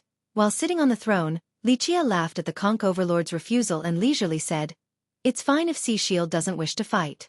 In that case, there is only one path left for you all, a route towards certain destruction. Your so-called 4 experts will not leave this convention alive. Everyone here felt fear after hearing this. With these 4 presiding over the convention, not many in Heaven's spirit would dare to cause trouble. However, this didn't apply to Xueqi since he blatantly threatened them. Just how mighty and overbearing was this? He really didn't care for them at all. The group's expression became unsightly. As top characters of their respective generations, all of Heaven's spirit was afraid of them. No one dared to act this presumptuously, but Xueqi had done so time and time again. Even a mud Buddha would turn angry after so many transgressions. The Prince of Darkness coldly asked, Xueqi, do you think you alone can stop the 4 of us? God Halt was the Spirit Abyss territory. No one has ever acted presumptuously here, let alone directly provoke them. That is, until now. Xueqi smiled and casually replied. Only a bunch of nobodies who can't reach the apex. Luna Grasp lost her patience and declared. I have had enough of this nonsense. The 4 of you come now. I'll take care of you before ending this convention. The Terra King stood out and shouted back. Luna Grasp Fairy, you are too arrogant. So what? She turned towards him and pointed a finger forward. A starry light condensed at her fingertip, a strike capable of stealing the fortune from the world, reversing the yin and yang, and severing all karma. She immediately took action while showing an overbearing stance. Not only was she beautiful, her style was quite aggressive as well. The Terra King was alarmed by this incoming strike. He spread out both palms and a barrier was immediately erected in front of him. Majestic mountains sheltered him inside. It looked as if under the protection of these perilous mountains, no one could ever get past them. Nevertheless, the fairy's finger strike exploded and shattered all of them in the blink of an eye. The Terra King was shaken by the explosion and blown outside. The Terra King felt the crisis and crazily shouted while flying in the air. Open! Waterfalls descended from the sky. Each carried a wooden breath and poured down endlessly. These laws came together and turned into a sky-piercing tree that emitted an enormous amount of dazzling divinity. It was as if a tree father was coming back to life with an oppressive aura. Shortly afterward, runes emerged around the tree as if they came from a tree father. Each could suppress the heavens. Clank! These runes turned into a sword that spanned thousands of miles. This sword could cut down the stars and deities. Whoosh! It soared upward before slashing down at Lunar Grasp. The fairy opened her palm to seize the universe and lock time itself. When she closed it again, a loud explosion came that looked as if the universe had shattered and time was extinguished. Everything turned into ash with her closing palm. Clank! The sword shattered into dozens of pieces. Poof! The Terra King spat out blood. Next, his body trembled with bone-cracking noises. He wasn't the same Terra King as before. The last one was him having control over his own body. This time, the Vice Ancestor was in charge, so he had a portion of the Vice Ancestor's power. However, this didn't matter. The fairy's attack still annihilated him. Unless the Vice Ancestor's real body came, he simply wouldn't be her match. Many couldn't calm down while watching this shocking scene. The Vice Ancestor who took over the Terra King's body was defeated in a flash by the fairy. Even Zhentian and the prince took a deep breath. They knew just how powerful this form from the Vice Ancestor was, but it couldn't handle a single move from the fairy. That's Empress Hong Tian's strongest rival. Many felt dreadful because of her invincibility. Only a puppet, not worth mentioning. The fairy coldly said, "Crawl out with your real body and I'll still beat you down." She was too domineering. The Vice Ancestor was in existence only second to real tree fathers. Many people trembled before his name, yet she didn't care for him at all. Su Yonghuang glanced at Li Qie. The fairy's attitude seemed to come from the same mold as him. The Terra King finally got up but was shivering with rage. He was currently at an impasse. His real body was taking root back at the ancestral ground and he must pay a great price in order to take over this body completely. However, if he didn't fight, being shown such contempt by the fairy would leave him without any face. Since the younger generation wants to settle their grievances, we of the older generation shouldn't interfere. The prince told the conch overlord, "Brother, your disciple is a gifted genius with no fear for battle. Let him beat their morale down to the ground." The prince didn't wish to fight the fairy directly. Their alliance was very powerful. If the four of them could maintain this state, the future was very hopeful. If something were to happen to the Vice Ancestor today, it would be a great blow to them in the future. One must be able to endure minor setbacks for the grand plan. Because of this, after thinking it through, the prince decided to let Sea Shield fight in order to dampen the fairy's sharp momentum. The overlord pondered for a moment and found that this was the wisest decision. The Sea Shield prince was their conch's pride. He wouldn't necessarily lose to a human. Moreover, he defeated her in the past. "I understand." Sea Shield took a deep breath and bowed. "This is the ancestor's weapon, it will aid you." The overlord called him over and handed him a pair of gloves. The gloves emitted a shining light as well as the aura of a sea god. The moment the prince put them on, his hands turned into the hands of a sea god. There was a lot of history behind these gloves. It was a proud creation of the roaring conch sea god that accompanied him to many battles. Later on, he gave it to his son, the conch overlord. Sea Shield readied himself for battle and walked out proudly. Each of his steps was quite steady and showed his great determination. They weren't fast, but they were very orderly as if each step was measured by a ruler. His body was shrouded in fog, allowing him to turn invisible. This fog allowed him to integrate with space itself, making him even more mysterious. The prince coldly declared, "You and me, it's a fight to the death." He spoke with great conviction, confidence, and a surging battle intent. He believed he could defeat Su Yonghuang since he had done so before. Moreover, his ancestor has given him a powerful pair of gloves. These gloves were much stronger than an ordinary sea god's weapon. He himself was already powerful enough, so these gloves empowered him even more. Furthermore, if he were to win this fight, it would fortify his position among the sea demons and allow him to make his mark during this convention of myriad races. This, in turn, would boost his chances of becoming the next sea god. Because of this, winning was a must. It would allow his reputation to last for ages. At this moment, he could already see the scene of him returning triumphantly. He wished to kill Su Yonghuang in order to break Li Qie's morale. In fact, the prince and Zhentian had this thought as well. During the battle, Li Qie couldn't do anything if Su Yonghuang was going to lose. One could only blame themselves for not honing their skills enough should they die in battle. He would have no chance to save her under such circumstances.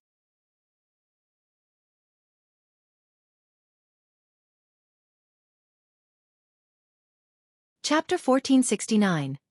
Many people were holding their breath beneath the stage out of concern for the situation. They were anxious to see who would win in the end. Many here wished for the prince's victory, especially the sea demon race. Li Qiye was already putting enough pressure on their prince. If he were to lose to another human, their race would be completely overwhelmed. Su Yonghuang stepped up and glanced around with her phoenix-like eyes. She was cold and proud without putting on airs. Nevertheless, her noble aura was still exuded. This wasn't consciously done since it was her natural and flawless temperament. She coldly glanced at the prince before speaking. "Come." "Very well." After replying, the prince immediately disappeared without a trace. Even those with their heavenly gaze activated couldn't find him. He was completely gone. This was one of the magical properties of the void physique. It allowed for its user to be undetectable while being able to reach any location. At minor completion, their body could fuse with space. It could even be said that space became their body itself. Thus they were omnipresent. Some people even said that void physique users were the most suitable to become assassins. The prince's physique hadn't reached grand completion just yet, but his half-completion physique was enough for him to exert a mighty force. Baz! In a split second, a ray aimed straight for Su Yonghuang was shot. When it was mere inches away from her throat, the surrounding space finally shook a bit. At this moment of life and death, Su Yonghuang shouted and her extreme young physique erupted with its powerful sun fire. Rumble! The impossible happened. The fire wrapped around her body and stopped the ambushing ray. Boom! This fire didn't subside after the successful block. It was akin to thousands of volcanoes erupting at the same time. This power incinerated the space where the prince was hiding. A black hole appeared, so he couldn't hide there any longer. Alas, he was extremely fast and disappeared after his previous spatial location was ruined and entered another space. Clank! Clank! Clank! Extreme yang laws emerged from Su Yonghuang and turned into a suit of armor. Her noble aura was now even more heroic and valiant. Boom! An endless amount of sunfire was still spewing from her body and ravaged the space around her. Zzz. It seemed as if the sky was being incinerated completely as crackles could be heard everywhere. Under the destruction of her sunfire, even the void itself was being burned. This pervasive fire wouldn't stop. It could reach and engulf any spatial area with haste. The majority took a deep breath after seeing these flames. One would find it prohibitively difficult to hide in the presence of this amazing power since space itself was being annihilated. Strangely enough, despite this havoc, the Sea Shield Prince was still nowhere to be found. It was as if he had evaporated from this world. Of course, the people here knew that he wasn't dead just yet. They were only curious as to where he was hiding. Some began to sweat for him. Where the heck could he be to hide from this raging sun fire? Su Yonghuang didn't become careless. With her extreme young armor, she simply let her flames destroy the world without giving the prince the slightest opening to attack. As an extreme young physique user, she knew full well that as another of the 12, the void physique's profundities couldn't be inferior to her own. Whoosh! The space where she stood suddenly twisted and morphed into a sticky quagmire, making her quite sluggish. The prince suddenly appeared and seemed to have opened a spatial door to appear next to Yonghuang. He seemed to have isolated space itself so the fire couldn't reach him. Boom! He formed a divine Madra that came crashing down like a tidal wave. Its water engulfed the world as if the entire force of the Dragon Demon Sea was slamming straight onto Su Yonghuang. This power subdued her sunfire and dimmed her armor, which, in turn, made his Madra attack even more powerful as its water swept through her space. However, her fire only weakened for a short moment. The sunfire erupted again with loud explosions like iron chains locking down the area. Its power surged exponentially and the water immediately evaporated. Even though her space was being controlled so that she was sluggish and had a hard time fighting back, she didn't use any merit laws or techniques. Erupting her vitality and the flames was her counterattack. The roars of fire dragons echoed as they split the earth and shattered his Madra seal. When the ferocious dragons came for him, he swiftly vanished again. These huge dragons searched around but couldn't find any trace of him. Suddenly, he emerged once more right behind Yonghuang for an ambush. The flames that were wrapped around her body instantly coiled around him in order to burn him to ashes. However, he was skillful and vanished again before being touched by the flames. Several more rounds were exchanged. The prince's attempts of ambushing Yong Huang ended in failure. However, by relying on his void physique and hiding in space, Yong Huang couldn't do anything to him either. The spectators watched with bated breaths. They didn't only want to witness the victor of the duel, they also wanted to see which immortal physique was stronger. The battle was completely even for a while. The two sides held back their killing moves while trying to find their opponent's weakness before delivering a fatal attack. Meanwhile, Li Qie simply smiled without giving Yong Huang any pointers. Looking at the physiques themselves, it was impossible to categorize them in order of strength. Each had their own advantages and disadvantages. Their users actually mattered more than the physiques. Li Qie naturally knew the weaknesses of the void physique, but he didn't tell Yong Huang. He wanted her to learn about her physique's shortcomings and advantages in battle. Prior to this, the prince couldn't last a single move against Li Qie. It wasn't only because Li Qie was powerful and knew the void physique like the palm of his hand. The fact that he cultivated the space scripture played a great part to this. Thus, the void physique's strong points were nullified by Li Qie. However, this wasn't the case for Yong Huang. She wasn't well versed in spatial manipulation. Because of this, despite clearly having the upper hand, she couldn't do anything to the prince. The other real experts present, like the prince and Zhentian, also realized this. In terms of power and cultivation, Su Yonghuang had the obvious advantage. However, there was no way for her to suppress or kill the prince without understanding the weaknesses of the void physique.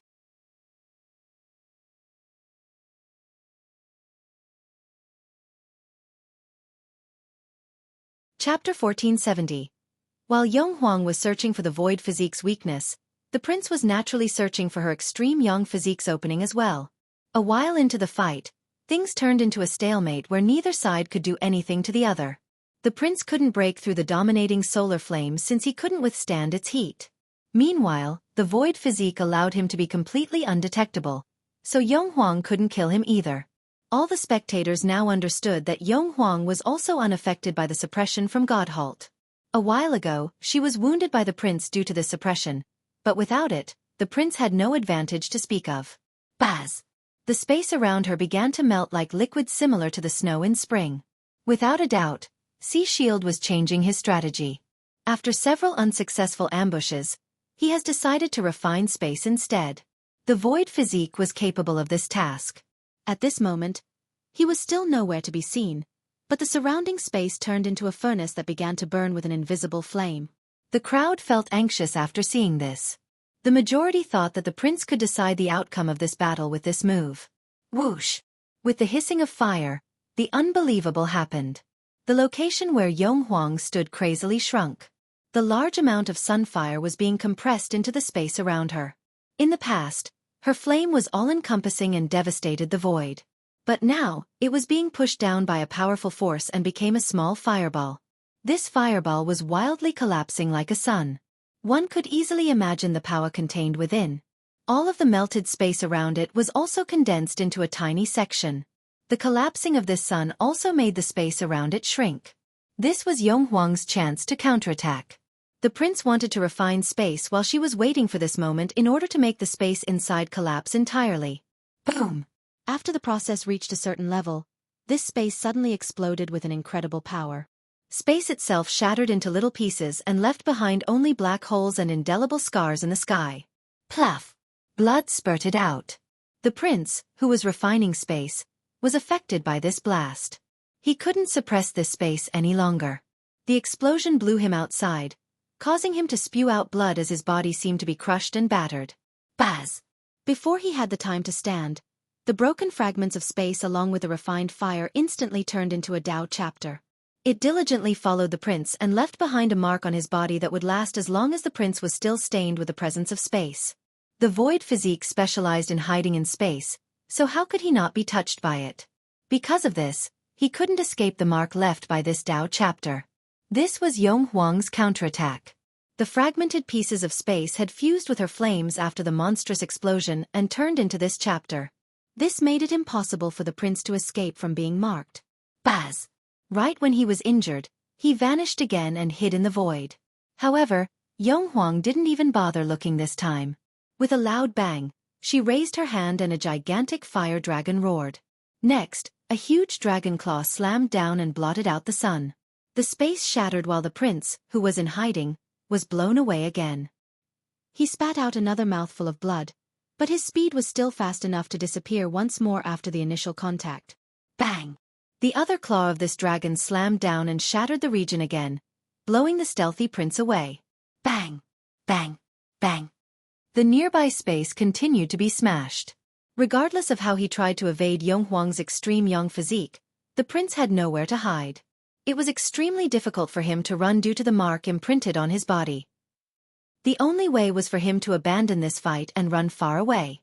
Of course, Yonghuang wouldn't be able to hold him back should he choose to do this. After all, she was no match for him with regard to spatial movement. There was no doubt that she has found the flaws of the void physique. Her mark from the fusion of her fire and fragmented space allowed her to detect him. An ordinary mark could be dispelled by the prince in a brief moment.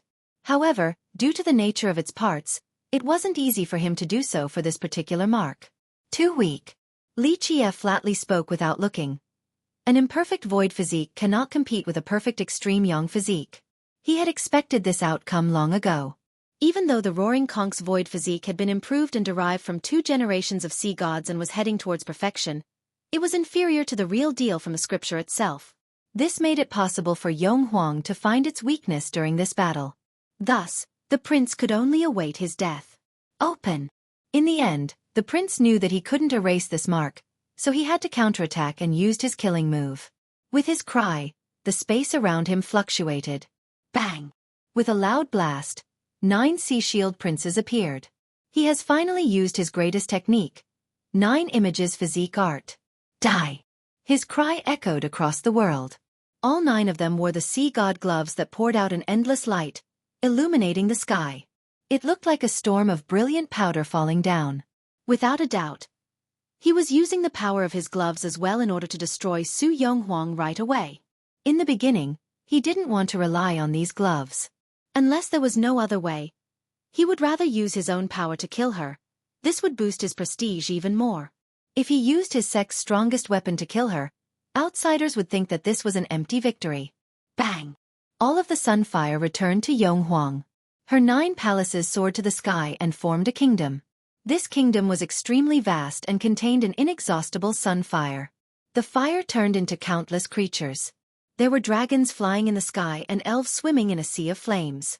All of these existences here were worshipping the many sun gods inside. Su Yonghuang stood there with sun palaces behind her. They were all created from solar metal with a sun god presiding in each one. All of them were giving birth to the most tyrannical flame in this world. She was the ruler of this kingdom, the supreme sun goddess. Inside this kingdom, everyone was subject to her punishment and suppression. 4 palaces to form a domain, 8 to form a kingdom. She had 9, thus she could create a kingdom with herself as the ultimate sun goddess. Even the prince, with his best techniques, was sucked into this kingdom. With a loud bang, all 9 princes were suppressed. To a certain extent, even the gloves weren't spared from this fate. Their brilliance that was blinding the sky earlier has dimmed down quite a bit. All 9 princes howled. Break for me! They wished to tear apart this kingdom and destroy Yonghuang. At this critical moment, 9 monstrous palms came down.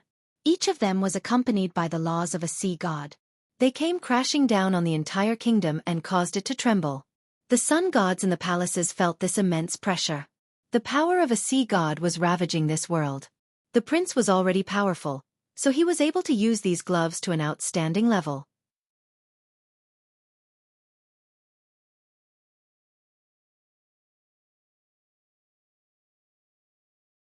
Chapter 1471. Bang! Bang! Bang! Under the suppression of the 9 gigantic palms, Su Yonghuang's fate kingdom began to tremble. Even bursts of cracking noises resounded as the kingdom began to collapse with the appearance of chasms. After all, these were the gloves of a sea god, the strongest weapon of its type from the Roaring Conch. Even though the prince was the user, he could utilize its mighty power since he was a descendant from the same branch. Clank! In the blink of an eye, a spear was in Yonghuang's hands. The base was as red as fire with sparks jumping off of it. The moment she grasped it, her body was ignited and exuded a surging battle intent. She gave off the sense of being ready to conquer the world, the reincarnation of a war god. Screech! With her spear pointing at the sky, a vermilion bird flew out. This creature was already powerful enough, but it fused with the extreme young physique to give off an immaculate union. A fiery divine bird was basking in the refined sunfire to come back to life. Its immortal aura instantly engulfed the world. The spear and bird allowed Su Yonghuang to look down on the rest of the world. People marveled at her current appearance.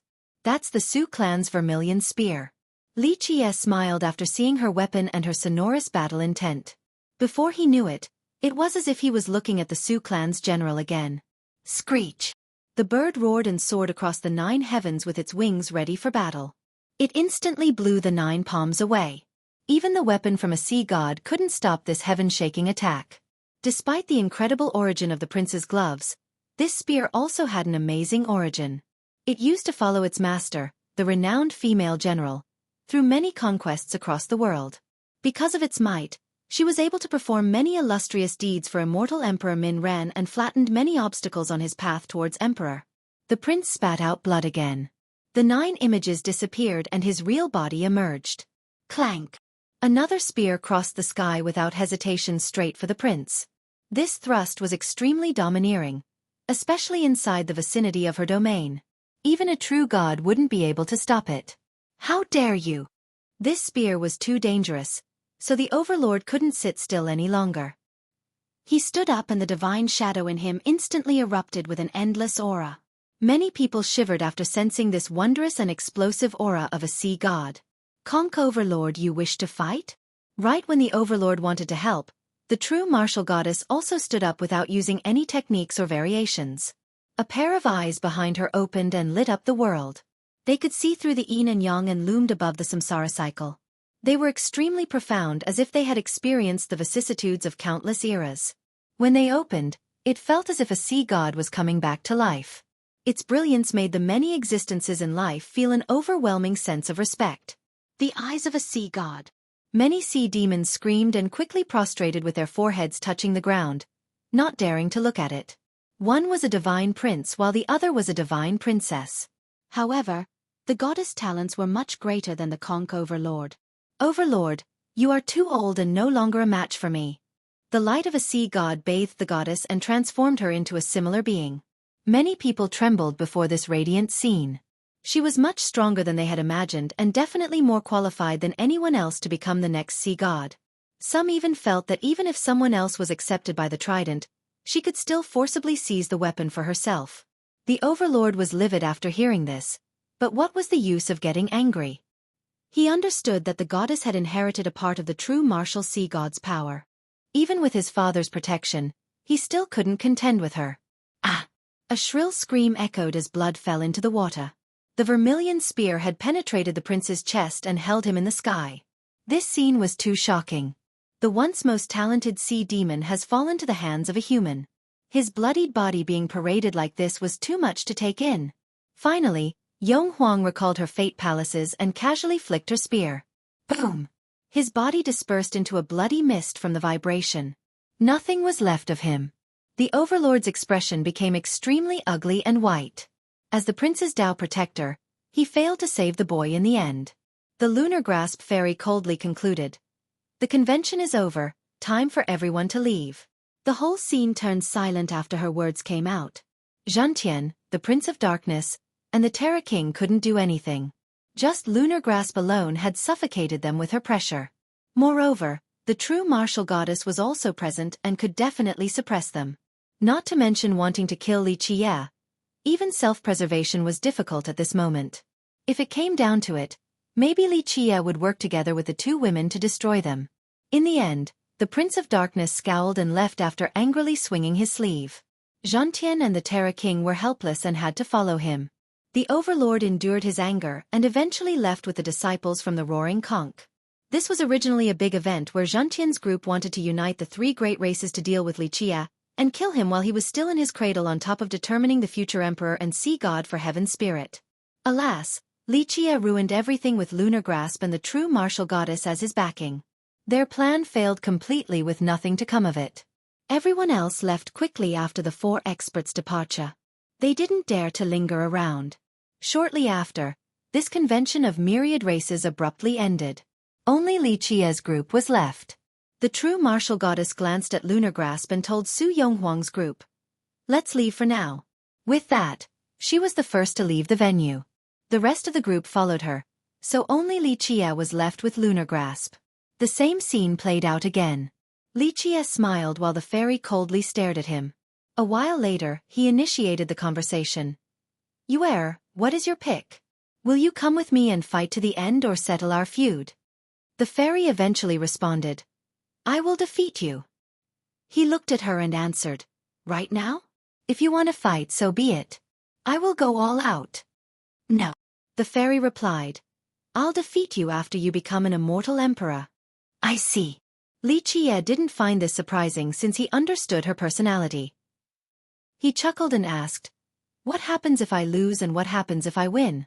She stared at him for a bit before answering, "If I win, you will stay here for me. You will no longer continue forward until I am no longer in this world." "Very well." Li Qie accepted. "If I win, you will go with me. I don't need you to fight by my side. Just watch me go to the final battlefield at the end of the world in the future." "All right." She agreed with his condition whether she wanted to or not. His penchant for touching her flawless face resurfaced while the fairy gently tilted her head in order to be even closer to his rugged palm. After a while, he smiled and said, "Beating me as an emperor? My little Yue, you won't be able to defeat me after ascension while staying in the 9 worlds. You must be prepared to go forward with me if you want to beat me. That's your only chance." "I will," the fairy coldly said. "I know what I'll be facing." With that, she fell into silence. The secrets regarding what was above the 9 worlds were told to her by Li Qie. At this moment, she recalled the time when they were stuck together like glue. She finally looked at him for a long time as if imprinting his image into her mind. "Don't die so easily until I beat you." Having said that, she turned and left. "I won't die so easily." He spoke with a smile while looking at her departing figure.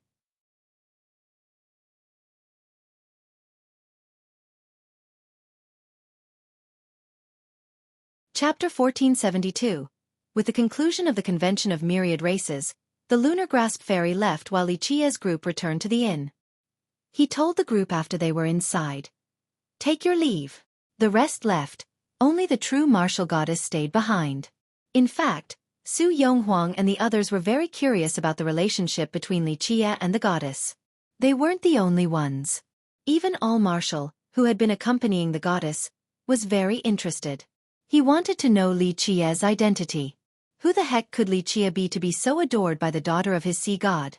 With the two alone, Li Qie felt warm while looking at her. He hadn't felt this for a long time. It was as if he was meeting family again. "Welcome back, Runan." He smiled and opened his arms. The goddess smiled back, filled with happiness. She jumped into his embrace and hugged him tightly.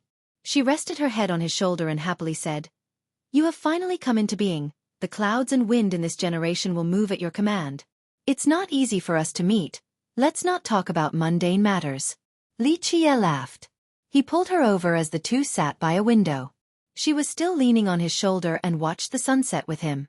Li Qie cheerfully asked, "Why did you come out in this generation?" "Something's changing in Heaven's spirit, so I came out to take a look. The maelstrom, the divine tree ridge, and even the bone sea are moving, so I was jolted during my slumber. I didn't expect to see you, young master, come out." "Right, the world is changing. The disaster will befall Heaven's spirit ahead of time." He gently stroked her soft hair. She didn't answer and continued to relax. Li Qie whispered softly, "Maybe you should take the true martial island and leave. Even if the disciples there can't leave, you still can since you have severed your bloodline and free to go wherever you wish." She still didn't answer and took full advantage of Li Qie's rare moment of gentleness.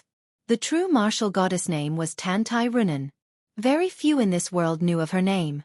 Moreover, the only ones who could call her by her given name were Li Qie and her deceased father. As the daughter of a sea god, she had his divine bloodline flowing through her as well as the bloodline of the sea demon race. However, as one of the strongest sea gods, true martial was visionary. He didn't wish for his daughter to walk on the same path as him in the future and wanted nothing more than for her to be free of the sea demon bloodline, to be able to travel across the 9 heavens without restraint. Alas, her divine bloodline was extremely powerful. It wasn't easy to sever this connection at all. Because of this, even the sea god had no method to sever his daughter's bloodline. This was the era when immortal Emperor Min Ren was in charge of the 9 worlds. At that time, the sea god went to meet the imperial teacher, the Dark Crow, in order to search for a method of severing. They made ample preparations and worked together with immortal Emperor Min Ren to blind the heaven's eyes and removed all related karmic fate. Finally, with the help of the sea god and emperor, they managed to sever her bloodline and disconnected her from the sea demon race. Because of this, Runan seemingly disappeared from the world overnight as if she had evaporated. She gently spoke after a long silence. "This is still my birthplace, the land I grew up. Even though I have severed my karmic connection with the sea demon race, I still hope to stay until the disaster so that I can contribute." Right, many people love this heaven spirit world. It is an amazing land that gives birth to many talents. However, it will eventually face a terrible disaster. Nevertheless, this hasn't deterred people and wise sages from working hard to stop it. Li Qie spoke with a tinge of emotion. Runan quietly spoke. "I'm glad that you aren't forcing me, young master. In fact, I don't want to leave you at all, even if you aren't an immortal emperor. Your presence in the White Crane Legion will make it shine even brighter." "No, young master, my mission is complete. I trust that even without me, the White Crane Legion will still be brilliant in the future. It will certainly accomplish many wondrous deeds in your name. Since you have spent so much effort on it, it will surely be amazing in the future." Among the 4 legions of the Dark Crow, the Tiger Legion was the fiercest, the Azure Dragon was the most destructive, and the Silver Fox the wiliest. Those who knew about the tales of the Dark Crow, the hand behind the curtains, have more or less heard about these legions. Some eternal existences were certain of their presence as well. However, the 4th Legion had more speculations about it than the others. Even the most knowledgeable ones weren't sure of this particular legion. This was the most mysterious among the 4 legions. Some ancient existences believed it could have been the Vermilion Legion, Black Dragon Legion, or an Imperial Legion. In fact, the other 3 legions themselves didn't know much about the 4th. Only the truly loyal confidants of the Dark Crow were privy to this information. The missing line was, "The White Crane, most secretive." This elusive legion had always been hidden and nameless like hermits even on the first day of its inception. It wasn't the Vermilion Legion with many illustrious battle record, and not the Black Dragon Legion that has deterred 3 generations. It wasn't started by an immortal emperor either. Nevertheless, people still somehow knew about the 4 legions of the Dark Crow due to the popular saying. It was secretly founded by Li Qie during immortal Emperor Min Ren's generation. Tantai Runan was its first commander while immortal Emperor Min Ren served as the chief instructor. At the very beginning, it had a secret mission that was completely different from the other 3 legions. In fact, Li Qie had had this grand ambition even before the emperor's era. However, his resources and strength were lacking, so he couldn't carry out such a grandiose idea. It wasn't until he was in charge and immortal Emperor Min Ren started the emperor's era did he have the means to carry out this magnificent plan. This gave birth to the White Crane Legion. It shouldered a mission unknown to the world. Li Qie smiled and said, "As its first commander, I still hope to see you leading it in the future." After severing her blood, she decided to stay with Li Qie. He also intended to train her, so he spent painstaking efforts in doing so. It was no exaggeration to say that the effort he poured into her was no less than one for an immortal emperor. Nevertheless, she didn't become one. Keep in mind that before the bloodline severing, she was already a blessed woman with exceedingly high talents. After staying by his side and enjoying his full tutelage, one could easily imagine how incredible her achievements were. "I also want to follow you one day above the 9 worlds to see your great style while hunting emperors and gods." She spoke, "However, I still want to contribute my strength to this world, just like my father who still worries so much about it even before he left. The same goes for you, young master. You have been protecting the 9 worlds all along. There are always places that you can't forget, that you keep yearning for. That's why even though you have entered the upper world, you still return to the 9 worlds in the end and continue to train more immortal emperors." "I'm not as great as you say." Li Qie smiled and shook his head. "I didn't return to protect the 9 worlds. I am simply strengthening my means in this generation. When my wings are strong enough, I will go back. Runen didn't back down.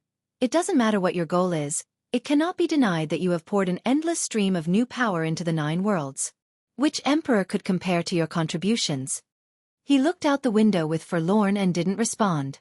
She also chose not to break the serenity and continued to borrow his shoulder.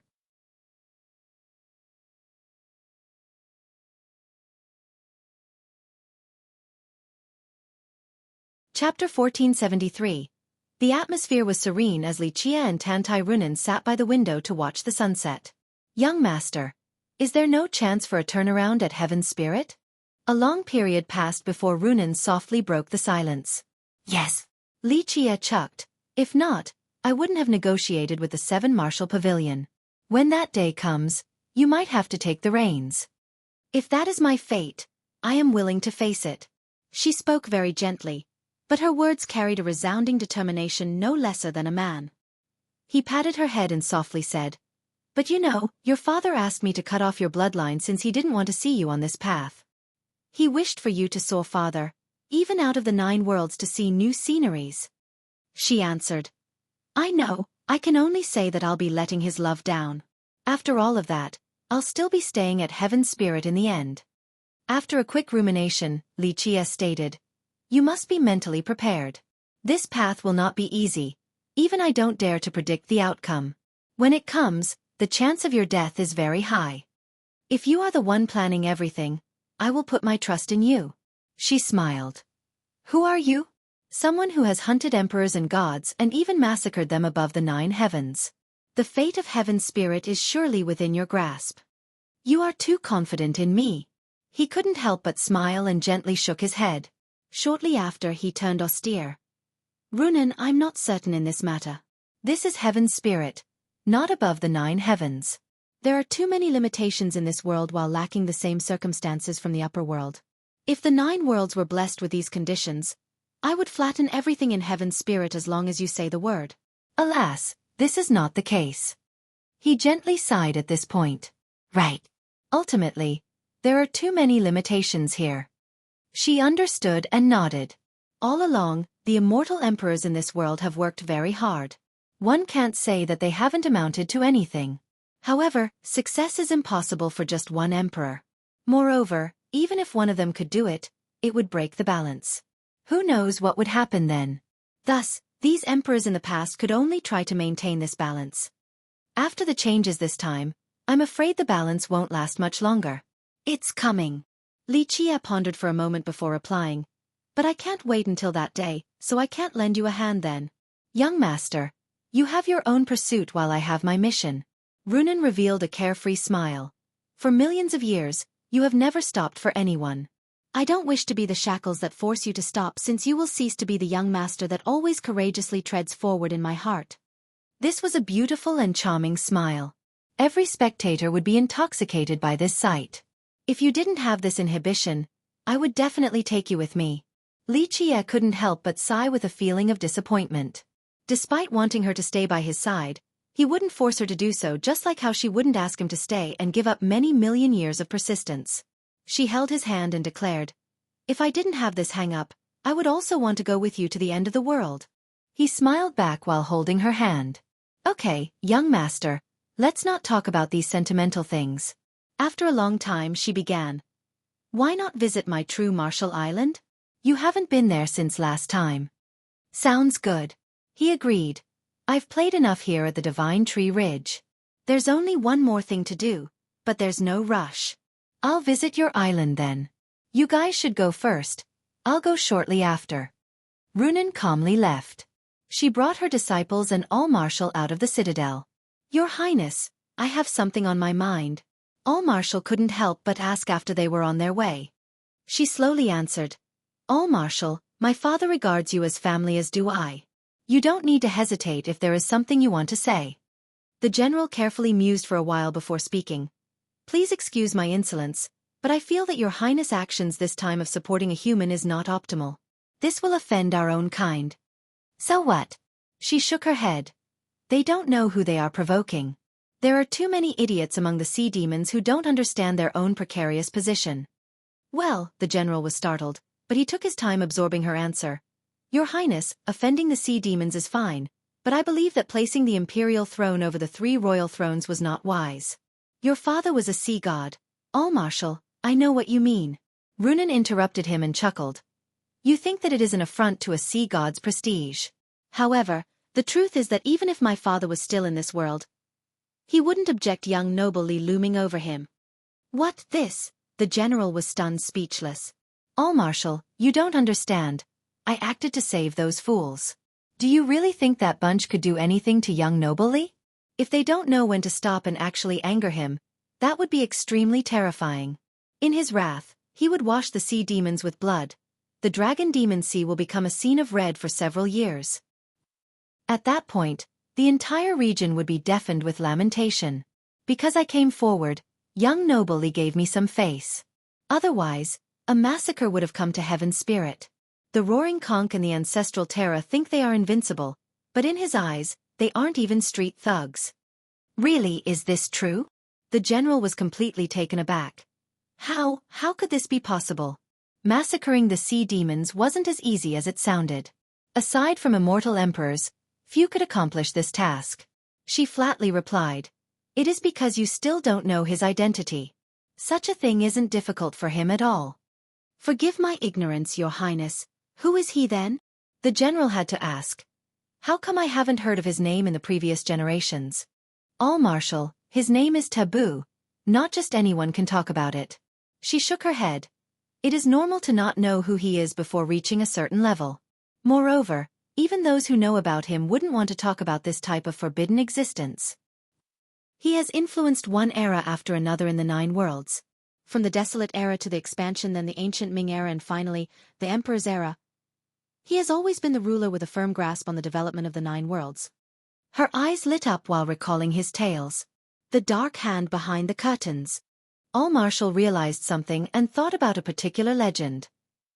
He took a deep breath and said, he's the dark hand behind the curtains? His Majesty has mentioned this to me when he was still in this world. Yes, that's him. Runan nodded. Remember, when the day comes when I'm no longer in this world, the true Marshal Island must stay respectful towards him. The general finally realized who he was facing and trembled inside. The true Marshal Sea God had talked about this matter to him before. Even an existence like True Marshal didn't dare to say much about the Dark Hand. He would always have a wary expression when this existence was brought up. Who was True Marshal? He was the supreme of the sea demon race, an existence praised to be on the same level as Prime. In the past, he fought evenly against immortal Emperor Min Ren even without the trident. Min Ren was no slouch either since he brought about the Emperor's era. From this, one could extrapolate just how strong True Marshal was. Nevertheless, an existence like this still kept his mouth shut regarding the Dark Hand. He even feared him. This showed just how terrifying the Dark Hand was. The general knew very little about this story. Like Runan had said, one wouldn't be able to find out until they reached a certain level. Because the sea god mentioned it to him in passing, the general realized that the most terrifying being in this world was not an immortal emperor. There was another eternal being that sea gods had to take the long way around.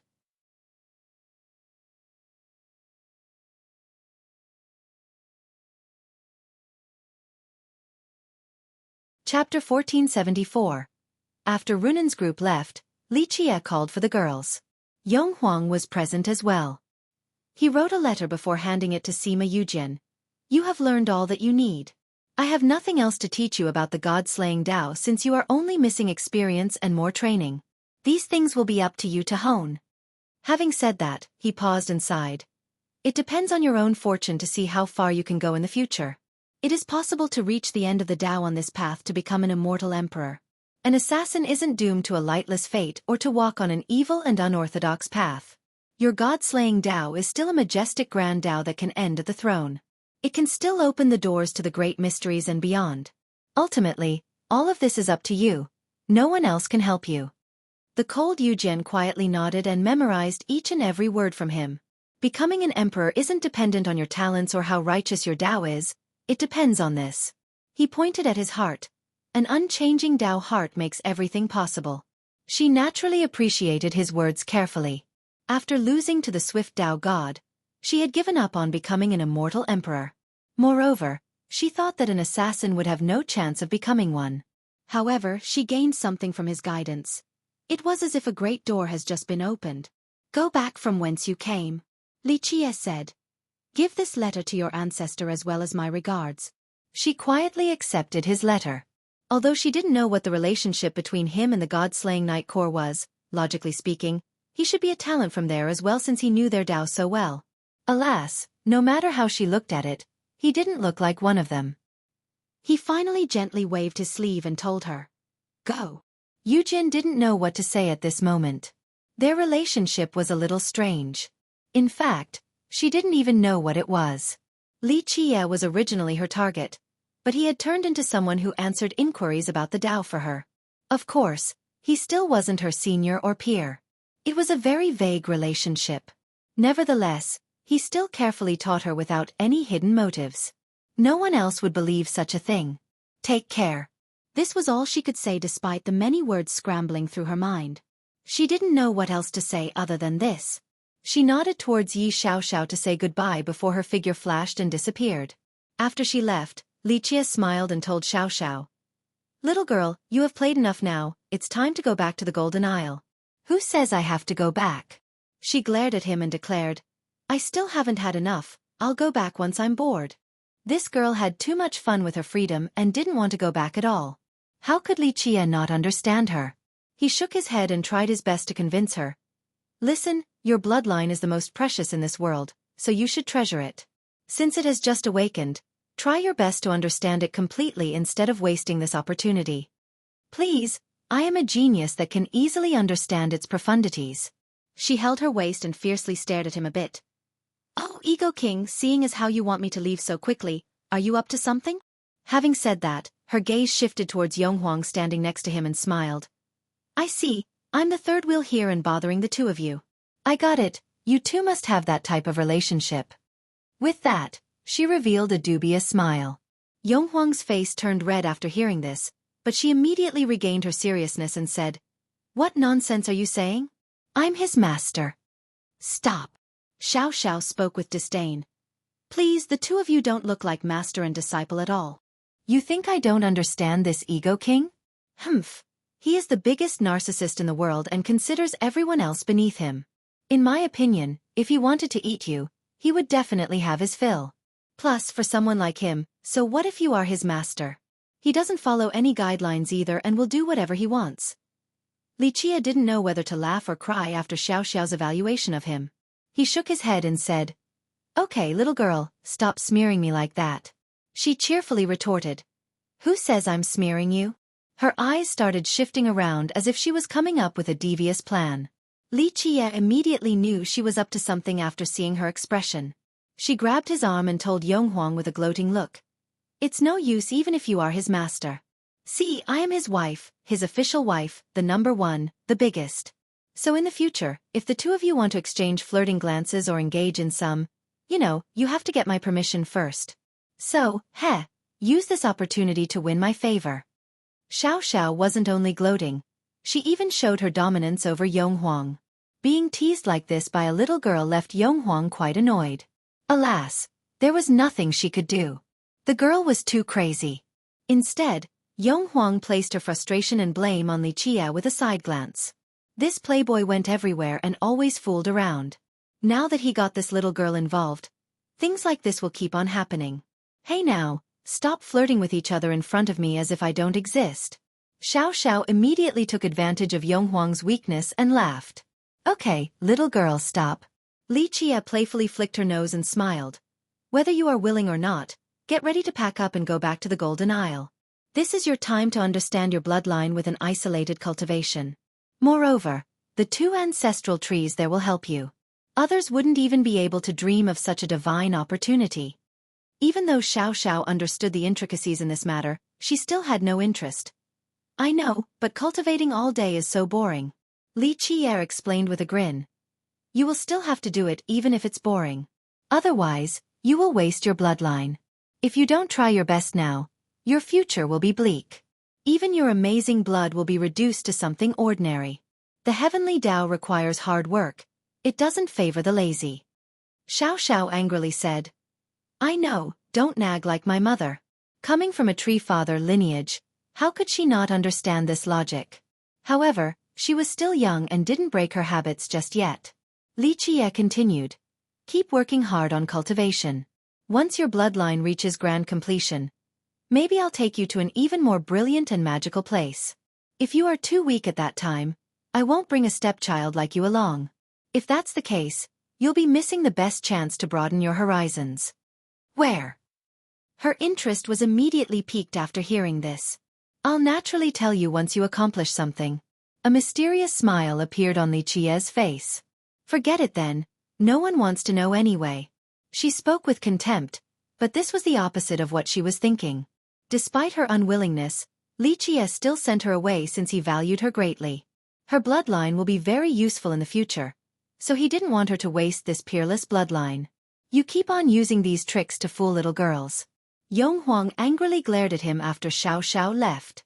Li Qie smiled and leisurely commented, Do I sense some jealousy right now? With an annoyed expression and a slight blush, she replied, Stop thinking that you're a gift to all women. Li Qie laughed and lightly said, Come, we'll visit the true Martial Island for a bit. It's a good place with countless wonders. Yong Huang didn't say anything, but she did feel a strange sense of indescribable loss in her heart that lingered for a bit. The convention ended so quickly that it set off a wave at the Divine Ridge Citadel. Before it began, no one expected for it to end in such a manner. The main characters were Meng Zhentian, the Conch Overlord, and the Prince of Darkness. However, they left in dejection. The entire process shocked all the participants. The Citadel was in a clamor with many discussions everywhere. The main character became Li Qie. The most shocking thing was a human winning the support of both the Lunar Grasp Fairy and the true martial goddess. Those who didn't see it with their own eyes would never believe such a thing. It's really incredible. The true martial goddess and the Lunar Grasp Fairy actually supported Li Qie. He's a human though. Both sea demons and charming spirits were confused. One was the daughter of a sea god while Lunar Grasp was from the charming spirit race. From many different perspectives, the chances of them helping a human were minuscule. After all, the human race had no status to speak of in Heaven's spirit. Alas, the goddess didn't support the Sea Shield Prince and the fairy didn't help Meng Zhentian. Before the convention, many people speculated that even if the Lunar Grasp Fairy didn't support Zhentian, she would at least remain neutral towards Li Qie due to being from different races. Therefore, this result went against everyone's expectations. You're tuning in to the Xueqi's Martial Arts Saga YouTube channel. Don't forget to subscribe and join us on this journey to catch the most captivating stories.